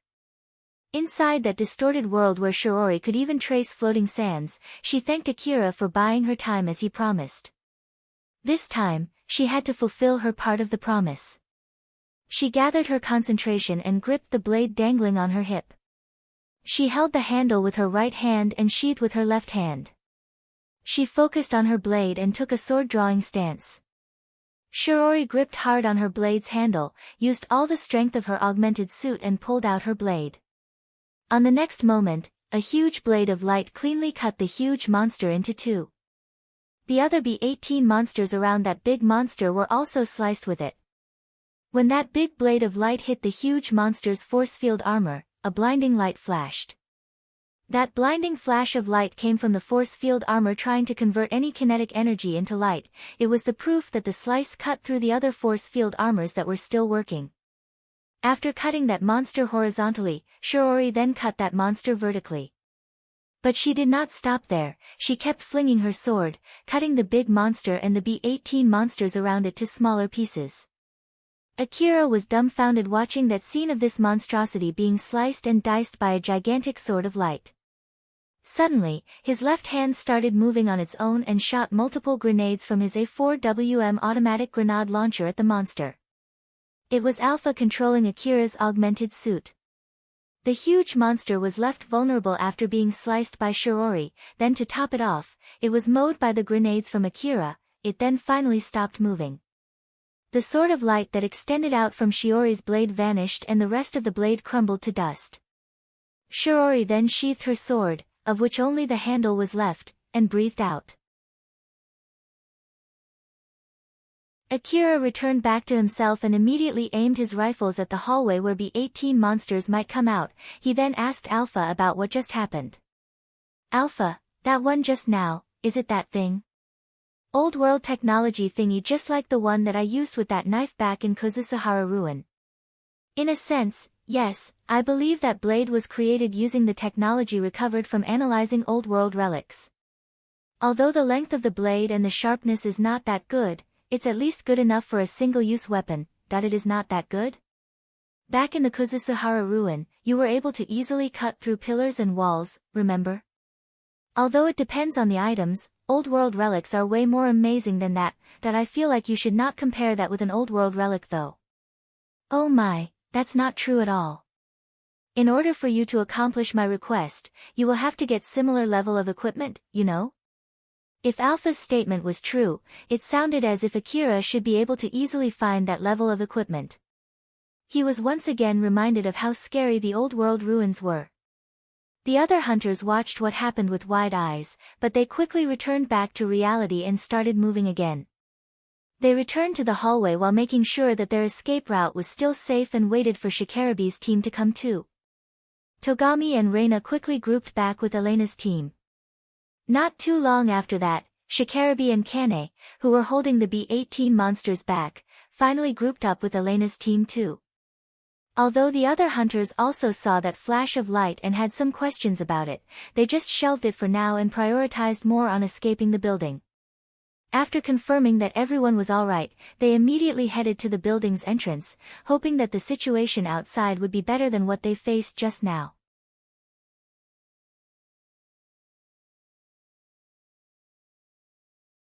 Chapter 133, Extra Trouble. When Elena's team was fighting in the first-floor atrium of the Saranthal building, Kurosawa, Kitsuya, and the other hunters outside the Saranthal building were fighting the B-18 monsters flowing out from that building.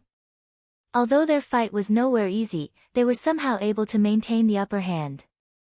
The B-18 monsters were relatively strong monsters. Compared to the usual monsters roaming in the Mihazono ruin, they could be considered as powerful monsters.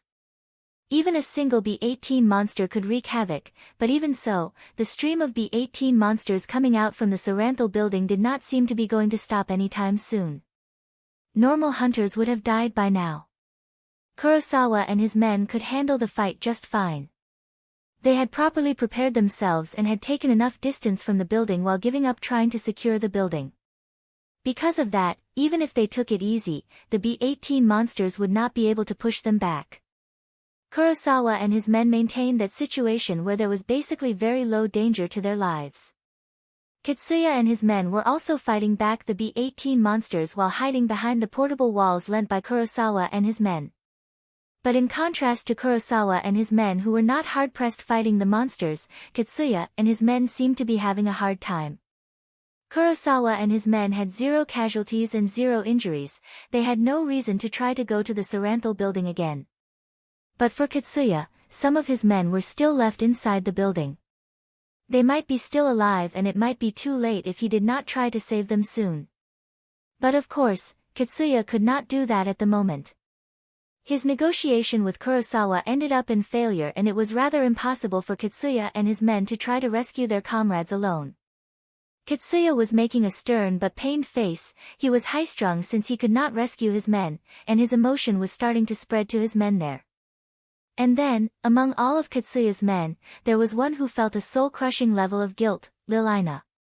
A lot of Kitsuya's men were blaming Lil-Ina. It was because Kitsuya told the rest of his men what happened with his negotiation with Kurosawa. It was not like Lil-Ina was at fault there, but the other hunters who could not rescue their friends were looking for an easy target to direct the blame. Lil-Ina felt the others' gazes at her, she had a stern expression. It was a mix of anger and hatred with a slight trace of fear and guilt. Am I at fault here? Am I the only one at fault here? And so, Lilina was also trying to look for an easy target from around her to direct the blame. That was when she saw Kurosawa, who seemed to be fighting back the monsters without much trouble. Look at that. He's not having a hard time fighting back the monsters, isn't it? So is there any need for him to barricade himself so much like that? That's just so stupid.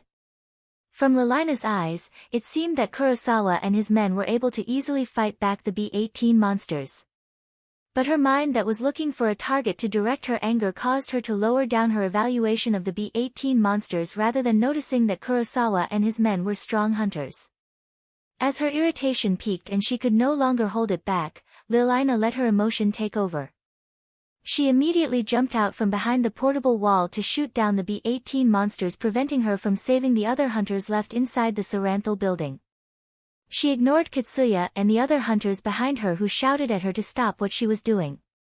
She repositioned herself to a portable wall that was closer to the Saranthal building and peeked out to aim at a B-18 monster. If Lilina had to make any excuses for why she did that, it could be said that her action there was to push the front line forward. She thought that if someone that they blamed courageously pushed forward, the other hunters who were holding grudges against her would start fighting more vigorously out of pride and ego. And if that happened, it would definitely help to rescue the hunters left inside the building. But that was all nothing but Lilina's own opinion. Lilina was doing pretty well. She had shot down multiple B-18 monsters on her own. The B-18 monsters there immediately focused their firepower on the one person who just left the enemy's formation. Lilina had no way to evade it. Even the portable wall from Kurosawa was not strong enough to block that much focused firepower. As expected, she was barraged with bullets. Lilina fell down in the pool of her own blood. It was by pure chance that she did not immediately die. While lying there waiting for her inevitable death, she could see from her blurring vision Katsuya running desperately at her, trying to rescue her. Lilina then smiled happily. She thought that it should be alright since Katsuya was coming for her. That was her last thought before she took her last breath. Katsuya, who saw Lilina get shot, left his post as the commander and jumped out to help her. He destroyed the B-18 monsters on his way as he desperately tried to reach Lilina, but when he reached her, she was already dead. Katsuya looked at Lilina. To him, Lilina's gaze was as if she was blaming Katsuya, why he did not come to save her. Katsuya then closed his eyes. He remembered his conversation with Sheryl and reminded himself that he had decided to stop creating ghosts out of his dead comrades. When he opened his eyes, this time, he saw Lilina's smile. She seemed to be happy that Katsuya had rushed to her. But that did not change the fact that he failed to save his friends again. He let the creeping anger inside him take over his body. His expression turned stern as he shouted at his communication device to give an order to his men. Everyone! Get back! Katsuya then abandoned his position as the leader of his team. He abandoned his duty, stood up, and started shooting at the B-18 monsters around him. In a blank white space, someone smiled. Kurosawa was flabbergasted as he saw Katsuya fighting the monsters. It was really out of his expectation. Katsuya was fighting multiple B-18 monsters at the same time, and the one pushing back was Katsuya. He was shooting down the B-18 monsters around him one by one. Maybe he was able to do that because of the powerful rifle that he was using. He was moving without a shred of hesitation. It was as if he knew exactly where the enemies were, how they were moving, where they were aiming, and where their weak points were. Although most of the B-18 monsters there already changed their targets to Katsuya, he was still able to maintain the upper hand. It was as if he was a hunter who was extremely powerful that it was strange for him to be here.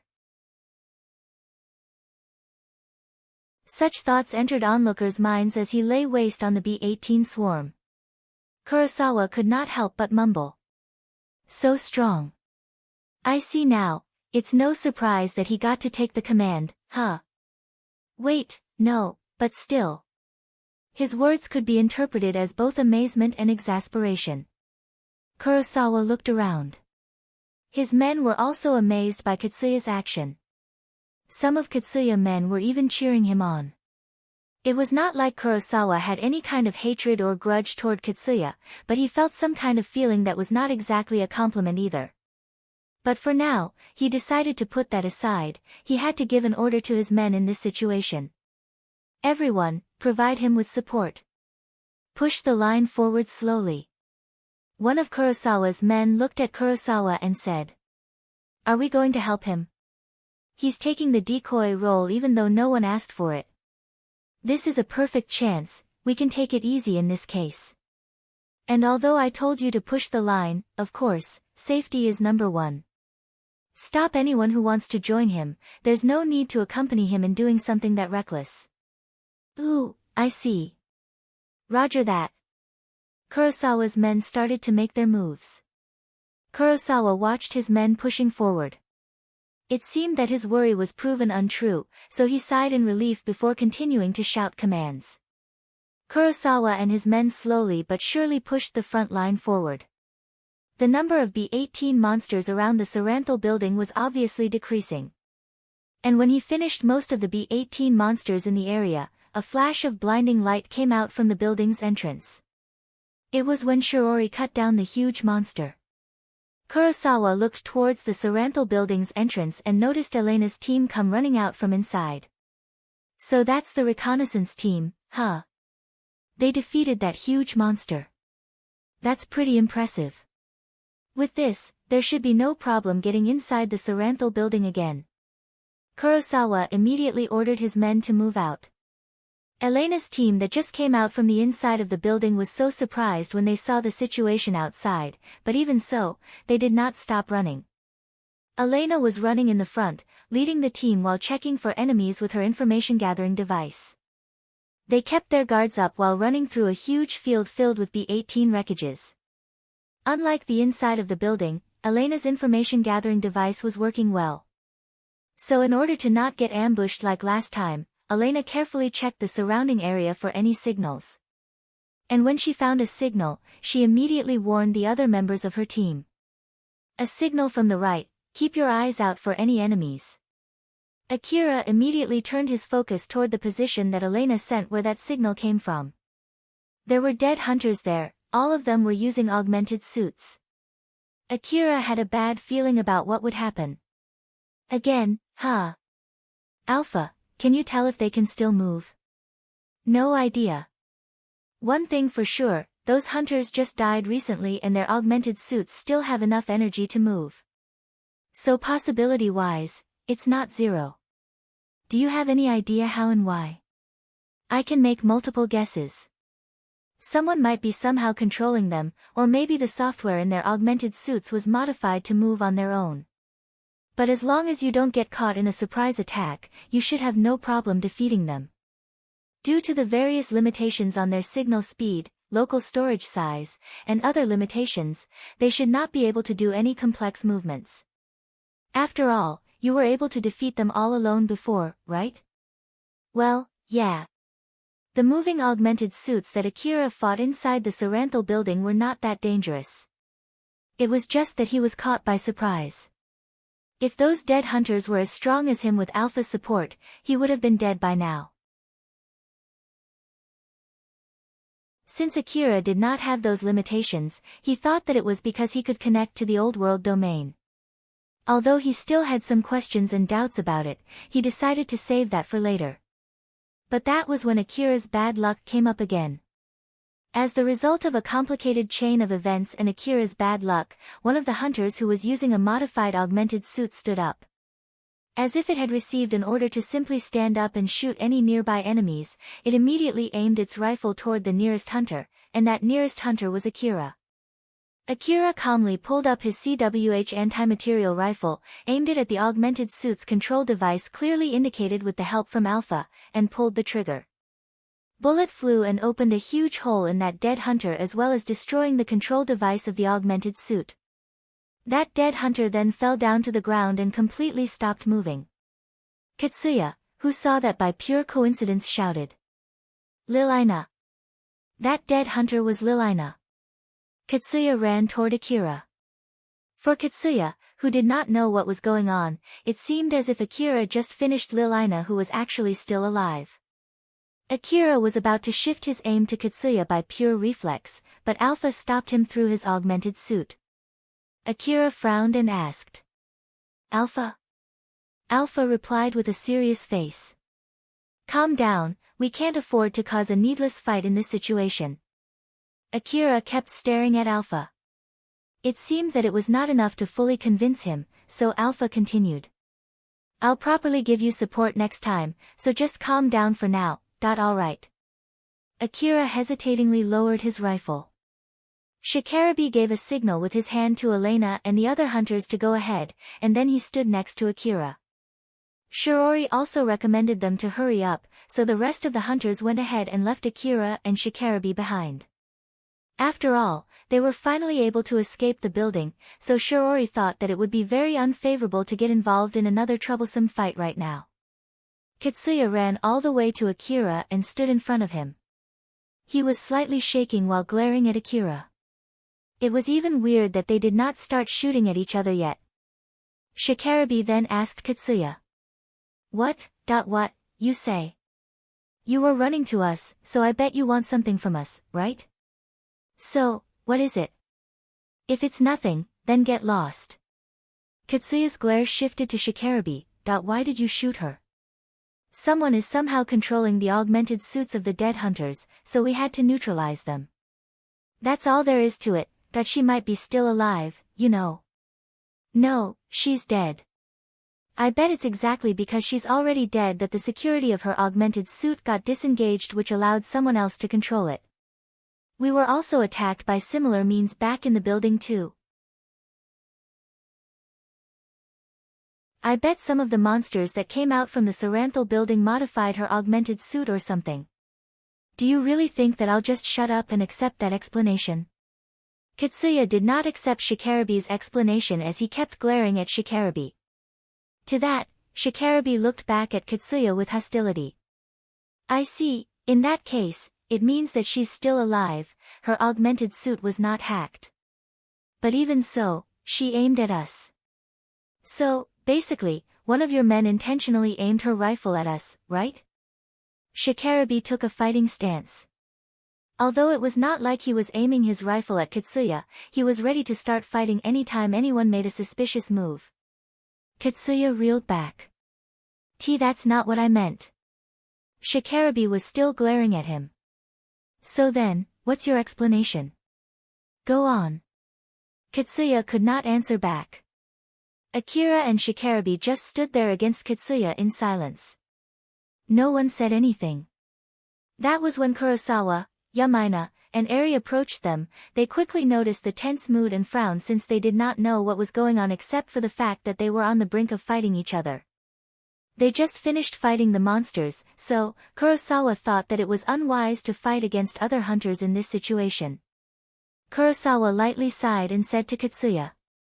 I have no idea what's going on here, but are you sure you don't want to use this chance to rescue your men trapped inside that building? I'll tell you this, my men will stand by near the entrance to secure the area first. We have no plans to help you in looking for survivors. Katsuya looked at Kurosawa, Eri, and Yamaina, and then his gaze returned back to Akira and Shikarabe. He somehow made a frustrated look before he turned and ran into the Saranthal building. Yamaina and Eri immediately followed behind him. Kurosawa looked exasperatedly at Katsuya as he left that place. He then turned to Shikarabe, lightly smiled at him, and said. Yo there, Shikarabe, long time no see. Shikarabe frowned. Kurosawa, don't tell me that you're the leader of the hunters outside the Saranthal building. Yep, but only half of them. I lead the hunter group unaffiliated with Drankum. I don't know what happened, but they're not under my lead, so I won't accept any complaints about them. Well, putting that aside, as the leader of the next team that will go there, can you give me any information that you have to share? Shikarabe sighed as if he was relieved. He then calmly replied. Sure. Akira, I'll stay here. Tell that to Elena and the other hunters too. As for Shirouri. Well, I guess it doesn't really matter, huh? Just return back to the Kagamayama city ahead and follow Elena's order from there. Tell Togami to do his job properly as an escort. Alright. Akira lightly nodded and went to catch up with Elena. Kurosawa kept watching Akira, who was leaving that place, as he said to Shikarabe. So that's the Akira that you told me, huh? Is he as strong as that Katsuya? No idea, he might as well be. I see, there are so many strong young hunters lately that it's rather scary. Well, leaving that aside, it's rare to see you picking a fight with someone that quickly. Shikarabe frowned again. Is that so? I think that was normal though. No, the usual you would not take a fighting stance so quickly. Well, I guess that doesn't really matter now, huh? So, what happened inside that building? Well, all kind of things. Kurosawa smiled wryly. I have no idea what happened, but that must have been rough for you too, huh? Yeah, you can say that again. Shikarabe sounded really tired when he said that. Elena and the other hunters were waiting for Akira near where they parked their vehicles. After they grouped up with Akira and listened to his explanation, they headed back to Kagomiyama City. Shirori, Reina, and Kane were in Shikarabe's vehicle with Togami driving. When they left Mihazono Ruin, they finally lowered their tension. Although they were still in the middle of the wasteland, it was much safer than Mihazono Ruin. Akira was resting in the driver's assistant seat. He asked Carol to drive in place of him. Both his body and mind were already at the limit. He wanted to get back to his home as soon as possible, take a good bath, and sleep like a dead log on his bed. Carol glanced at Akira and smiled bitterly. It seemed that it would be useless trying to seduce Akira in that situation. She also refrained from striking a conversation to let him take a rest. As for Carol, she still had enough energy. After all, her body was enhanced with nanomachines. Akira completely lowered his guard as he was resting his body and mind. After a short break, he regained his physical and psychical strength, and it gave him the leeway to start thinking about something else. He then remembered all that happened inside the Saranthal building. Alpha. As I thought, it still bugs me though. Where were you when you left me? And what were you doing? Alpha smiled. Oh my, that would need you to listen to a 30 minutes long explanation of the TOS though. Are you sure you want to know? Akira's face twitched. No, I don't think I can stand that. But still, can you at least give me something? Or is it something that you can't tell at all without that TOS? Alpha frowned, she seemed a bit troubled. Well, let's see. If I have to take out the only things that I can tell you, I was trying to fix the source that lowered the sensitivity of information gathering devices inside the Saranthal building. Akira was a bit surprised. He sounded dissatisfied with her answer as he asked, was that something so important that you have to temporarily take off your support? There are many factors to consider when you decide on your priority. If I was able to do that, you'll have an easier time fighting the monsters and you'll have a better chance to escape that building in one piece. Especially for Elena, who focuses more on detecting enemies and looking for their weak points in order to have the upper hand in a fight. Sarah will also receive some benefits from that too. So basically, I decided that after thinking about the whole team too, you see. Of course, it's also because I believe that you should be able to handle the situation just fine by yourself. I see, well, you're not wrong there. It seemed that Akira finally accepted Alpha's explanation. Alpha then continued. Although, like I said before, if you had wanted to just abandon everyone else and prioritize on escaping that building yourself, then I would have stayed with you back there. So, do you prefer that? No. As I thought, I couldn't do something like that in that situation. Alpha's face changed to a serious expression. Akira. This is a good chance, so I'll tell you this. If you don't want to get other hunters in trouble when you lose my support, you should refrain from working with other hunters. I've warned you before too that I might lose connection with you inside an old world ruin. Elena and the other hunters must be thinking that your usual performance is the one when you have my support. In case if you suddenly can't live up to their expectation, it might lead to a fatal mistake. So if you don't want something like that to happen, you should refuse their invitation from the beginning. Akira seemed conflicted. a lot of feelings were mixed inside his head. Alpha then continued with a gentle voice. Well, I won't tell you to force yourself, this is not compulsory. In the end, you're the one to decide. But, at least keep this in mind, okay? I'm sure you know this all too well, no one can tell what might happen inside an old world ruin. You're right. Alpha smiled. Well, of course, if you're strong enough that basically there's almost no effect even if you lose my support, then you wouldn't need to worry about that. Akira smiled bitterly, he then decided to move on and said. That's true. I need to get stronger in order to do that request from you too. Yup, I'll be counting on you. Alpha smiled back when she said that, but behind that smile, she was thinking about something else. During this request, Alpha actually kept less secret than usual from Akira so that Carol would be able to easily poke around for information from him. And if it was possible, Alpha wanted to use that reason so that Akira would be more careful around Carol and somehow put some distance from Elena and the other hunters too. But unfortunately, Carol never tried to poke in too far. So if Alpha tried to warn Akira using that reason, it might be counter-effective and Akira might get suspicious of Alpha instead. No one could tell how much it would affect Akira, so she just hoped that Akira would put some thought into it as she planned for the future. Soon, they were able to return safely to Kagomayama City. After they stepped off from their vehicles, they grouped up again. Elena was exhausted as she spoke. Well, good work out there everyone. A lot of things happened back there. And with this party is dissolved. I'm also thinking of stopping any plans to go to Mihazono Ruin after this. To be more precise, I want to take care of the negotiations ahead. Well, I still have some negotiations left to do after all. Akira, can I borrow Carol again? Sure, I don't mind. Carol, I'm sorry but can you help Elena-san again? Carol happily replied. Of course. I'll return back with a huge reward, so you can rely on me. I'll be counting on you then. Seeing Akira smiling at her when he said that, Carol smiled back at him. Elena then said to everyone. I'll send the details of the reward to everyone later. And if you have anything to say, you can talk to me first. So then, that's it, thanks for the hard work. After Akira said his goodbyes to the other hunters, he stretched out his body, returned back to his vehicle, and headed to his house. Togami and Reina had a conflicted face as they saw Akira off. Although they were looking at Akira with different feelings, both of them had the same reason, it was because both of them wanted to be stronger. During this request, Togami was able to reassess his strength, and the result was that he was weak.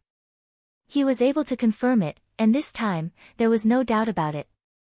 Although he got temporarily dejected back inside the Saranthal building, he was able to reflect on what happened during the day while he was escorting Reina and on their way back to the city. He finally made a firm base for him to start. He knew that he was weak. From here on, he just needed to become stronger. Togami said to himself, made his resolve, and started walking forward firmly. While on the other hand, Reina was doubting herself. After she was able to return safely from a dangerous situation and the tension in her was released, she ended up remembering the horrible situation that she was in, and got even more dejected. After Reina left Katsuya's team, after she left that safe place, she devoted her time to work as a hunter despite the fact that she still had to have Shirori and Kane escort her. But still, she was able to regain some of her confidence as a hunter. But all of the confidence that she worked really hard to gather was destroyed in an instant. It felt as if all her hard work was nothing but in vain. What happened today was telling her that and got her even more dejected. Seeing how Togami moved on forward firmly, it felt like Reina was being left behind. Reina had no idea what to do so that she could get stronger.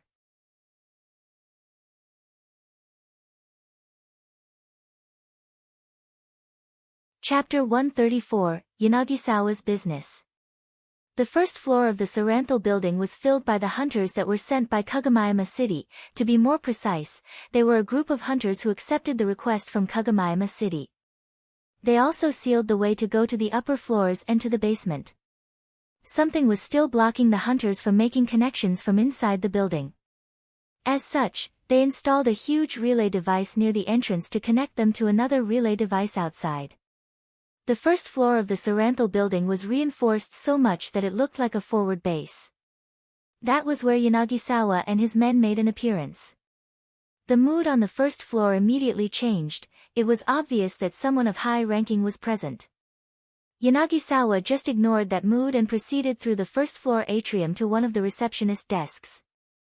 Due to the fighting before, the receptionist desks were completely destroyed to the point that they were unrecognizable. Yanagisawa started speaking while facing empty space. I want to ask for permission to enter the facility. Nothing happened. Yanagisawa's men tilted their heads while checking up Yanagisawa's expression. Yanagisawa then once again said, I want to ask for permission to enter the facility. The rule states that even when it's inactive, I should still be able to apply for a visitor permit. If you won't follow it, then I have no other choice but to take another alternative. With this, at least you know that I tried to follow the proper procedure, right? When he said that, Saranthal suddenly appeared in front of Yanagisawa. Saranthal then gave a very formal introduction before answering Yanagisawa's query. Dear customer, the building is not open at the moment, anyone with no business in this building is not allowed to enter. So please leave the building. Yanagisawa smiled. I'm Yanagisawa. I can't make a proper connection because of some reasons, but I'm the one who made the application to visit the 60th floor. Can you check it? My apologies, but there's no such visitation application to this building. Yanagisawa's smile slightly clouded. Is that so? I confirmed that the application was properly received though. There is no such visitation application during the closing of this building in our record. We're really sorry, please try sending the application again. Yanagisawa placed his hand on his chin. Did I make a mistake when I sent the application? Or is it that I can't send an application when I properly make a connection? It can't be helped, I guess I'll try using that. Yanagisawa pulled out a black card from his pocket and showed it to Saranthal.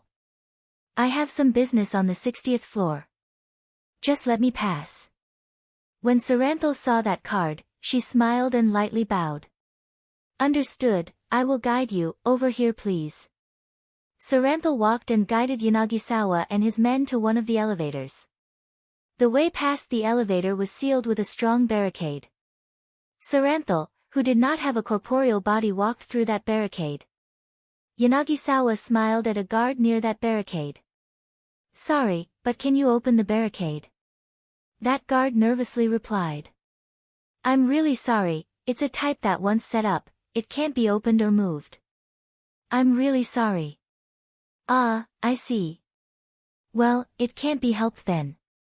Nelia, cut it down. A girl with cyborg body stepped out from Yanagisawa's men.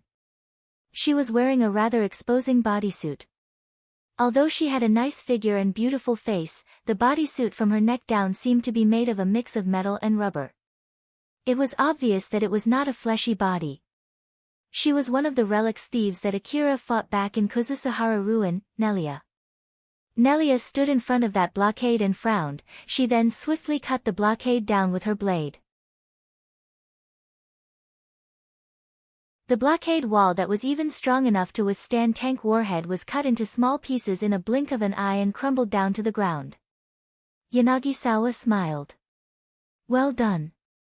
Want to go grab some food together next time? No thanks. That's so cold. I'll take you to a good restaurant. It's a restaurant with high reviews and delicious foods, you know.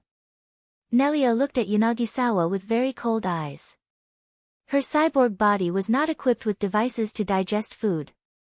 Yanagisawa just smiled and gave an order to his men. Nelia will accompany me, the rest of you stay here until we return. Nelia looked surprised. Why won't you take everyone? You want to know? Nelia, who saw his smile, decided to not ask further. Nope, not really. The biggest factor is because I know I can blow your head off with one push of a button. A bomb was planted inside Nelia's head. As long as she had not paid enough contribution to overweight a death sentence, or as long as she could not escape the position that she was in, that bomb would stay. Yanagisawa then passed over the cut-down blockade and went ahead.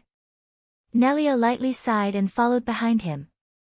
Ah, by the way, ask for a replacement for the barricade too. Yanagisawa said to the rest of his men before leaving that place. Elena and Sarah were taking a rest in their home. Both of them were completely in their relaxed state. Because both of them were very tired after returning back from Mihazono ruin, they did not make any complaints about each other's appearance that day. After Akira left, Elena had to finish up an extremely troublesome negotiation. Thanks to the help from Carol, both of them were able to secure a good amount of reward. Elena had nothing to complain about Carol, who was good at fighting as well as negotiating. Normally, she would have used this chance to form a connection with Carol. But there was still one thing that was bothering her. It was something that Shikarabe had told her about Carol. Say, Sarah. What do you think about what Shikarabe said back then? You know, that one when he said that Carol was a bad girl. Sarah thought for a bit before replying. Well, she is someone who would use that augmented suit out of her own volition after all. If it still bothers you, how about asking Shikarabe? He did say to ask him after that request if it still bothers us, remember? So I'm sure it's okay if you ask him now. Elena thought for a bit. It was not like she wanted to look for Carol's bad sides.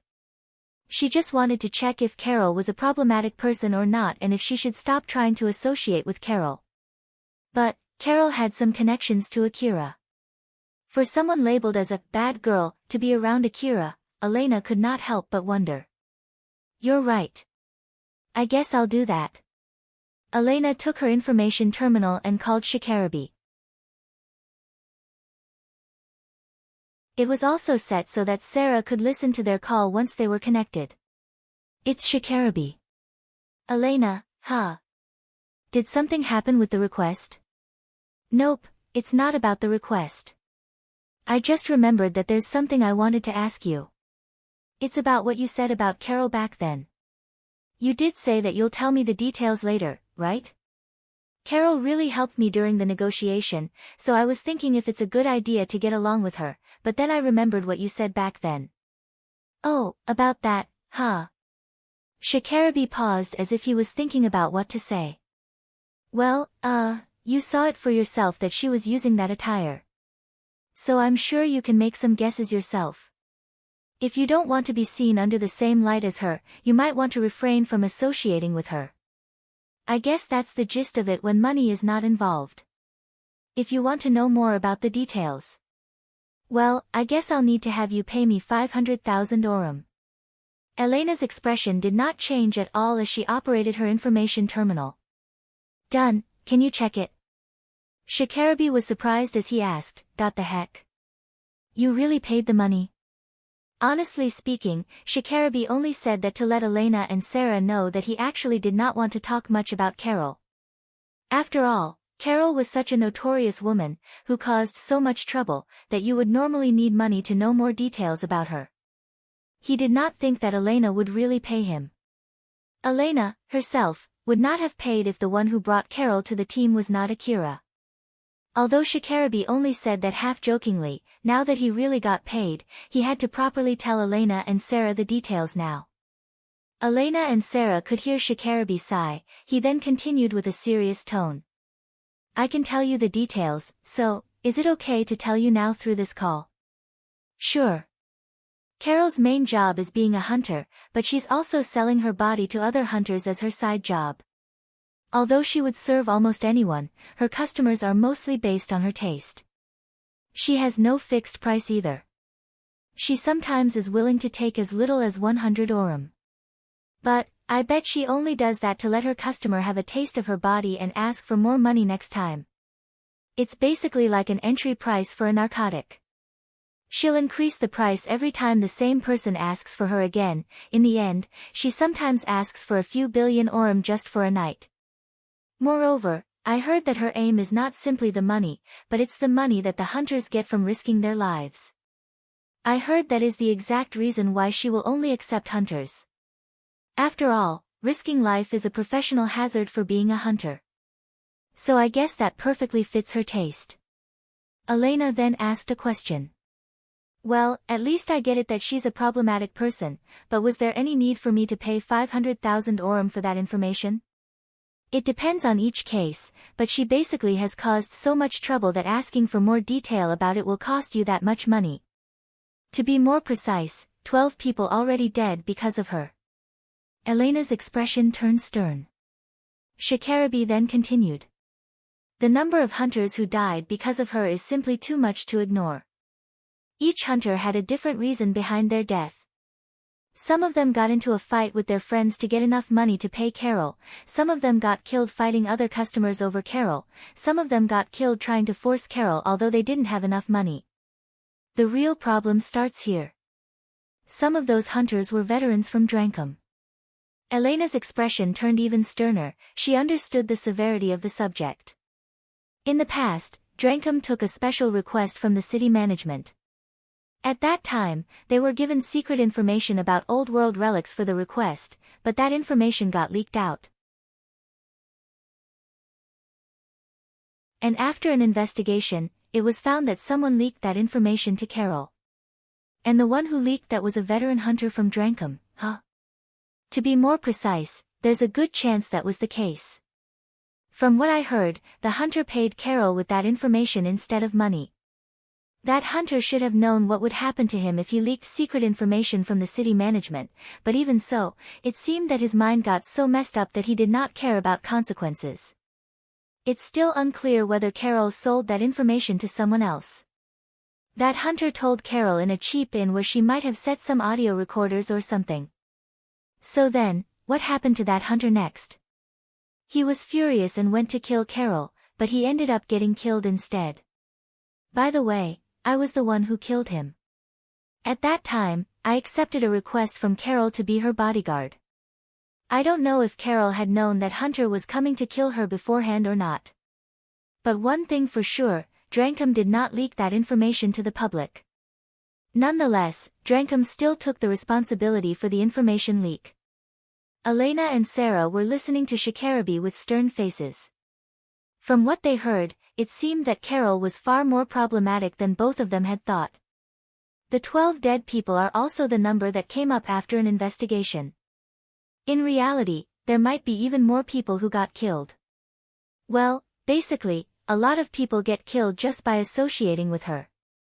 So with all of this info, I have no other choice but to see her as a problematic girl. But putting that aside, Carol is indeed a skilled hunter.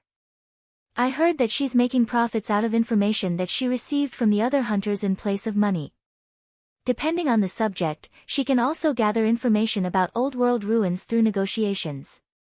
So depending on how you get along with her, it might be really profitable. But if you slip up, you might get yourself in big trouble. Shikarabi then changed his serious tone to a more relaxed one. I guess that's the gist of it. I believe that I gave you enough information for what you paid for. I won't take any complaints, okay? Elena replied with a serious tone, Don't worry, that's good enough. I see. Do invite me again if you get any profitable requests, okay? Later then. Shikarabi then ended the call. Elena and Sarah looked at each other, both of them had an expression saying that they were worrying for someone. Shikarabi was drinking together with Kurosawa in a pub. The table in front of them was a big table designed to accommodate the server girls too. But the ones sitting on that table were only Shikarabi and Kurosawa. That in itself was a rather luxurious way of using that table. Shikarabi and Kurosawa were enjoying their expensive drinks while talking about the current popular topics among hunters, which included what just happened in Miyazono Ruin too. Kurosawa there threw a question to Shikarabi in a good mood. By the way, what happened to the hunters whom you rescued back there? Shikarabi sounded totally uninterested as he answered. No idea. I bet they're negotiating with the Drankum's upper echelons even now. I heard that one of the maids that you rescued even threatened Drankum. Shikarabi looked slightly surprised. He looked a bit annoyed as he said. Even you have heard about that too, huh? Well, yeah. The secret message for Drankum officers that Shikarabi deciphered inside the Saranthal building was basically a rescue request from Shiori that sounded closer to a threat message. It was basically a request to send a rescue squad as soon as possible under the assumption that Reina was still alive. And if Drankum ignored it or failed in rescuing Reina, it was written in detail what would happen to Drankum. As a matter of fact, Shiori had already made a reservation with the related party to carry on the aftermath, and that reservation was impossible to take back unless Reina returned back alive. According to the information that Shikarabi received from Arabe, a Drankum officer that he got along with, it seemed that Shiori was not lying and it would be impossible to play dumb about it. Shikarabi did not have any other choice but to make that request to Elena back there and ended up roping Elena's team to rescue Reina too. Shikarabi sounded really annoyed as he spoke. That rumor is true.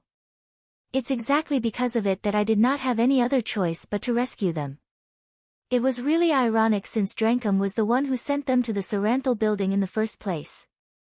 Moreover, Reina was one of the young hunters, and the one who took care of her mess was Shikarabi, a veteran hunter in Drankum.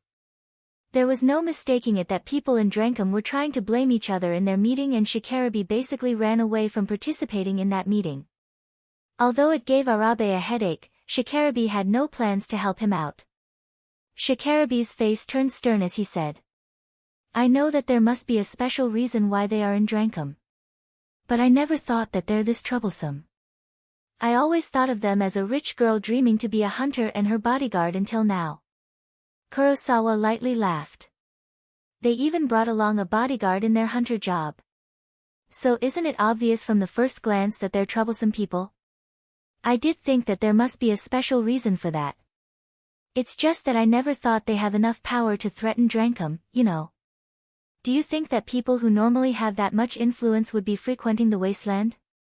Nope. Exactly.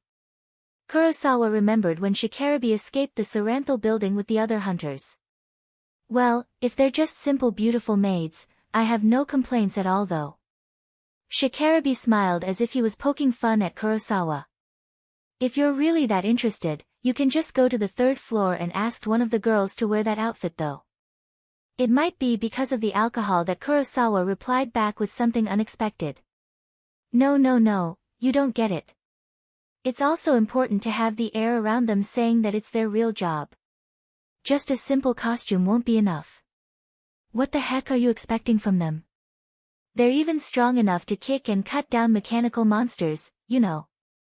The heck? So basically, when we were inside the Saranthal building, you see. Shikarabi and Kurosawa continued enjoying their time in that pub while getting drunk. Then Kurosawa, who was still more or less rather sober, checked how drunk Shikarabi was. And when the timing was right, he asked Shikarabi a question. By the way, about that boy who you told me, that Katsuya. Shikarabi immediately frowned. Can you just stop? You'll ruin the mood. Come on, don't say that. I saw him back then, he is indeed a strong hunter. It's no surprise that he got appointed to be the leader, and I can understand why you told me that he at least has the talent. But his commanding skill is rather questionable. I won't say that has no talent there, but at least, he's not as good as you said he was. But then Shikarabi mockingly said. I don't remember ever recognizing his commanding skill, although, I admit that he's a talented hunter. Of course, a hunter also needs to be able to work in a team. But in the end, it's usually just a motley crew of several hunters. I don't consider the ability to command such a group of hunters as an essential skill. Well, I know it's weird for me to say this since I'm the one who brought this up, but that's kinda true. Right? It's true that Katsuya is a talented hunter, I admit that. But that's his individual skill as a hunter. Even if he can be a powerful hunter, that does not mean he can take command of a group of hunters. Kurosawa lightly frowned. Then, why was he the leader of that Drankum group? Shikarabi sighed, it was as if he was trying to convey his feelings about that subject by doing that. He then made a conflicted face as he said. It's basically the result of the things happening in Drankum. Shikarabi began talking about what was going on in Drankum as well as his own guesses while drinking the alcohol. In the beginning, Drankum only dealt with stuff regarding its members' activities as hunters. But as it grew bigger and bigger, it started to turn into a company seeking profit, even to the point that making profit was one of the main aims of the whole gang at the moment. The gang started to pay wages to its hunters. In exchange for bringing profit to the gang with their hunter activities, the hunters were paid back with money. That in itself was not a bad thing, but some veterans in Drankum did not like that change. The hunter activities that the Drankum hunters could do were limited for the sake of the growth and profit for the whole gang. The officers started to amass more power to the point that their request could be taken as a compulsory order. As such, more and more hunters started to have a problem with the changes. The gang also started taking a cut from the rewards that its members received for all kinds of reasons. That cut then would be used for the sake of the whole gang. Eventually, some people started to feel that they did not get enough benefit from the gang compared to the amount of money that they paid to the gang. The biggest advantage of weapons lent by Drankum to its hunter was that the members could get their hands on powerful weapons with a relatively small amount of money, but at the same time, it also forced them to be dependent on the gang.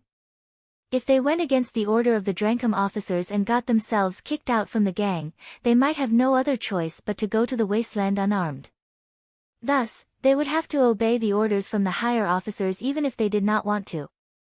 The rivalrous factions inside the Drankum other than the one between the veteran hunters and the young hunters, was the infighting between those who knew the old Drankum and those who did not. One of the reasons why Katsuya was assigned to command the Drankum group was to pull him into the management's side. For officers who were not originally hunters like Mizuha, it was a perfect chance to put a spotlight on Katsuya, who was one of the examples of the success of their newly proposed plan, and they could almost definitely use this chance to push their agenda even further. And at the moment, the new faction was more prominent within Drankum. Mizuha's renewal plan with Katsuya as its spearhead had a good reception from the people in the inner wall, thus they received a lot of support from the city management side. Shikarabi explained all kinds of things regarding that subject while complaining to Kurosawa. Kurosawa smiled bitterly. So it's the transformation phase in Drankum, huh? Shikarabi annoyedly said. If you just sweep everything under the rug saying that it's because the gang is in the process of change, it will never end, you know. Kurosawa just smiled bitterly at Shikarabi, who let out a big sigh. Shikarabi then made a serious face as he said to Kurosawa.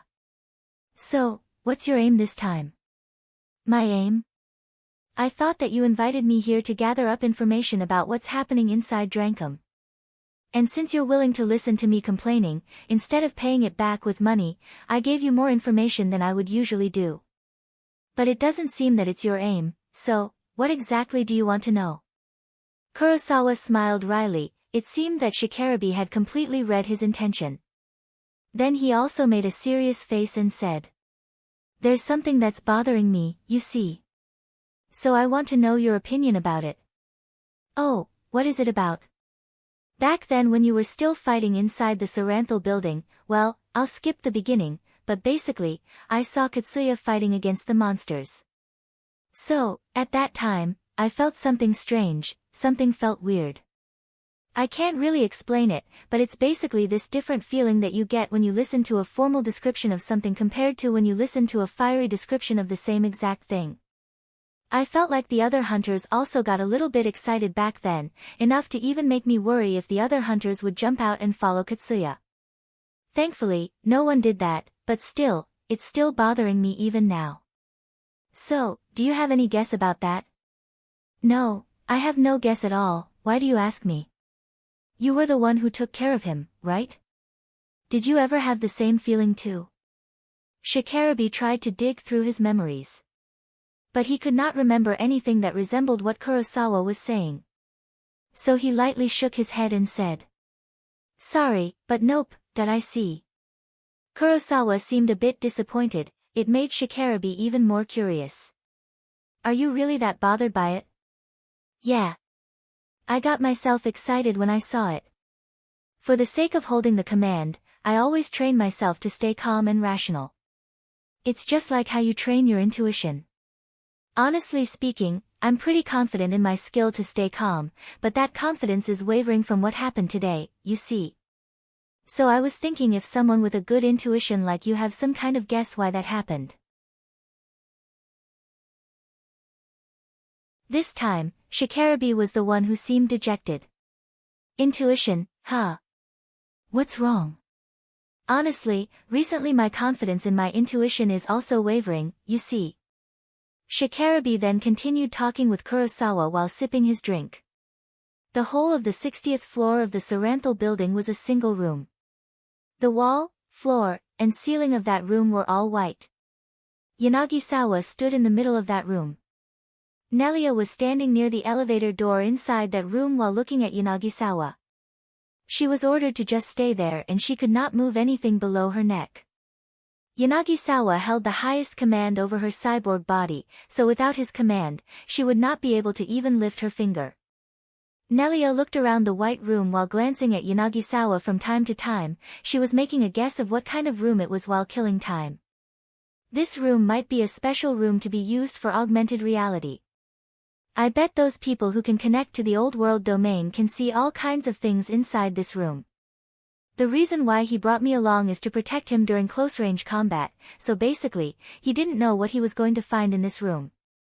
This place is some kind of old world facility and he has some kind of business to take care of here. He's also the reason why the city management sent people to secure this building. I really have no idea what's going on here, but I really want to know. Nelia continued thinking about the situation that she was in while lamenting about it at the same time.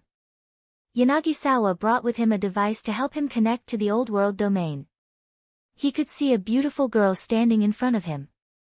Of course, that girl had no corporeal body and she was using a similar attire as Alpha when Akira met her for the first time. Yanagisawa frowned. "Why are you naked?" That girl replied apologetically. Unable to confirm the connection. The connection is important to verify individual identity. Please recheck your connection setting before trying again. Yanagisawa showed his black card again and said to her. I can't connect to the old world domain at the moment because of several reasons. Can't I use this device as a replacement? Is the write from this card not good enough? Yanagisawa tried all kinds of things to make contact with that girl. But that girl always returned the same reply, damn it. Yanagisawa gave up and tore the connection device from his body. That girl immediately vanished from his views. What to do now? Should I focus more on fixing my body first? Or should I bring someone else who can connect to the old world domain to this place? If only I can connect myself to the old world domain again, they should be able to recognize me. But if I bring someone else, that person might betray me down the road. Yanagisawa had a stern face when he returned to Nelia. My visitation application is only deleted from Saranthal's side. It properly got sent from the issuer side. Why is that? Did Saranthal get reset when that abnormality occurred in Miyazono Ruin? But if that's the case, why didn't they erase the record from the issuer too? Is it because that's not the cause? Yanagisawa still had a stern face as he entered the elevator. Nelia, who had already gotten her freedom to move around, was with him. The elevator's door then closed and they returned back to the first floor. In the first place, why did the security level in Miyazono Ruin suddenly change? Is it because we dispatched several humanoid soldiers and tanks to ensure my safety? Did that trigger the security level in Miyazono Ruin? If that's really the case, why didn't it happen sooner? Is it because they knew about me and someone forced the security level to change from the outside? Nelia smiled and suddenly asked Yanagisawa a question. You've stopped smiling, you know. Yanagisawa looked at Nelia with an expressionless face before he returned to his usual smile. There were many reasons why the situation in Miyazono Ruin suddenly changed, and one of those reasons was Akira. On the first day Akira came to the Miyazono Ruin, everything that happened inside and outside of the Saranthal building was properly recorded by Saranthal. During that time, Akira was able to fight back the monsters extremely effectively thanks to Alpha's support. This information was also sent when Saranthal sent an application for extra reinforcement. The security of that ruin then analyzed that information and changed the threat level inside the ruin. It changed from simple thugs with weapons to organized trained soldiers. And when it was still in that state, some groups of hunters came to Miyazono ruin. The rest was just a domino effect. That group of hunters who arrived in the Miyazono ruin was assumed to be invading the ruin, so the ruin security sent drones to drive them off. But in response to that, the hunters sent tanks and humanoid soldiers. So the security sent stronger drones to fight them back, then this cycle continued and caused a large-scale change inside Miyazono ruin. So basically, it was a chain of events that brought about an unexpected result. That was all there was to it.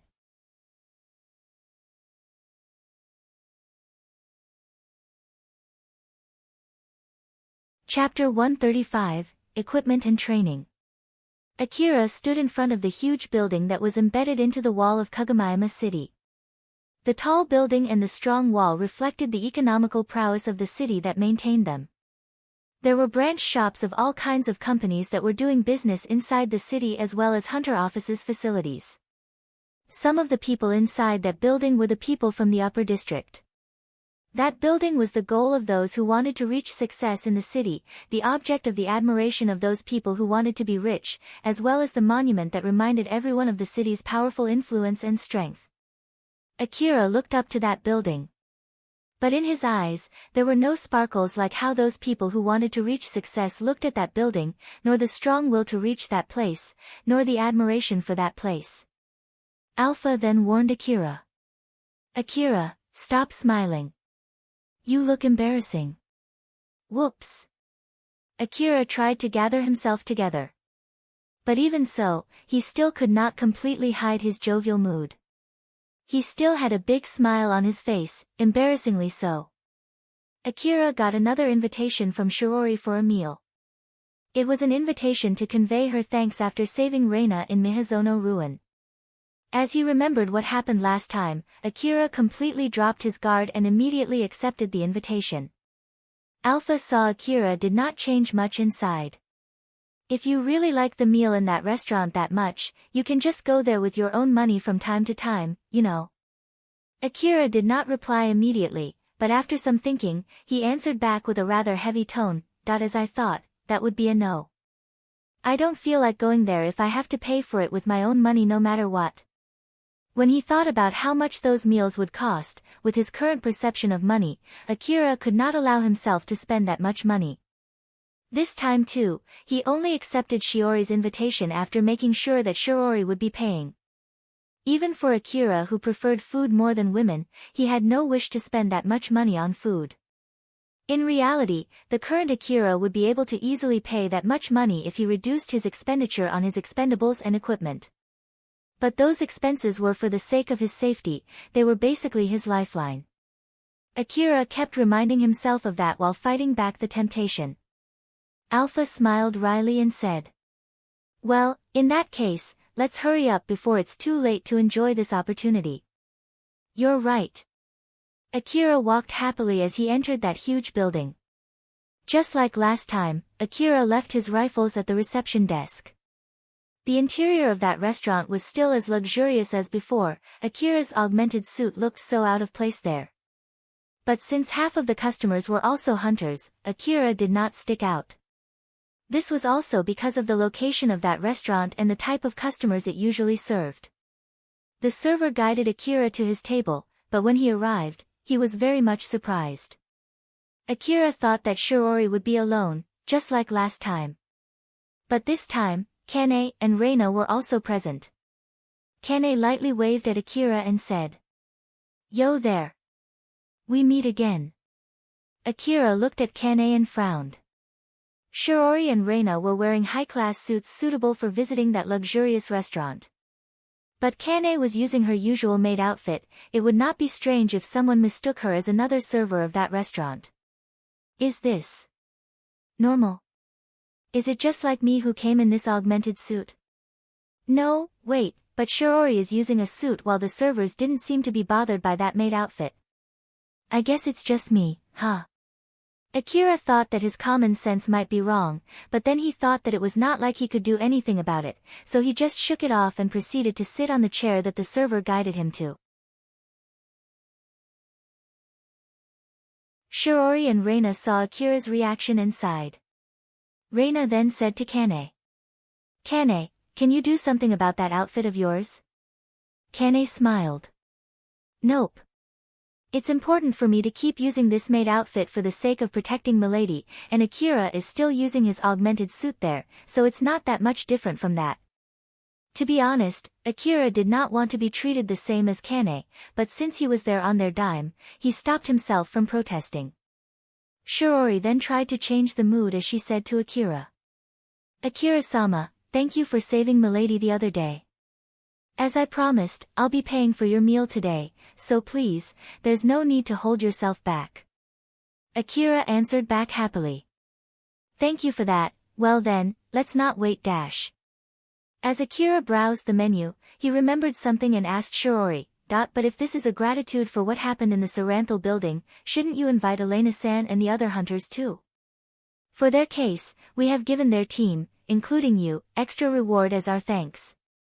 Since it also includes the money from Drankum, the reward will take some time to process, but I hope that you'll find the amount satisfying. As for today's meal, this is my thanks for accepting a personal request from me back then. Wait, I did. You did take my request to buy me 5 seconds. Oh, that one, huh? I see. If this meal is the reward for that, I'm really glad I pushed myself back then. Well then, if that's the case, I won't be holding back. Akira bowed lightly, for which Shiori replied with a smile. Akira then started deciding on what to order from the menu.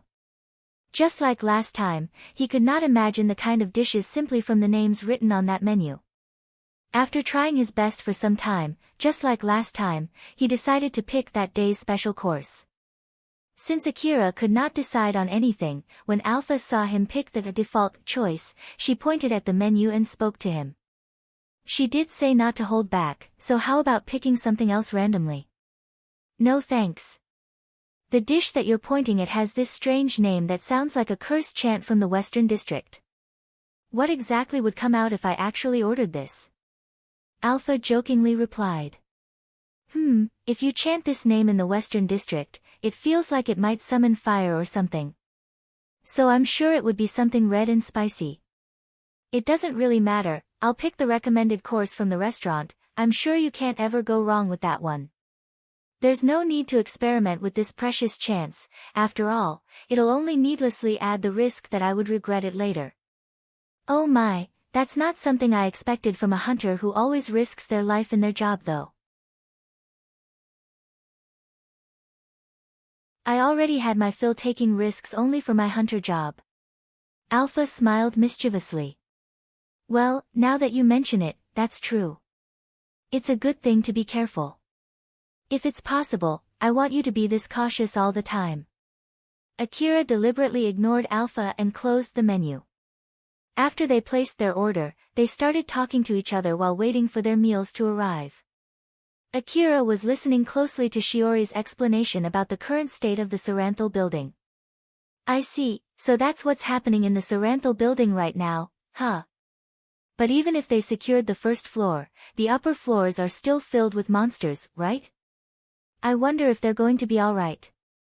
From what I heard, it seemed that someone from the city management was able to make a deal with the manager of Saranthal building and they're using some of the building's facilities to bolster their defense.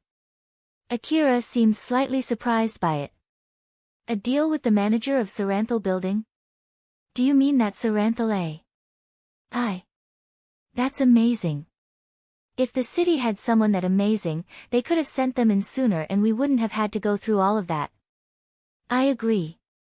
Shiori nodded and showed her total agreement with Akira. Not too long after that, the meals arrived on their table. Akira looked delightedly at the food lining in front of him, he then happily started eating. In the middle of that, Kane suddenly asked Akira. By the way, I heard that you fought Ain-san evenly though, is that true? It might be because Akira was fully focused on enjoying his food that he could not remember something like that, so he tilted his head and asked. I did. Eh. But you fought Ain-san before, right? Akira's fight against the relic thieves in the Kuzusuhara ruin was a secret between Akira and the city management. So Kane thought that Akira was playing dumb because of that, but looking at his expression, she realized that he was being serious. So she then asked in a roundabout way as not to infringe on that secrecy. I'm talking about that thing in that place, you know? No. I remember that I fought Shiori, but I don't think I fought evenly. Is that so? But Ain-san said so though. I bet it's just the difference in our opinion. If you ask me, I was the one on the receiving end. At that time, Shiori had to fight me, while at the same time, she couldn't afford to kill me. Without that limitation, I'm sure she could have killed me. So for me, I don't think I fought her evenly. Is that so? I see. Kane checked Akira's expression. It seemed that he was being honest there. As a matter of fact, Akira was indeed being honest. This is pretty amazing if he's trying to play dumb here. If he's really someone strong, normally, strong people would exude an aura of confidence, but I don't feel anything like that from him. So is it like it's really because he's not that strong? Akira did not give off an aura that Shiori and people who were as strong as her usually gave off. And he himself also said that he was not that strong. Kane then glanced at Shiori, who was eating her meal with a composed expression. It seemed that she was not bothered by what Akira just said. Judging from how she was reacting, it seemed that Shiori agreed with him. Kane then thought that Akira might be really someone not that strong and lost interest in him. If he was just another strong young hunter, there were many other young hunters like him in the Eastern District, so it did not interest Kane at all. Kane then lightly said to Akira with the tone that she usually used when talking to people who were stronger than average but not by much. Well, but even so, you were able to fight against Ain-san and it's pretty impressive for someone of your age. So I think you can be more confident, you know? Yep, you're pretty strong. Kane, who had lost interest in Akira, was about to end their conversation there, but Reina, who had not lost her interest, continued the conversation. What should I do to become that strong? Reina was asking with a serious tone. It sounded as if she was desperate. The other three turned their attention towards Reina. Akira seemed to be at loss on what to say. Kane was a bit surprised, and Shiori looked rather worried. She somehow had a bad feeling about what would happen next. Shiori then tried to be considerate as she said to Reina. Milady. As I said, something like that is only attainable with hard work and dash. I'm sorry, Shiori. I'm not asking you, I'm asking Akira. My apologies. It seemed that Reina would not listen to her no matter what she said, so Shiori apologized for rudely interjecting and did not say anything more. Reina, Shiori, and Kane turned their attention to Akira, who was rather confused by that heavy mood emanating from Reina and Shiori. But since it seemed that he had no other choice but to answer that question, he tried to think of an answer on his own. Well, if you're not asking about what's the meaning of strength or what is inner strength or anything philosophical like that, and if you're referring to simple fighting power, I would say equipment and training. If I have to pick one, it would be equipment. Kane seemed to disagree with Akira's answer. Whoa, wait, so you're on that side? Are you one of those stupid people who believe that they can be strong as long as they have powerful equipment? Akira flinched a bit. It seemed that Kane hit the bull's eye. In his own opinion, he who had Alpha's support was basically the dream of those stupid people who put emphasis on equipment. In reality, Akira had gone through a lot of training and multiple near-death experiences, which actually boosted his skill. But judging from the difference between when he had Alpha's support and when he did not have it, plus how Akira evaluated himself lowly, Akira could not bring himself to deny what Kane just said to him. So instead, he tried to make some excuses. I won't go that far, but if I have to pick between training and equipment, I do think that equipment is more important. I know that this is a rather extreme comparison, but I'm just saying that it's faster if you buy a rifle to fight monsters than to train for 100 years to kill monsters with bare hands. Kane's expression turned to a smile. No, Akira boy, you can't put too much trust on rifles. As in matter of fact, even when we already have rifles and tanks now, people are still polishing martial arts, right? If you get yourself an augmented suit designed for close combat, you should be able to fight monsters just fine. There are actually more hunters than you think out there who don't use rifles to fight monsters, or at least, there are enough of them for corporations to make equipments for. In my opinion, I would rather shoot them from afar with a rifle than getting close to fight them. In the first place, when you bring up that talk about augmented suits designed for close combat, it already means that equipment is more important, right? Akira boy, equipment alone is not enough. It's also important for you to train yourself and get yourself familiar with those equipments. That's exactly why I did say training and equipment, yes? Hunters can die anytime, so we can't afford to spend too much time training. I'm just saying that it's better to get the best equipment you can afford to compensate for that. So why does that make me one of those stupid people? But then Kane firmly replied. That's because you picked a bad analogy there. Is that so? I see. Akira just accepted that answer although he was not 100% convinced by it. No matter what the subject was, it had some convincing power when you said it firmly after all. Even more so when it came to someone like Akira who had no confidence in his own knowledge and common sense. Reina listened seriously to that conversation and thought about it. It did surprise her and made her unsure. After hesitating for a bit, she then said to Akira, but even if you say to get the best equipment that I can afford, I heard that it might cause me to mistake the power of my equipment as my own skill, get ahead of myself, and get myself killed instead though. Akira replied casually. If getting ahead of yourself only gets you killed, then you just need not get ahead of yourself. It'll at least reduce the chance that you might get killed by something else other than getting ahead of yourself. So, if I have to choose, rather than lowering my equipment just so that I won't get ahead of myself, I would rather get good equipment enough for me to get ahead of myself but be extra careful so I won't actually get ahead of myself. It was something that was easy to say but difficult to practice. In the case of Akira, although he had alpha support which was great equipment, he got himself almost killed several times, which was why it was easy for him to not get ahead of himself. Reina then asked another question, there are a lot of stupid people like what Kene said, they get ahead of themselves just because they have powerful equipment, so, what's your opinion about them? Even if you ask me so.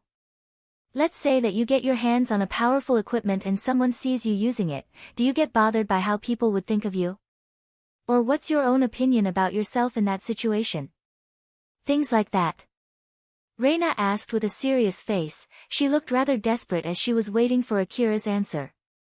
Akira was a bit confused since he did not understand how Reina's question connected to her expression, but since they were paying for his meal, Akira seriously thought about it first before replying, I'll be extra careful so no one would catch me off guard and try to attack me out of the blue. Hearing that answer, Reina was completely dumbfounded, Shiori was lightly surprised, while Kane just smiled bitterly. Akira realized that he just gave a rather weird answer, so he tried to just let that slide as he focused back on his meal. What Reina wanted to ask about was Akira's opinion regarding those people, whether Akira felt disgusted, hatred, envy, jealousy, or anything like that. But his answer did not even touch that subject at all. So in other words, Akira was simply saying that those things were irrelevant. His answer really hit Reina hard, it felt like he just indirectly gave a harsh critique to her who was always bothered by it. While listening to that conversation, Shiori checked on Reina after Akira gave his answer while thinking about what to adjust in Reina's equipment. She then said to Akira. In that case, Akira-sama. Let's say that there's someone who is against using high-level equipment that doesn't match that person's real skill and let's say that you have to convince that person to do so, what would you say to that person? Reina immediately looked at Shiori, there was a trace of reproach in her gaze toward Shiori. But Shiori did not look back as she fixed her gaze at Akira. Shiori had recommended Reina to renew her equipment several times in the past, but Reina always refused it. In Drankum, hunters were allowed to borrow equipment from the gang depending on their hunter ranks. The higher their hunter ranks, the better the equipment they could borrow. That was one of the reasons why the young hunters in Drankum prioritized raising their hunter ranks. Most of the equipment used by the young hunters in Drankum were borrowed equipment. Only some of them were using their own equipment. Reina was no exception. In contrast to that, most of the equipment used by the veteran hunters were their own equipment. Of course, they could borrow equipment from Drankum too, but the available equipment for them to borrow with their hunter ranks were mostly weaker than what they already had. This basically stemmed from that program to give preferential treatment for the young hunters. Since they raised the quality of the equipment available to borrow for low-ranking hunters, the high-ranking equipment did not get much attention and was left with rather low-quality equipment. Thanks to that, the quality of the available equipment leaned toward the low-ranking young hunters. It was also in order to increase the survivability rate of the young hunters, as this policy did produce results. In the long run, it would allow more hunters to gather more experience. It was a good thing for the gang. But that was also enough to earn some grudge from the veteran hunters, as they mocked those young hunters as stupid people who mistook the power of their equipments as their own skill. Reina was bothered by that kind of thing.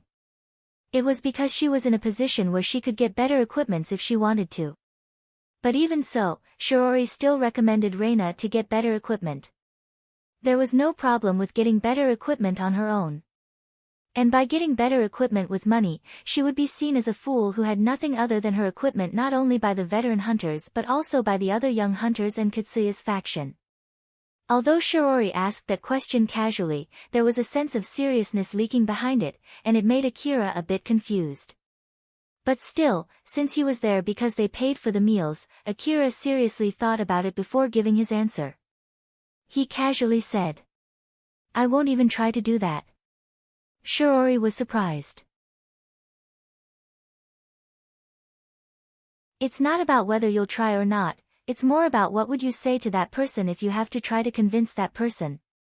This is only my guess, but I'm sure that person has his own reason not to do that. For example, that person might not be buying better equipment because of money.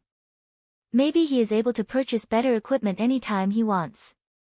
Then, he must not be doing so out of a certain personal reason. It might be because of some kind of value that he sticks to, or that if he does, then it would be completely out of his selfishness. I'm sure he doesn't want to buy better equipments because of reasons like that, right? After all, although he can do his job much more safely by getting better equipment, he's not doing that out of his own volition, right? So, to put it simply, he must be risking his life out of his pride or something. He must be ready to die when he forces his pride like that. Even if for the other people, that reason is just simply ridiculous or foolish, for him, that reason must be important enough for him to just ignore that fact and push with his own selfishness and pride. So for someone who has resolved that much, I'm sure it would be useless no matter how much a stranger like me tries to reproach him. So I don't think I have any chance to convince that person. I can also understand the strength of those people who have resolved themselves. That's why, since even trying would be meaningless, so I would have given up right from the start. After Akira said that, he glanced at Shirouri to check if he said anything strange again or not. Kane was just smiling mischievously. Shirouri was also smiling. It was near impossible to read what she was thinking behind that smile. While Reina looked down with a stern face. Akira, who sensed how awkward the mood got, thought that he might have said something strange again. Well, if I have to at least try, even though I know that it would be completely useless, so that I can say that I've tried, then I would at least speak up about it. Shirouri lightly nodded while smiling. Thank you very much for your valuable opinion. Akira got flustered a bit. Well, I'm sorry that I only gave you an answer that might not be useful at all. Please don't be. It's a very valuable opinion. Shirouri was honestly smiling right from the bottom of her heart. Akira still felt slightly awkward as he returned to his meal. Shirouri and Kane also started eating again, but Reina was still looking down for some time before she started eating too. After that, they continued enjoying their meals while talking to each other. Although he was a bit bothered by how Reina was reacting, since Kane and Shirouri did not say anything, Akira decided not to say anything too. As they continued enjoying their meal and slowly reaching the end, Reina started to show some changes. She raised her head and seemed to be seriously thinking about something as hesitation slowly erased from her expression. When Akira finished his meal and drank his coffee, Reina's expression had already changed to a more resolved one.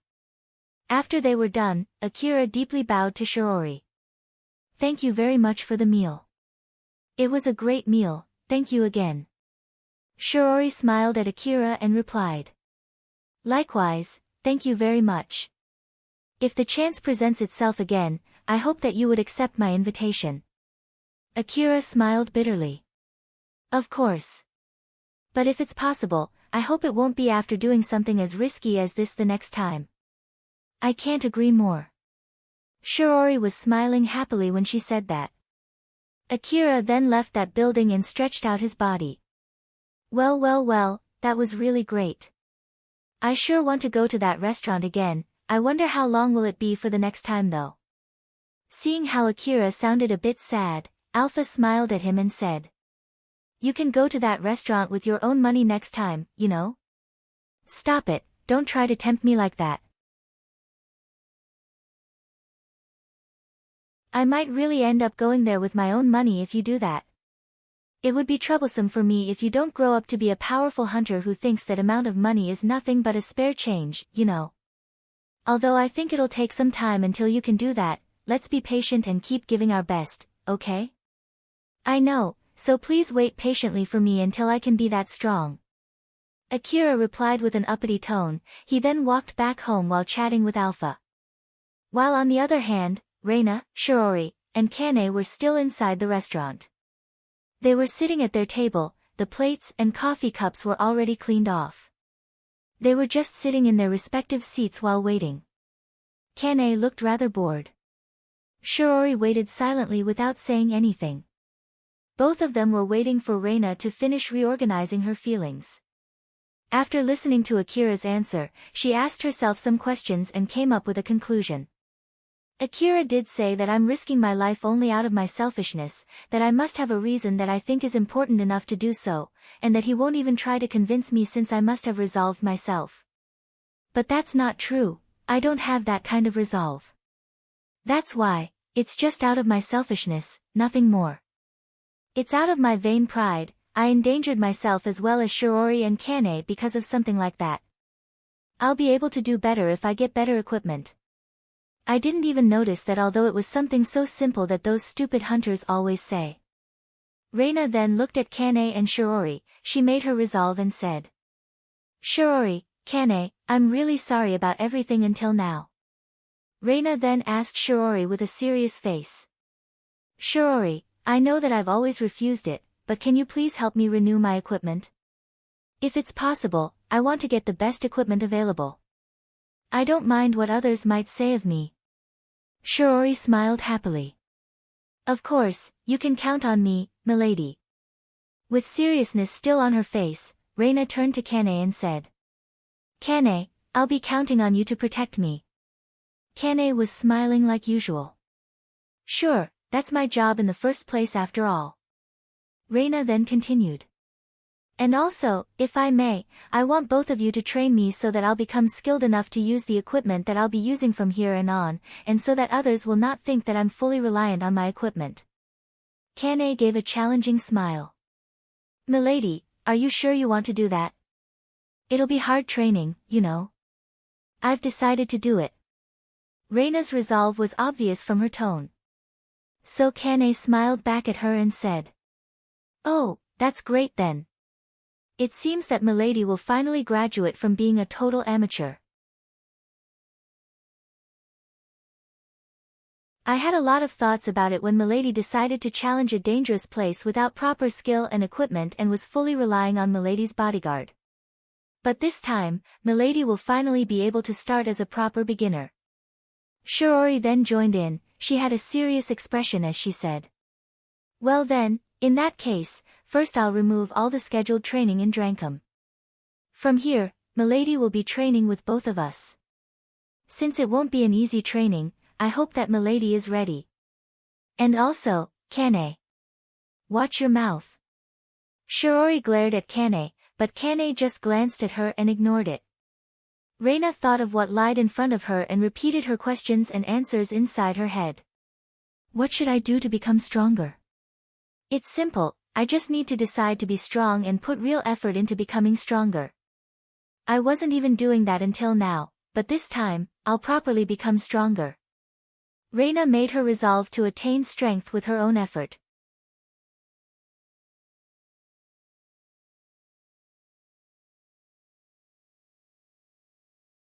Chapter 136, Sheryl's Business. Akira was standing inside a white space. Every time he got such a dream, he felt that he had seen a similar dream before as well, but he always forgot about it when he woke up, together with everything that happened inside that dream. Akira's consciousness was still hazy as he saw two alphas talking to each other. The alpha near Akira sounded a bit annoyed when she said, "Couldn't you at least do something about it?" The alpha further away from Akira casually replied, "Unlike you, I don't have the proper permission. That's why I can't do much external interference to guide his action. To be honest, since you have the proper permission, I was hoping that you would have done something about it from your side. It's not that easy on my side, you know." "Is that so?" "Yes, it is." Both alphas were staring at each other without saying anything for some time. The closer alpha then lightly sighed. "Well, it doesn't really matter now, so, why did you suddenly change your original plan?" "Originally, I was planning to lessen the number of people around the subject in order to increase the effectiveness of my guidance, and when someone around the subject gets fatally wounded, it would affect the psychic of the subject greatly to further push him to prefer to work alone. However, considering how the special characteristic of the subject affects the result, I decided that it was impossible to proceed with the original plan to make the subject less conspicuous and act more separated from the other hunters. As such, I changed my plan, which is basically the opposite of my original plan. Are you sure that will be okay? This is basically an experiment, whether it would work or not, this will give good data that will also be useful for you." "I see. You can just do anything you want as long as you don't interrupt me. After all, it would be a disaster if we both failed because of that." "I can't agree more with you." Akira's consciousness started to fade. The world was blanketed in darkness again as his dream came to an end. As Akira was pulled out from that dream with a hazy mind, he saw the silhouette of someone that he might recognize. It might be just his imagination, but he noticed that person was glaring at him. Akira then opened his eyes. Alpha welcomed him with a smile. "Good morning, Akira." "Yeah, good morning to you too." Akira pulled his body up from his bed and looked at Alpha as if there was something that was bothering him. Alpha frowned and asked, "What's wrong?" "No, it's nothing, it's just that I feel like I saw you in my dream." "Oh my, that's an honor. But I feel like there were multiple alphas." Alpha smiled mischievously. "Oh my, you need more than one of me. Should I multiply myself?" Alpha enhanced Akira's vision and produced multiple images of herself inside Akira's room. The overwhelmingly many alphas inside Akira's vision were all wearing different attires and were smiling at him. Akira's face turned to an obvious annoyance. "Stop it, one is more than enough." "Is that so?" "Well, either way, I do feel happy if one is enough." Akira's vision returned back to normal. He looked obviously unhappy with what Alpha did there, but Alpha just ignored it as she was smiling like usual. After what happened, Akira completely forgot the thing that was bothering him just now. 3 hunters were walking in the slum of Kagomayama City. Although their equipment varied from each other, they did not look weird together. They did not look like former hunters, and they did not look exceptionally strong either. They looked like one of those common hunters in the Eastern District. They were Colbert, Hazawa and Rivin. After they grabbed their respective equipment, they headed to the slum city instead of the wasteland. Rivin looked rather confused and asked Colbert a question. "So, still how long exactly do I need to roam around this area?" Colbert replied. "Just calm down. There are steps to take for this kind of thing, you can't just rush it.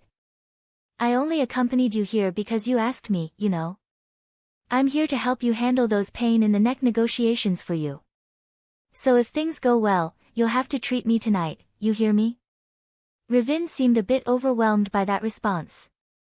Alright, I get it already. But can you at least tell me where are we going to or what are we actually looking for? If things go well, I'll treat you to anything you want, whether it's food, or beer, or girls.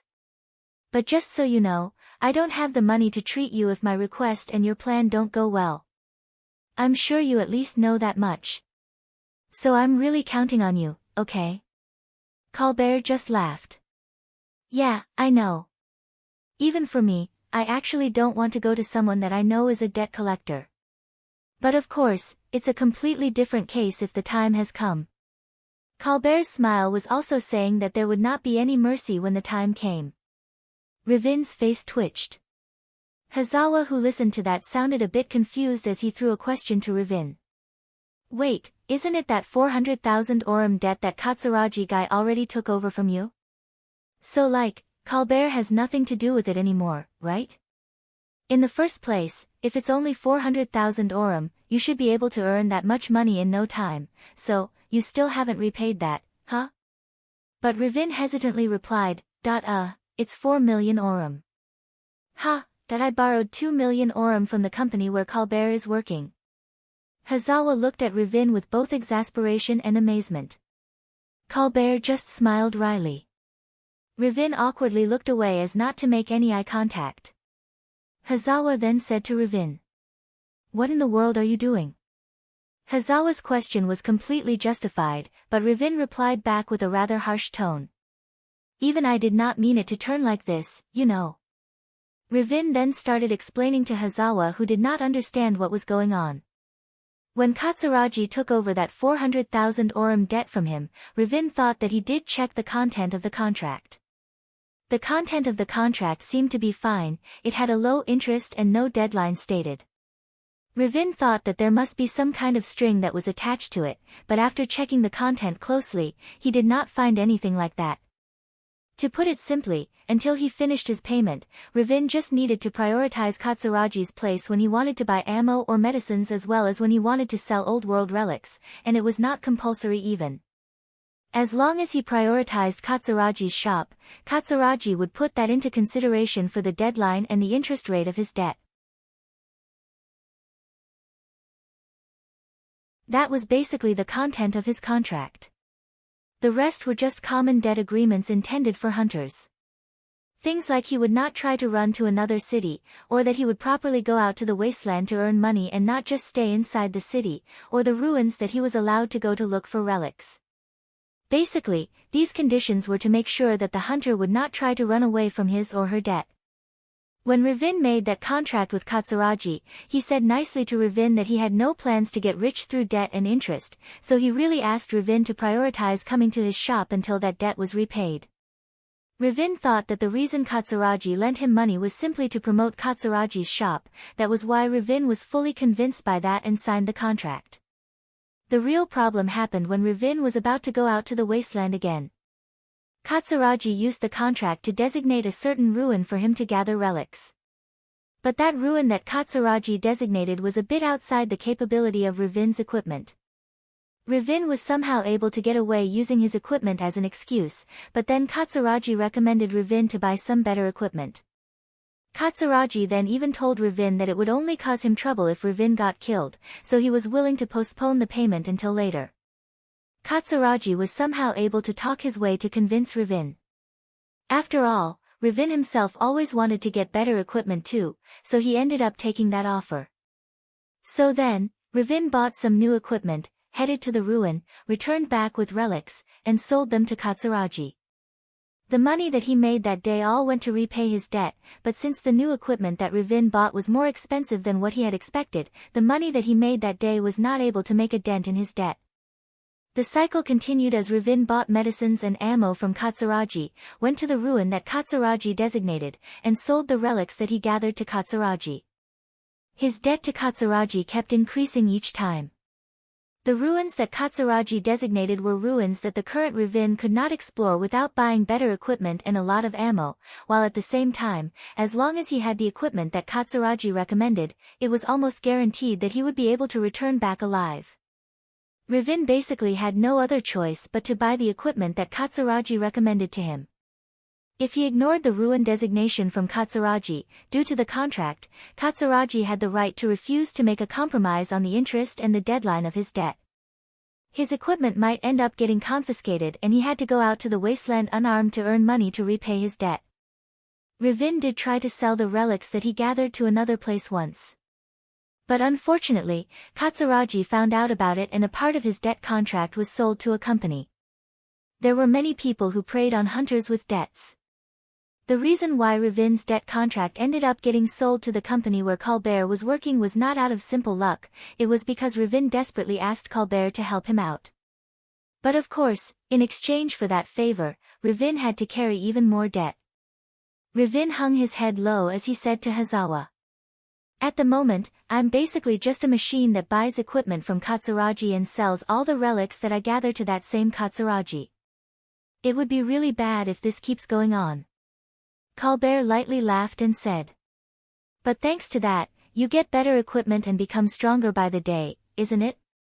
Although it did not change the fact that he tricked you, it was not a bad contract, you know? It's you we're talking about here, even if you have some money, I bet you'll just spend it on booze and women. I'm not sure that you can save enough money to buy equipments yourself. Ravin immediately raised his tone and rebutted. Like hell I would just let myself continue and get myself drowned in debt. The contract even limited me to sell my relics only to Katsuragi, you know. I bet he only pays me the minimum amount of money close to the lowest market price. That's why I need to do something about this fast. After shouting out his feelings, Ravin returned to himself, he then put both of his hands on his head and sighed. No matter how much he complained, the current situation would not change. He needed to do something about it. Hazawa told himself to never be someone like Ravin as he turned to Colbert. So then, Colbert, why are we here? We've been wandering aimlessly around this area, it's not like you're planning to rob a shop, right? If that's the case, I'll take my leave here, you know. Well, just be patient and wait for a bit. It's not like I've been spending my time without going outside the city for nothing. I'm pretty sure my plan is not that bad. Colbert had a trauma when he was about to get killed by a monster out in the wasteland, that was why he was taking a side job from money-lending companies so that he did not have to go out to the wasteland. He must be pretty knowledgeable on how to earn money as a hunter without going out too much to the wasteland. After wandering in the slum city for a bit more, they finally arrived at their destination. It was a part of the slum city that was under Sheryl's gang territory. A young boy from Sheryl's gang had opened a street stand here. It was not a rare thing for slum city residents to pick up random things that seemed to be sellable and open a street stand to sell them. Colbert was actually looking for that street stall. Colbert, Ravin and Hazawa then approached that stand and browsed the goods there. The young boy who was waiting at the stand looked at them and tried to offer the goods he was selling. Come. We have old world relics here. Ravin scanned those goods and said, "The heck? You call these things old world relics? I don't know where you got them, but aren't they just junks? So stop with lies, will you?" That young boy pouted. "I'm not lying. We carried them back from an old world ruin ourselves." "Huh? Which ruin? Go ahead and tell me the name of the ruin if you really carried them back from an old world ruin yourself." That boy flinched and could not say anything back. Ravin smirked mockingly at that boy.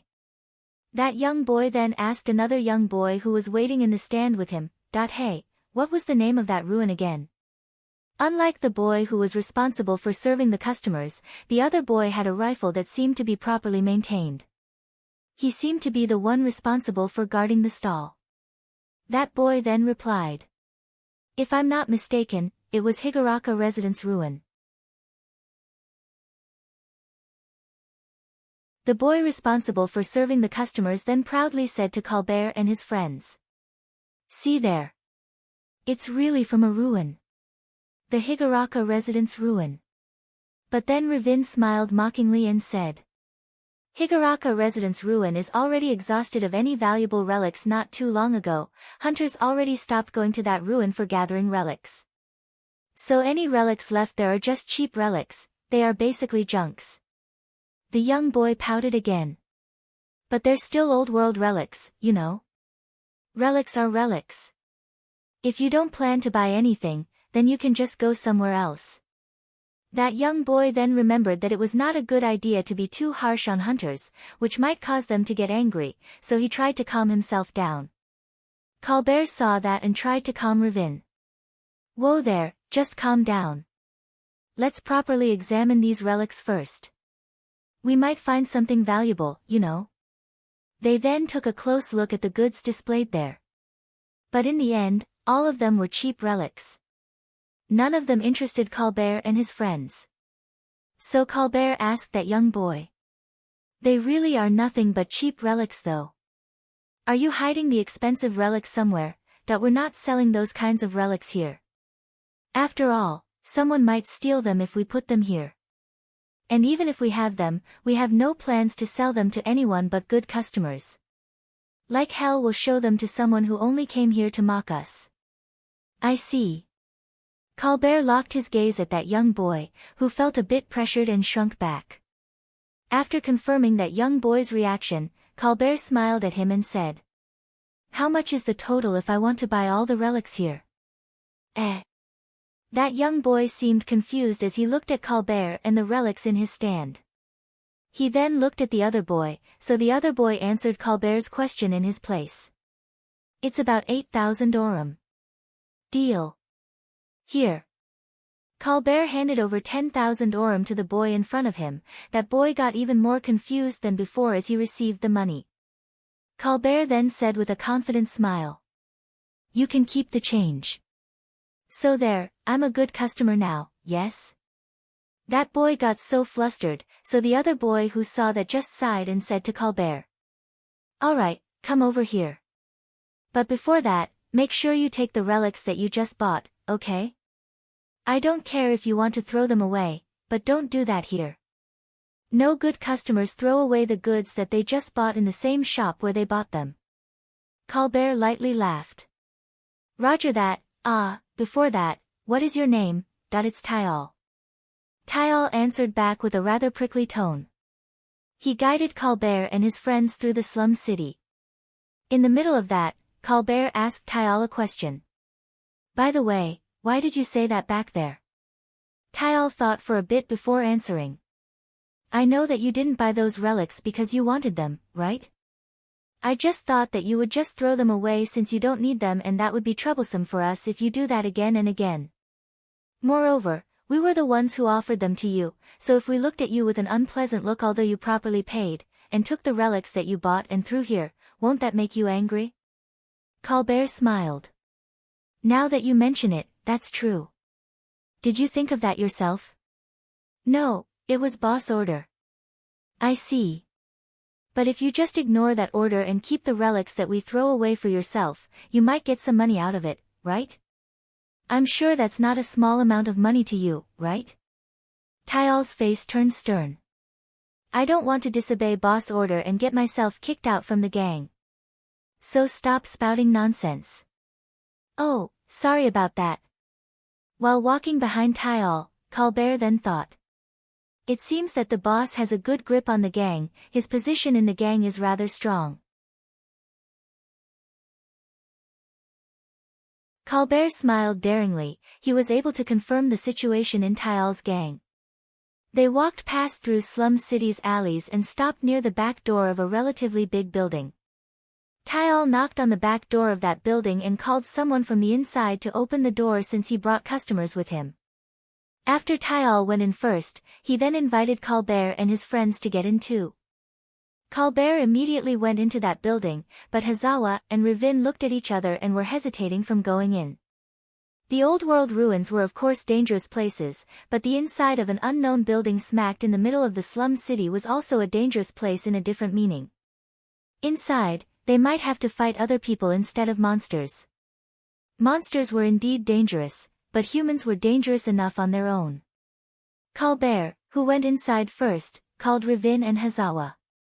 "What are you waiting for? Come in. I've paid the entrance fees, so don't get cold feet here." Leaving Hazawa aside, Ravin, "What are you planning to do with your debt if you just return back without doing anything here?" Ravin, who was reminded of his debt, made his resolve and went inside that building too. Hazawa then followed behind him. Tyal guided Colbert and his friends into that building. When they arrived in a relatively big hall, they could see tables and shelves covered in white sheets, and relics were displayed on them. There were small papers near those relics with prices written on them. The walls of that room were also covered with white sheets as well as the ceilings. The room was basically covered in white. Sheryl was standing in the middle of that room. She was wearing the dress that she received from Akira and got refitted later. Although it greatly reduced its value as an old-world relic, that dress was refitted especially for Sheryl and it boosted Sheryl's beauty a few folds. Even some who did not know much about fashion could easily recognize that it was an expensive dress and Sheryl looked perfect in it, which was rare for anyone in the slum city. No one would question it if Sheryl introduced herself as someone from the inner wall. Ravin and Hazawa were so surprised when they saw that young girl who was exuding a sense of high class. Sheryl then stepped forward gracefully and welcomed them. "Welcome, and thank you for visiting us." Colbert and his friends were charmed by Sheryl's smile, which increased her beauty even more. Although Colbert did not notice, Sheryl was not alone. Akira was there too. He was hiding behind the white sheet that was hanging down from the ceiling. Sheryl was the one who asked Akira to watch as a guard. Akira was keeping his eyes on Sheryl, who was welcoming the customers, and Colbert and his friends who were charmed by her. Although Colbert was still able to more or less maintain his calmness, that was not the case for Hazawa and Ravin. As Sheryl proceeded to interact with them, Ravin and Hazawa became more and more attracted to her. Akira was a bit scared by that as he kept on observing the situation. Akira remembered what happened back then in Higuraka Residence Ruin and asked Alpha a question. "If I'm not mistaken, something similar also happened back in Higuraka Residence Ruin, right?" "Indeed. It was a hunter by the name of Deal." "Right." He somehow got attracted to Sheryl and started blurting out information without realizing it, and he did not stop until Sheryl stopped him first. She's making full use of her ability to steer the conversation and give other kinds of signals with her expressions and body language. The way she speaks and the way she behaves are all calculated. I believe that she's also checking how her conversing partner reacts to her and adapts to that. Sheryl is a beautiful girl and she is wearing a dress that elevates her image even more. Although she's doing this because it's her business, I'm sure it's not like she has any bad intentions. She's definitely slowly but surely drawing people in. After listening to that explanation, Akira then asked further. "By the way, just to be safe, does she do that to me too? Am I already charmed by Sheryl or something?" From the outside, Akira's action might be interpreted as such. He voluntarily became a supporter of Sheryl's gang and he paid a lot of money for her dress. So Akira doubted if he was already charmed by Sheryl and always tried to keep her mood without even noticing it. Alpha just smiled and replied. "Don't worry. It's true that you've done a lot for Sheryl, but most of the time it's out of your whim or because of your own interest. Or at least, to me, it's not like you're trying hard to make Sheryl happy or anything like that. To be more precise, it was the opposite. Sheryl was the one trying hard to keep Akira in a good mood." The difference in Sheryl and Akira's social skills, as well as Akira's chronic antisocial tendency, caused Sheryl's advances to mostly end in vain. Akira sounded relieved as he said. "I see." But then Alpha suddenly smiled bewitchingly. "By the way, just to let you know, I'm also doing my best to entice you here too, you know? That's why, if you want me to do anything, just tell me anytime, okay? I can freely change my attire and body. If image only is enough for you, I can basically entertain you as much as you want. Sure, thanks." Akira looked away from Alpha's gaze as if he was trying to hide his embarrassment. Colbert and his friends were browsing the relics displayed in that room. Unlike the relics displayed in the street stall, the relics in that white room were indeed expensive relics. Colbert looked at the price written in the price tag and thought, according to his experience, they were priced a little bit higher than the usual market price. Colbert then mumbled loudly as if he was letting Sheryl hear it, that they're not that bad, but the price is just a bit too high. Sheryl's smile did not waver at all as she replied. As I explained before, they're just the initial price, I'm completely open for any bargain. Although, please direct all the bargain you want to make only to me. I see, so you're one of those people who write the price that you personally want to sell, huh? Well, but it's okay, I have nothing to complain for now. The relics displayed there were actually relics that Sheryl received from another place, they were entrusted to her. The selling method was close to an auction. If the customer did not want to buy the relic with the written price, then he or she could just offer his or her own price. And if the supplier accepted that, then the deal would be made, and if it was not accepted, then the relics would still be left with their original price. So the customers could only either wait until the price was lowered or give up buying that particular relic. In reality, Sheryl was just acting as if she had a lot of suppliers when her real suppliers were actually just Akira and Katsuragi. Both of them just left their relics to Sheryl and let her do whatever she wanted to do to sell them. The relics were basically composed of the relics that Akira did not sell to Katsuragi and some relics that she borrowed from Katsuragi to improve the look of the place. The price written on their price tags were basically the same price that Katsuragi would put if he sold them in his shop. Although some of the relics were borrowed from Katsuragi, Katsuragi himself would still get some profit if someone bought them at the written price. While for Akira, he did not want to get involved in deciding the price at all. The better the price that Sheryl could get, the more money she would receive and the more money she could repay to Akira. Thus, Sheryl was trying her best to increase the prices of the relics that she was selling. The reason why Sheryl was doing an auction-like sale was simply because she did not know the market price of the relics. Although she did some research visiting some places, she was still a complete beginner in deciding the price. So she thought that if she made it like an auction, the price would eventually gravitate to the right price. Colbert then asked Sheryl as if he was trying to investigate something. But still, as I thought, they're more expensive than the usual market price. Won't it be like no one would buy them at this price? Sheryl replied casually with her usual smile. That might as well be true. The suppliers might have no wish to sell them in the first place. They might have left it in this place as a temporary warehouse since the people who left them in our care can't exactly keep them or sell them in a legitimate exchange center. For example, those people with a huge debt who are closely monitored by their lenders and are in the middle of looking for another place to sell their relics. So if the relics are sold at that price, it would be a good thing for them, and if the relics don't sell at all, then it would be fine for them too, and if someone actually tries to bargain with the price, it might give them good data to bring up for their negotiation with the normal exchange centers. Sheryl locked her gaze at Colbert while smiling and tried to probe for his reaction. Colbert felt like Sheryl was peering directly into his inner heart, but he was able to somehow maintain his calm. Sheryl was still smiling as she continued.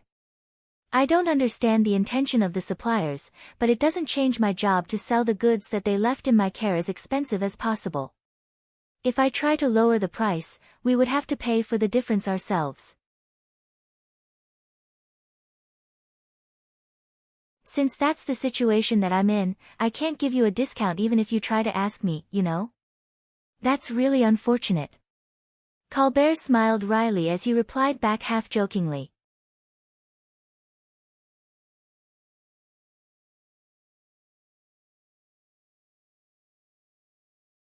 Chapter 137, Reselling Relics. Ravin and Hazawa were looking in Colbert's direction, their gazes indicated that they had something they wanted to say. Colbert noticed that, so he asked Sheryl to give him some space for a bit. Would it be okay if you leave us for a bit?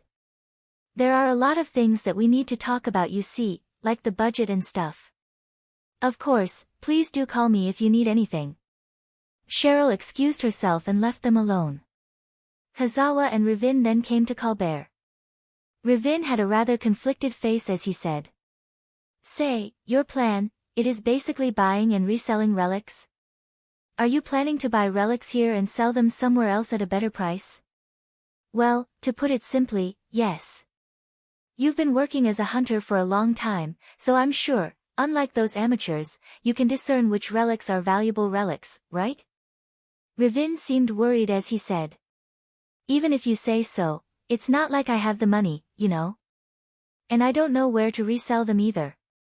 In the first place, I'm contracted to sell all the relics that I have to Katsuragi. Although that guy is also the one who forces me to keep buying stuff from him. Colbert was still smiling like usual. Don't worry, I have a plan for that. Your contract only forces you to sell the relics that you gathered from the old world ruin to Katsuragi. So it doesn't include the relics that you buy from another place. Is that really how it works? Yeah. There were precedents in the hunter office. So it's okay. And also, I know that you don't have that much money. So just buy cheap relics, don't aim for those technological and mechanical relics that the hunter office usually looks for. The price of those kinds of relics changes with the trend after all. Moreover, there are usually many hidden gems out there. Some relics that are only worth 100 orum and look like junk from a glance can earn you 1 million orum in a specialized shop if you're lucky. So, we're basically aiming for those hidden gems. You can think of this as a small gamble. Although it depends on your luck, if your ability to discern valuable relics is real, you should have good odds here.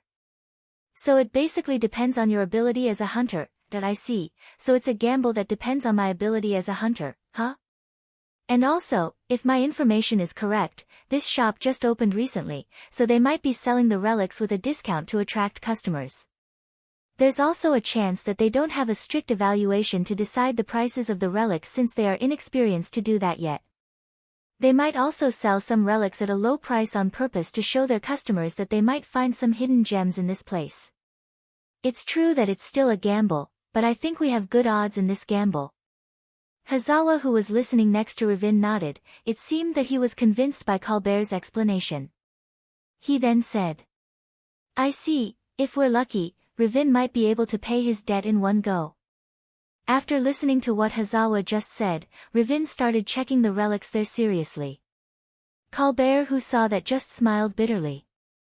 Well, I did pay the entrance money for you, so at least buy one thing before we leave this place. It would be meaningless if we go to a relic selling store after this if we don't have any relics to sell. Yeah, I know. Ravin replied with a serious tone without looking back at Colbert and Hazawa. He had his eyes fixed on the prices of the relics lined up on the white sheets in front of him. He seemed to be rather desperate. Colbert and Hazawa looked at each other and smiled bitterly before joining Ravin in looking for good relics. They eventually decided on the relics that they wanted to buy and spent about 1 million orum. Half of it was paid with Colbert's money. Ravin only picked some relics that cost him 100,000 orum in total.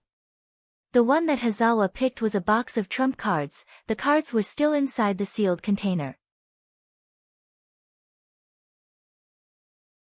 Although it was an old world ruin, it seemed unscathed. Its original selling price was 10,000 orum, a rather expensive price even for an old world relic like that one. The only reason why Hazawa bought it was because he did not want to leave that place without buying anything, but at the same time, he did not want to spend too much money there, and it would be stupid if the price of the relic that he bought there was less than the entrance fee. Colbert then asked Sheryl. Is it okay if we pay through our hunter ID? Sheryl smiled and replied. We do accept hunter ID too. Other than that, we also accept cash, cards and money transfer. So, are you sure that you're going to pay with hunter ID? Yes. Very well. Please let me borrow your hunter ID then. Colbert handed over his hunter ID. Sheryl received it, used a terminal to read Colbert's hunter ID, and operated the terminal to complete the transaction. After that, she politely returned Colbert's hunter ID. Colbert checked his own information terminal and checked his account to see if the payment properly went through. After confirming that there was no problem, he smiled lightly since he confirmed that he got the information he was looking for, but his expression immediately returned back to normal. After they finished buying their relics, they then left that room. Tayal was waiting for them outside the room. He then guided Colbert and his friends back to the back door of that building. Not too long after they left that building, Tayal asked them a question. Let me ask you one more time, is there really any need for me to guide you back all the way to the main street? Colbert answered that question. Nah, it's fine. Wait, on second thought, please do. Alright. All of them then headed back to the main street. Hazawa found that reply a bit weird, so he questioned Colbert.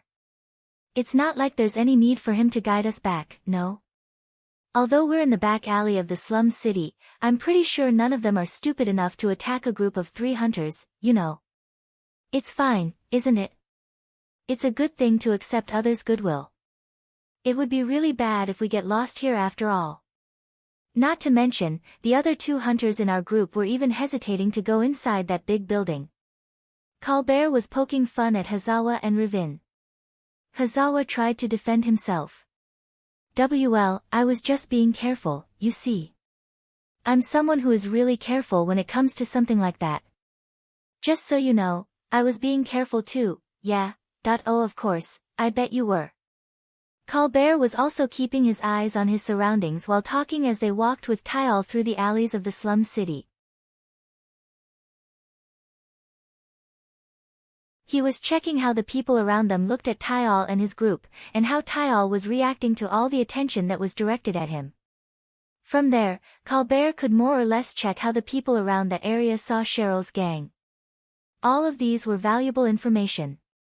At the least, the people in that area did not see Tayal or Sheryl's gang as mere children. Some of them did look at Sheryl's gang with contempt, but there was a trace of envy and caution mixed in those gazes. It showed that Sheryl's gang had enough influence for other people to be envious and cautious of them. Tayal and Colbert's group went in different directions once they arrived on the main road. Colbert was in a rather good mood since he was able to gather valuable information. Ravin was holding back his eagerness as he asked Colbert a question. So then, where to go after this? I bet you already have a plan where to sell these relics, right? Yeah, I know just the right place to sell these relics, it's the Kurajin. Ravin and Hazawa looked surprised when they heard Colbert's answer. The Kurajin was a company that specialized in trading relics. It had multiple branches in the Eastern District. It was also famous as a pawnshop company where hunters with debt problems used to go to pawn their relics. Their ability in appraising all kinds of relics was top-notch, and they had good reviews from people and companies who were looking for a certain type of relics. The exchange centers owned by the Hunter office basically existed to help the corporate government of the Eastern District to gather and analyze old-world technology, thus it had the tendency to prioritize more for relics with technological value. As such, when the hunters brought relics with artistic value to those exchange centers, in the end, the people who would appraise those relics were amateurs, not someone who was knowledgeable in that subject. So, even if someone brought an old-world handkerchief with old-world design and made of a nanomaterial that the current era still could not replicate, the value of that relic would be decided by the quality of its material. The artistic value of it normally did not bring any extra value at all. While on the other hand, the Kurajin appraisers simply decided the price of a relic based on whether there was any demand for such a relic either from individuals or from organizations. Even if it was a relic that looked like junk, if a collector was willing to buy it at a high price, Kurajin would buy that relic depending on how much that collector was willing to buy it. Hazawa still sounded a bit surprised as he said to Colbert, Kurajin, huh? Well, I do hear that Kurajin's appraisers are real experts. But I also heard that their service is pretty expensive. Even if we take our relics there, we might end up in red if we consider the price of their service, you know? There were many hunters who brought junks to Kurajin hoping that they could get lucky, thus it would not be much of a business if Kurajin did not charge them anything at all. So to prevent that from happening, Kurajin set an expensive price for their service. The hunters could be considered to be lucky if the price of their relics were exactly the same as the price of the appraisal. After all, sometimes they even had to pay money to Kurajin after handing over their relics. Colbert smiled confidently and said, Don't worry, I have a plan for that too. In the worst-case scenario, it will stop at 0 and won't go to minus. So, let's go. Colbert then just dragged Ravin and Hazawa, who were still dumbfounded, to head to Kurajin. The closer an area to the defensive wall of Kagomayama City, the safer it would be, and of course, the more expensive the plot would be. In the lower district, there was a Kurajin branch that was directly connected with the wall. It showed just how powerful the Kurajin company was. When Colbert and his friends arrived, they immediately started the administration works to sell their relics. Colbert only submitted a portion of the relics that he had brought, while Hazawa and Ravin submitted all the relics that they had. Colbert then said to the Kurajin's clerk, "I'm here to appraise these relics in place of Viola. Do it as fast as you can, we're already planning to sell them here, and please pay us with cash. Ah, and also, my relics and their relics separately, okay?" "Certainly. We'll take about 3 hours to appraise these relics. We'll contact you when we're done. This will be your receipt. Please make sure not to lose it. If you do, it might cause some trouble for the following administration work and you might not be able to receive either the relics or the money from selling the relics." That clerk then handed Colbert a receipt. It was a card with a high-level security technology that made it impossible to replicate or modify that card either physically or with hacking. Ravin then questioned Colbert. "Who is this Viola? You said to appraise the relics in place of Viola." "Just an acquaintance. She's a Kurajin employee. I heard that she gets free appraisal quotas each month and she still has some free quota for this month. That's also why I told them to pay with cash. Since if they transfer the money, it'll be transferred to Viola's bank account. Well, I have nothing to complain about since we can get away for free here." The clerk also did not say anything in particular. In reality, it might violate some rules which in that case, they must have prior arrangements about doing something like that. Moreover, Ravin had to pay for his debt, so if there was a way to pay it, he had no plans to complain about it. Colbert and his friends then exited Kurajin and picked another place to hang out while waiting for the appraisal to finish. After Sheryl finished her business and Colbert and his friends exited the room, Sheryl returned back to her private room with Akira. When they arrived there, Sheryl started changing her dress. She only wore that dress to serve the customers and she wore a different dress when she was not serving customers. She was being careful as to not get too used to that dress and get it dirty. Sheryl had decided to keep that dress dearly so that she would not forget that it was a very expensive dress. Sheryl slowly took off her dress piece by piece. There was no need to rush herself, so she was taking care not to damage the dress. In the middle of that, she stopped and glanced at Akira. Since there was no special partition in Sheryl's private room where she could change her dress privately, she was basically in open view when she was changing her dress. But Akira was sitting on the sofa in that room while being focused on his terminal. She then called Akira. "Akira." "Yes?" Akira's gaze shifted from his terminal to Sheryl. He looked straight at Sheryl, who was in the middle of changing her dress. Her half-naked figure was very seductive. Sheryl checked Akira's reaction. From what she could see, Akira's face was simply saying that he was just reacting to her since she called his name. Sheryl sighed deep inside her heart. "Thank you very much for helping us, although it's taking some of your time." "So then, Akira, how much longer can you keep helping us like this?" "I'm planning to stay inside the city until I can get my reward from that request in Mihazono Ruin and use that money to take care of some stuff. So I'll be helping you until then. I myself don't know how long it would be, but I'm sure it won't be longer than a month." "I see." Sheryl returned back to changing her dress, so Akira's attention also returned to his terminal.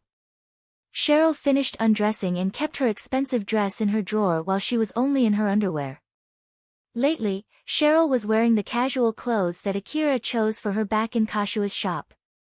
They were pretty good clothes for their price and they fit really well for Sheryl as they made her beauty more prominent. Although in reality, it was Alpha who chose those clothes, Sheryl thought that Akira was the one who picked those clothes, so she was keeping them dearly. Sheryl grabbed her clothes and stopped again. She then called Akira one more time. "Akira." "Yes?" Akira's gaze once again shifted from his terminal to Sheryl. He was looking straight at Sheryl's beautiful figure as she was only in her underwear. Sheryl checked Akira's reaction again, but the result did not change from last time. It seemed that Akira did not feel anything in particular after looking at her figure. Sheryl's sigh became bigger than last time. She tried her best not to show her dissatisfaction. She said to Akira, "That about the relics that we sold back there though, should I immediately transfer the money to your bank account?" "No, there's no need to do that. You can transfer the money later when you have the time." "But, Akira, you need the money for stuff, right? I heard that the ammo used by the hunters are pretty expensive. Are you sure you're okay with that?" "Don't worry. I still have some reserve ammo back in my home, and as I said before, I should get the reward from the last request soon.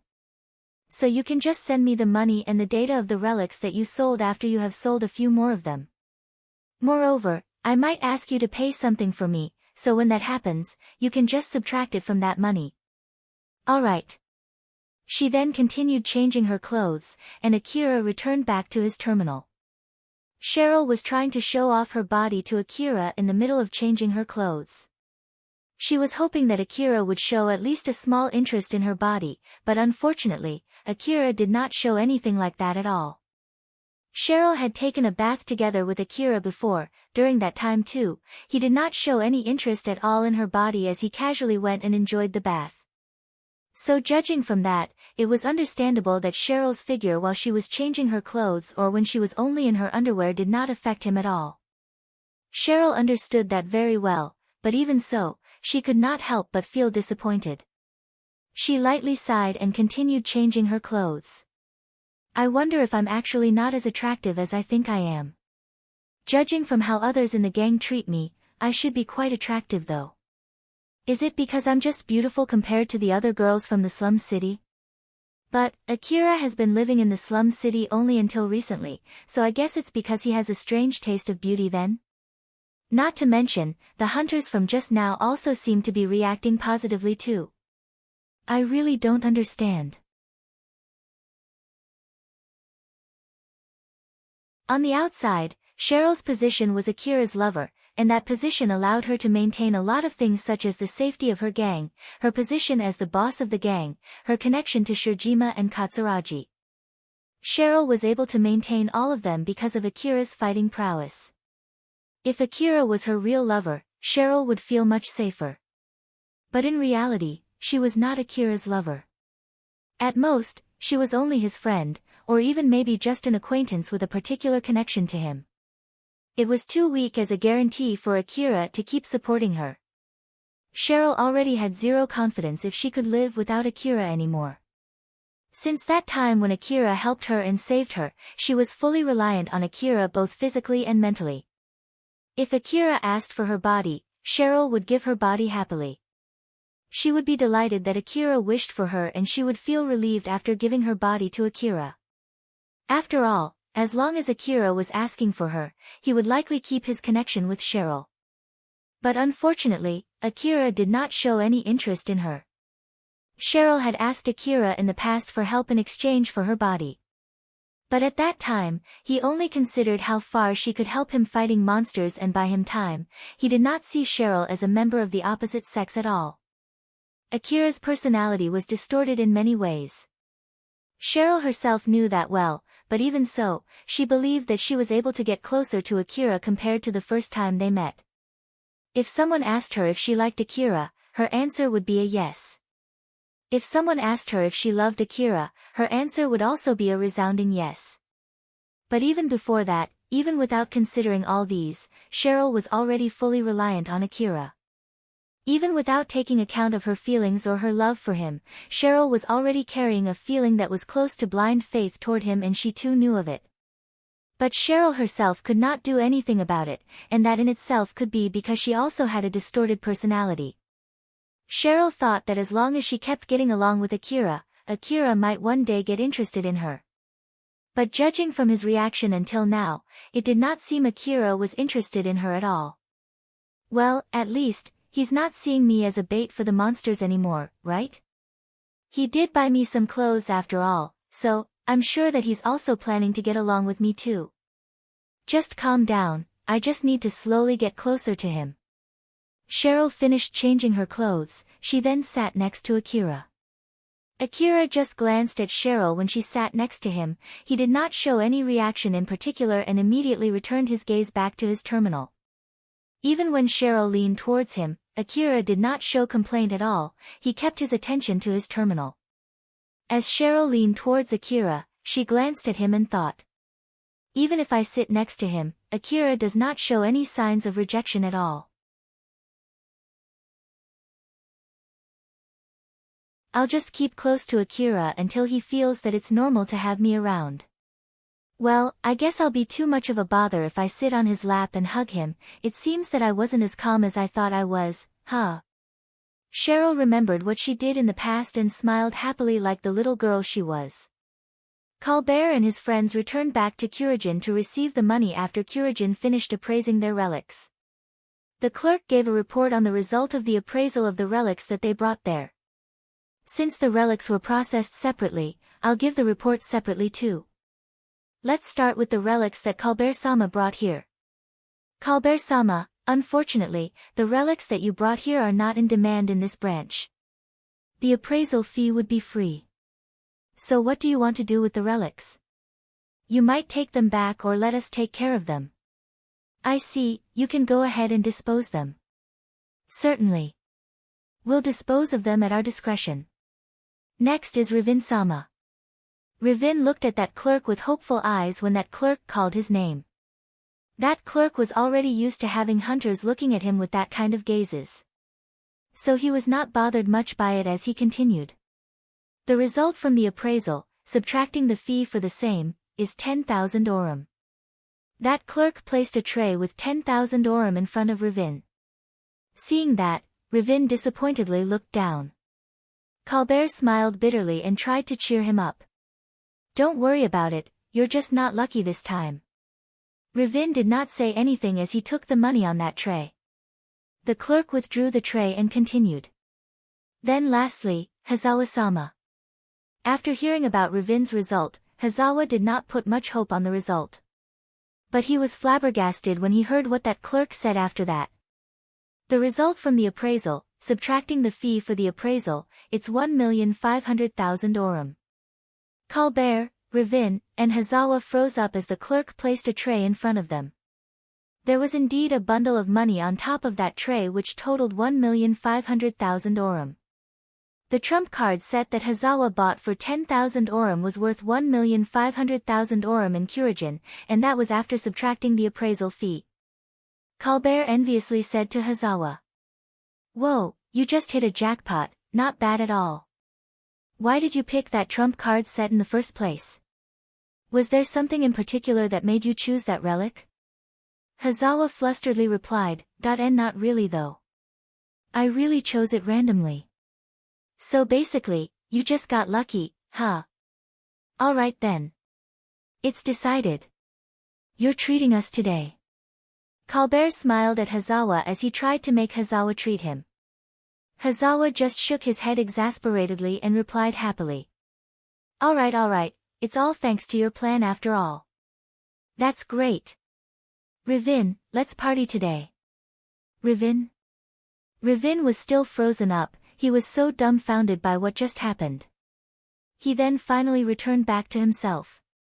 The moment that happened, he immediately said to the Kurajin's clerk. How in the world is that thing worth 1,500,000 orum? It was just a set of trump cards, you know. Ravin thought that if that trump card set was worth 1,500,000 orum, then the relics that he brought there should be worth more than that. He was still not fully recovered from the shock as he shouted at the clerk, demanding an explanation that could convince him. The clerk was also already used to handling customers who reacted like Ravin, so he just replied calmly. It's the result of our trusted appraisers' hard work and skill. Our appraisers dedicate all their time to make sure that they would be able to correctly identify the price of the relics that our customers bring to our shop. If Ravin-sama wants to know the details of the information about the relics that Hazawa-sama brought to our shop, you would need Hazawa-sama's permission and remit a small amount of money to pay for our appraisers' knowledge. So, do you still want to know? Ravin looked at Hazawa with a pleading gaze. Hazawa sighed and asked the clerk. I don't mind, but how much would the price be? It would be 300,000 orum in total. The information will be given directly from the person who was in charge of appraising that relic. We ask you not to record the explanation or leak it to a third party. Please keep in mind that if you try to share this information with someone else, we'll have to take appropriate measure. Hazawa then said to Ravin. I don't mind giving you the permission, but pay for the info yourself, okay? I won't be paying for your share of info too, alright? See, can you please pay for me this once? No, I need money for myself too. You pay for your share. That's the same to you too, Colbert. I won't be paying other than my own share. Ravin tried to negotiate with Hazawa, but like, you know, the money that I have with me right now is just... Right? No. Hazawa was not that soft. Colbert then smiled at Ravin and said to him. If you don't have enough money with you right now, I don't mind paying it for you. But it'll be added to your debt too. Well, at this point, it doesn't change much even if you add 100,000 orum to your debt, right? So, alright, I'll take that offer. After hesitating, Ravin finally decided to take Colbert's offer. With this, Ravin's debt got increased, although only by a little.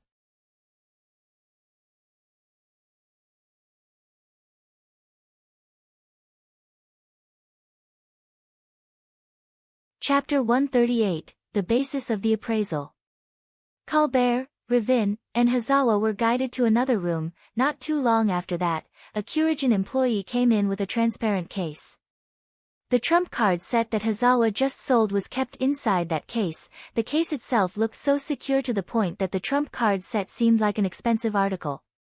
That employee placed that case above the table and started explaining the details of the appraisal to Colbert, Ravin, and Hazawa. So then, please let me explain the details of the appraisal process. We've brought the relic in question here to help with the explanation, but please bear in mind that the ownership of this relic is already on us. So please don't touch the case. The employee was sitting face to face against the other three hunters. Colbert was the one who was the most relaxed among all of them, so he replied to that employee in place of his friends. Alright, go ahead. Ravin was listening very closely so as not to miss even a word from that explanation, while Hazawa was listening out of pure interest. There were many hunters who pawned their relics in Curagen only to complain later. So the people who work for Curagen were already used to facing those kinds of hunters.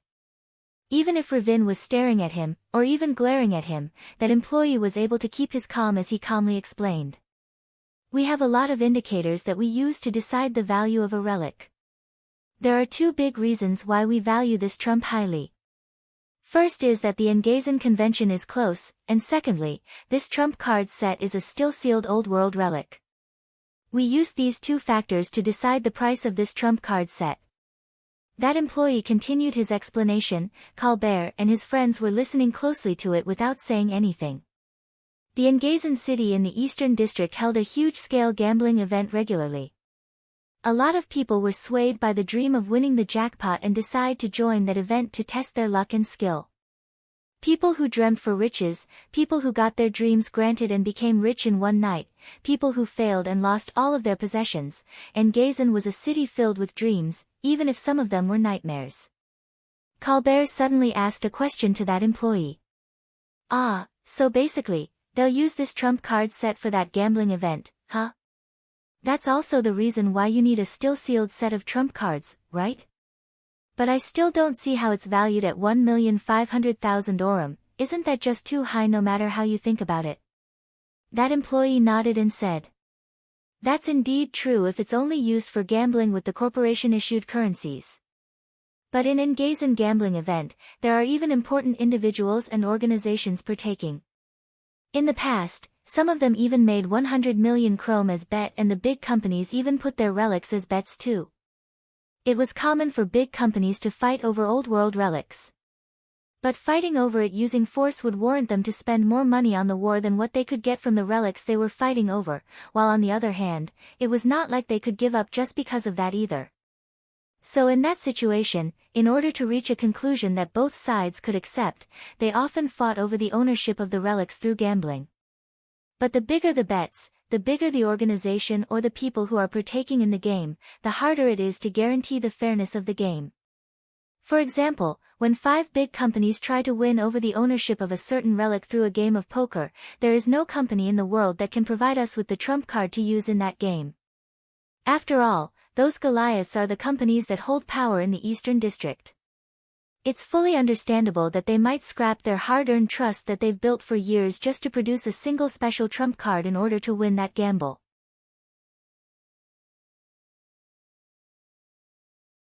Of course, there's no end to it if you start questioning other companies, but as long as that possibility is not zero, it's hard for them to trust each other.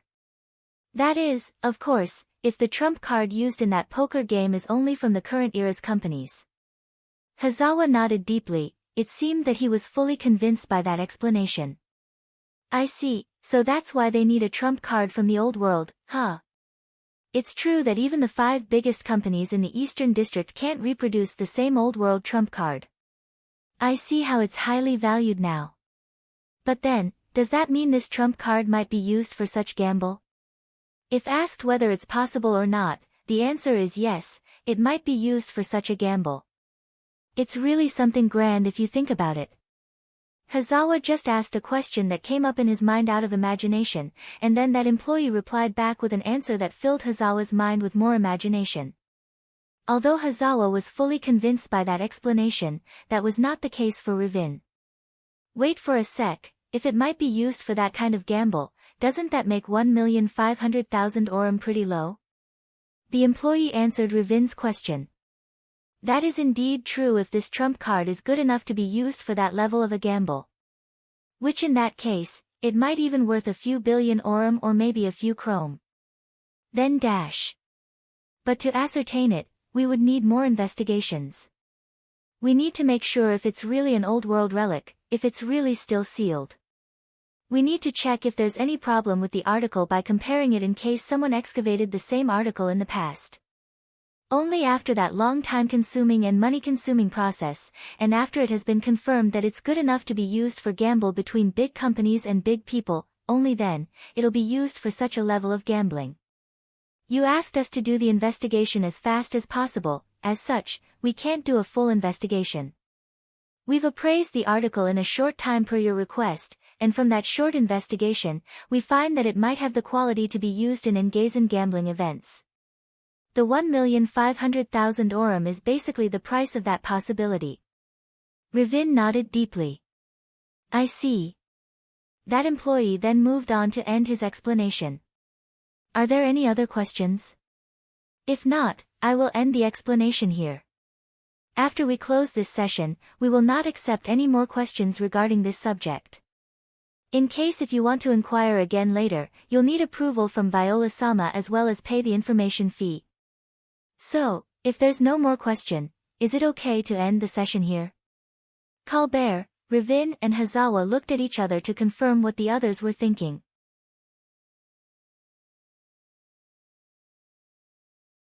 Since it seemed that none of them had any more questions, the employee thought that it should be okay to end the session, so he then lightly bowed and said, "Very well then, let me finish my explanation here.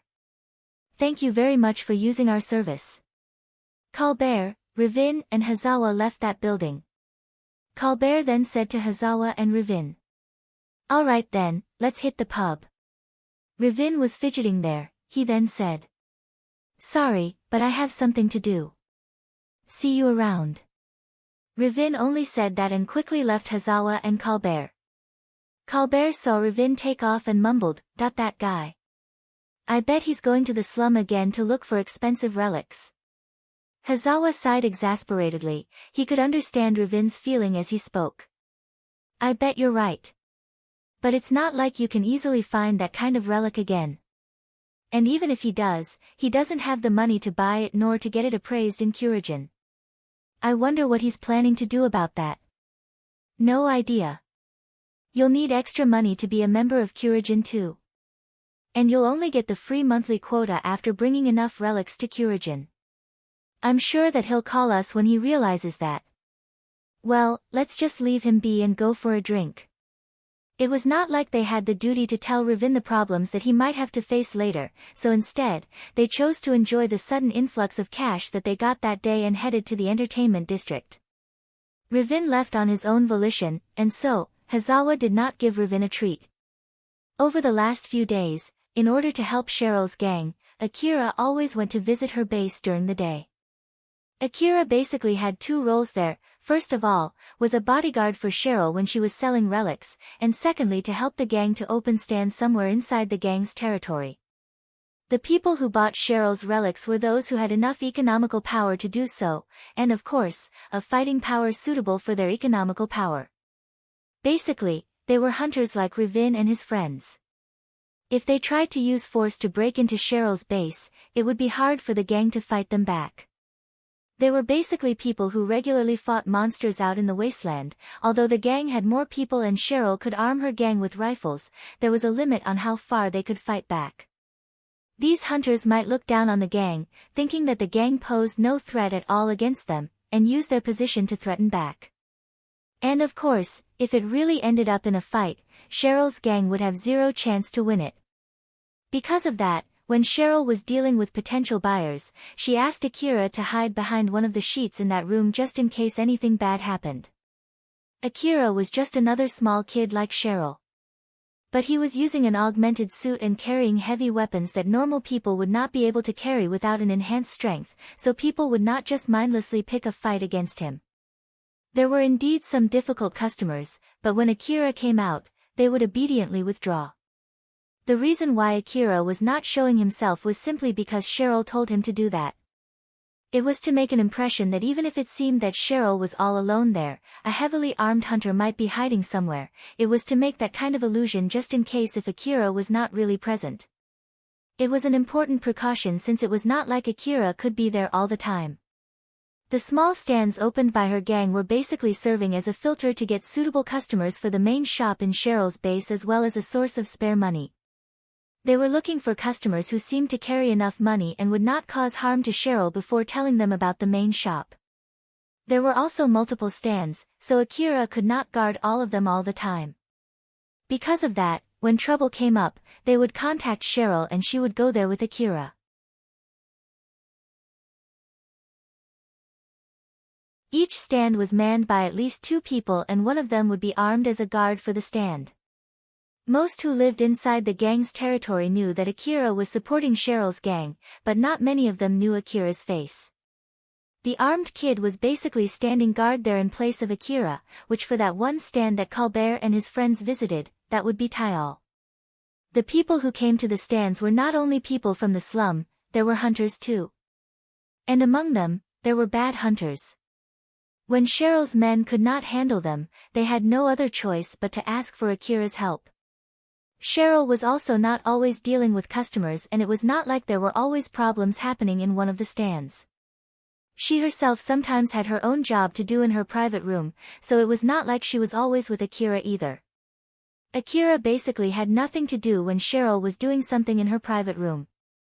Sheryl was working on her desk. She had a lot of jobs to do, distributing jobs for the gang's members, compiling all the relics for her shop, and many other jobs too. Akira was sitting on the sofa while working on his information terminal. He was just silently operating his terminal without saying anything, or at least, that was how it looked from Sheryl's point of view. He sometimes made a confused face as he was focused only on his information terminal. Sheryl glanced at Akira and threw a question. Akira, what are you doing there? It seems that you're so focused on it. Ah, it's just game. Is that so? Is that game really that fun? It is. Well, at least, I think it's an interesting game. Sheryl thought that there was something strange about how Akira worded it out. She then made some guesses from what she could see. There were many games that could be played on an information terminal. The theme was also various. Some of them were games that you could not really tell a girl. Since Akira was a boy, Sheryl thought that it was understandable for him to be interested in that kind of game, and she could not help but get suspicious of him. She wondered if it was the right choice to ask Akira. If it was really that kind of game, it might help her understand Akira's preference. It might give her a good reference to get him interested in her. So she decided to casually ask Akira. "What kind of game is that?" It's a relic hunting game. You basically control a hunter character to safely carry old world relics back home." I see. After hearing Akira's answer, Sheryl realized how wrong her guess was, which made her blush and fidget around. She tried to smile to hide her embarrassment. Someone suddenly knocked on the door. Sheryl's face returned back to normal, and then she raised her voice a little to hide what just happened there. "Come in." Ario opened the door.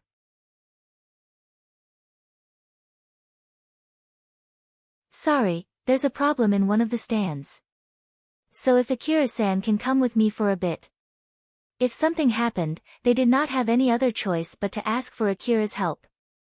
Sheryl herself knew that very well. But it would be bad if they asked for Akira's help for every little thing. As the boss of the gang, Sheryl wanted to make sure that her men did not have the wrong impression of Akira. Sheryl then said to Ario, "Can you not do something about it? You and some of your men have rifles with you, right? That would be impossible. Just because we have some weapons, that don't mean that we're as strong as Akira-san. It's not like we call for Akira-san for every little thing. It's exactly because we can't handle the situation ourselves that we ask for Akira-san's help." Judging from the way Ario reacted, Sheryl knew that he was not lying. Sheryl thought that she needed to keep Akira's impression as someone who was reliable, but his help was not cheap. After all, in reality, her gang did not pay anything to Akira, they were just simply taking advantage of his kindness.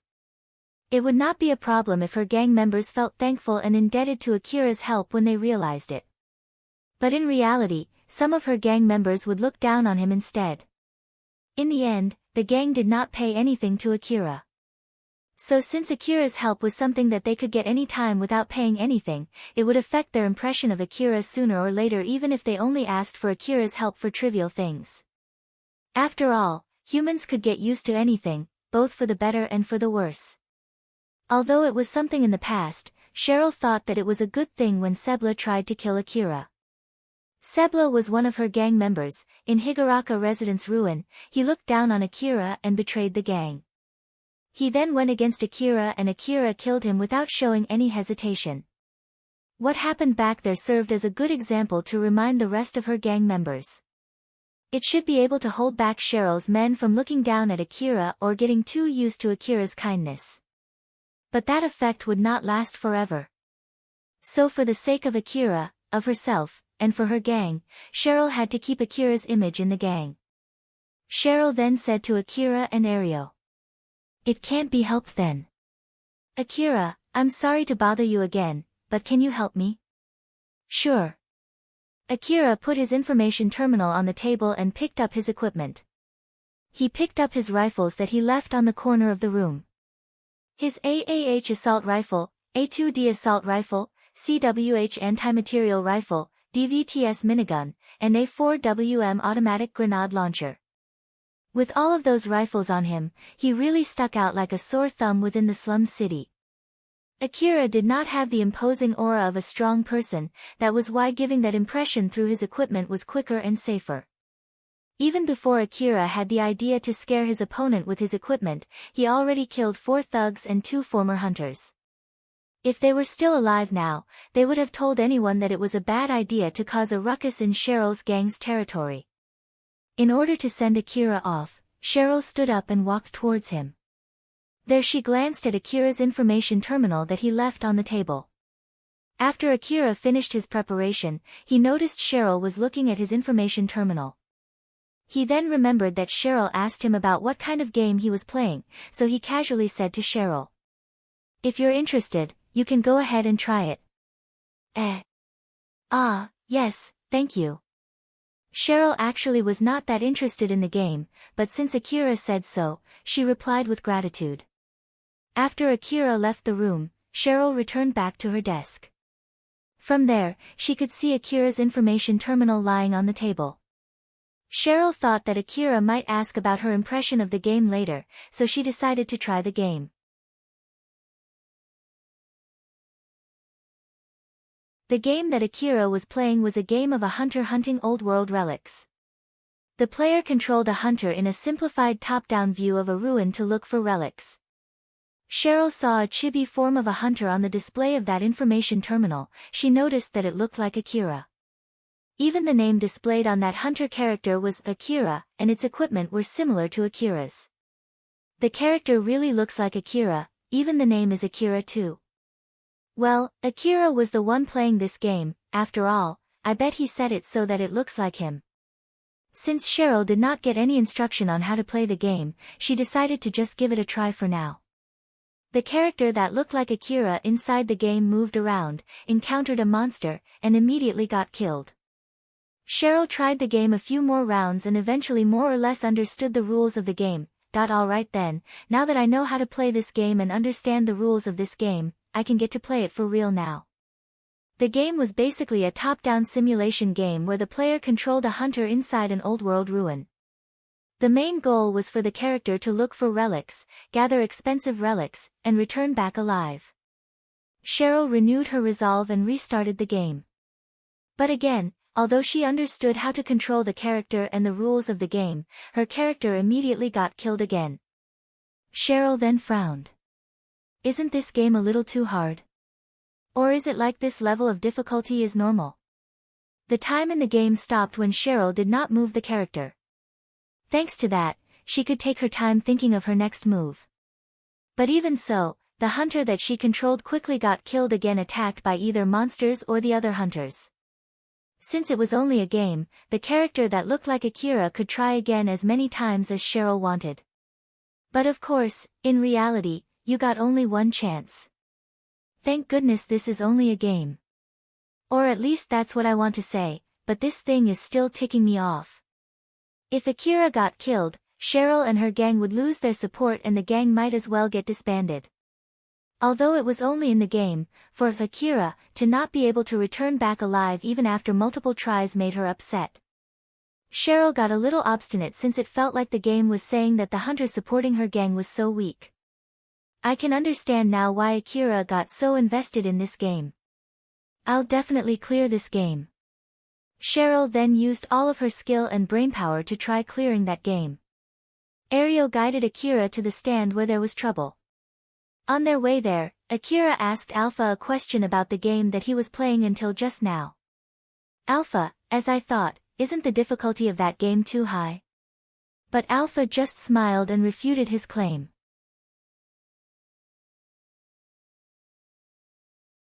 Oh my, but its difficulty level is already lowered compared to the original, you know? If I convert your skill, your ability to shoot, and your equipment to numbers, that's basically the status that you'll get. Not to mention, you have all the time to think about your next move and your movements will not be affected by your mental condition. From that point of view, the character in the game is relatively better than the real you. Well, that's true, but still. Akira understood Alpha's reasoning, but it did not erase his displeasure. Alpha smiled at Akira and tried to cheer him up. You're the one who said that you want to know your skill from another point of view, remember? So, just accept the result and focus more on getting better. Although it's a simplified game of real ruin exploration, it's still good training for you to see the overall situation when you're in a ruin. So just focus on working hard.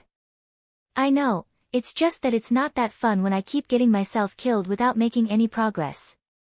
Akira then sighed. The game that he was playing had a character based on him and a stage that was made based on a real ruin. Although it had other modifications too, it was still pretty much close to a real situation. It looked like just a game from the outside, but it actually was an advanced simulation. The character inside the game was based on him and he was the one controlling it, so it was more or less Akira himself. The biggest difference between that character and the real Akira was that the real Akira had Alpha's support. The Akira in the simulation was exploring the dangerous ruin with the current Akira's real ability. The simulator was showing how the real Akira would perform, including the price that he must pay when he made a mistake or one wrong step, which was basically death, just like many other hunters who met their ends inside the dangerous old world ruin. Akira was still not able to finish even a stage of that game. Alpha already explained to him that she reduced the difficulty of that game so that he should be able to clear it. So basically, the real Akira was pulling the Akira in the game down. Akira sounded a bit dejected as he said, "As I thought, I'm still really weak." Even back then in the Saranthal building, Shirory and Carol got suspicious of me just from seeing my movements when I lost your support. So I guess it must have been obvious. But then Alpha tried to cheer him up. "Of course you can't become strong after just one night. Don't worry. You're at least stronger compared to the past you.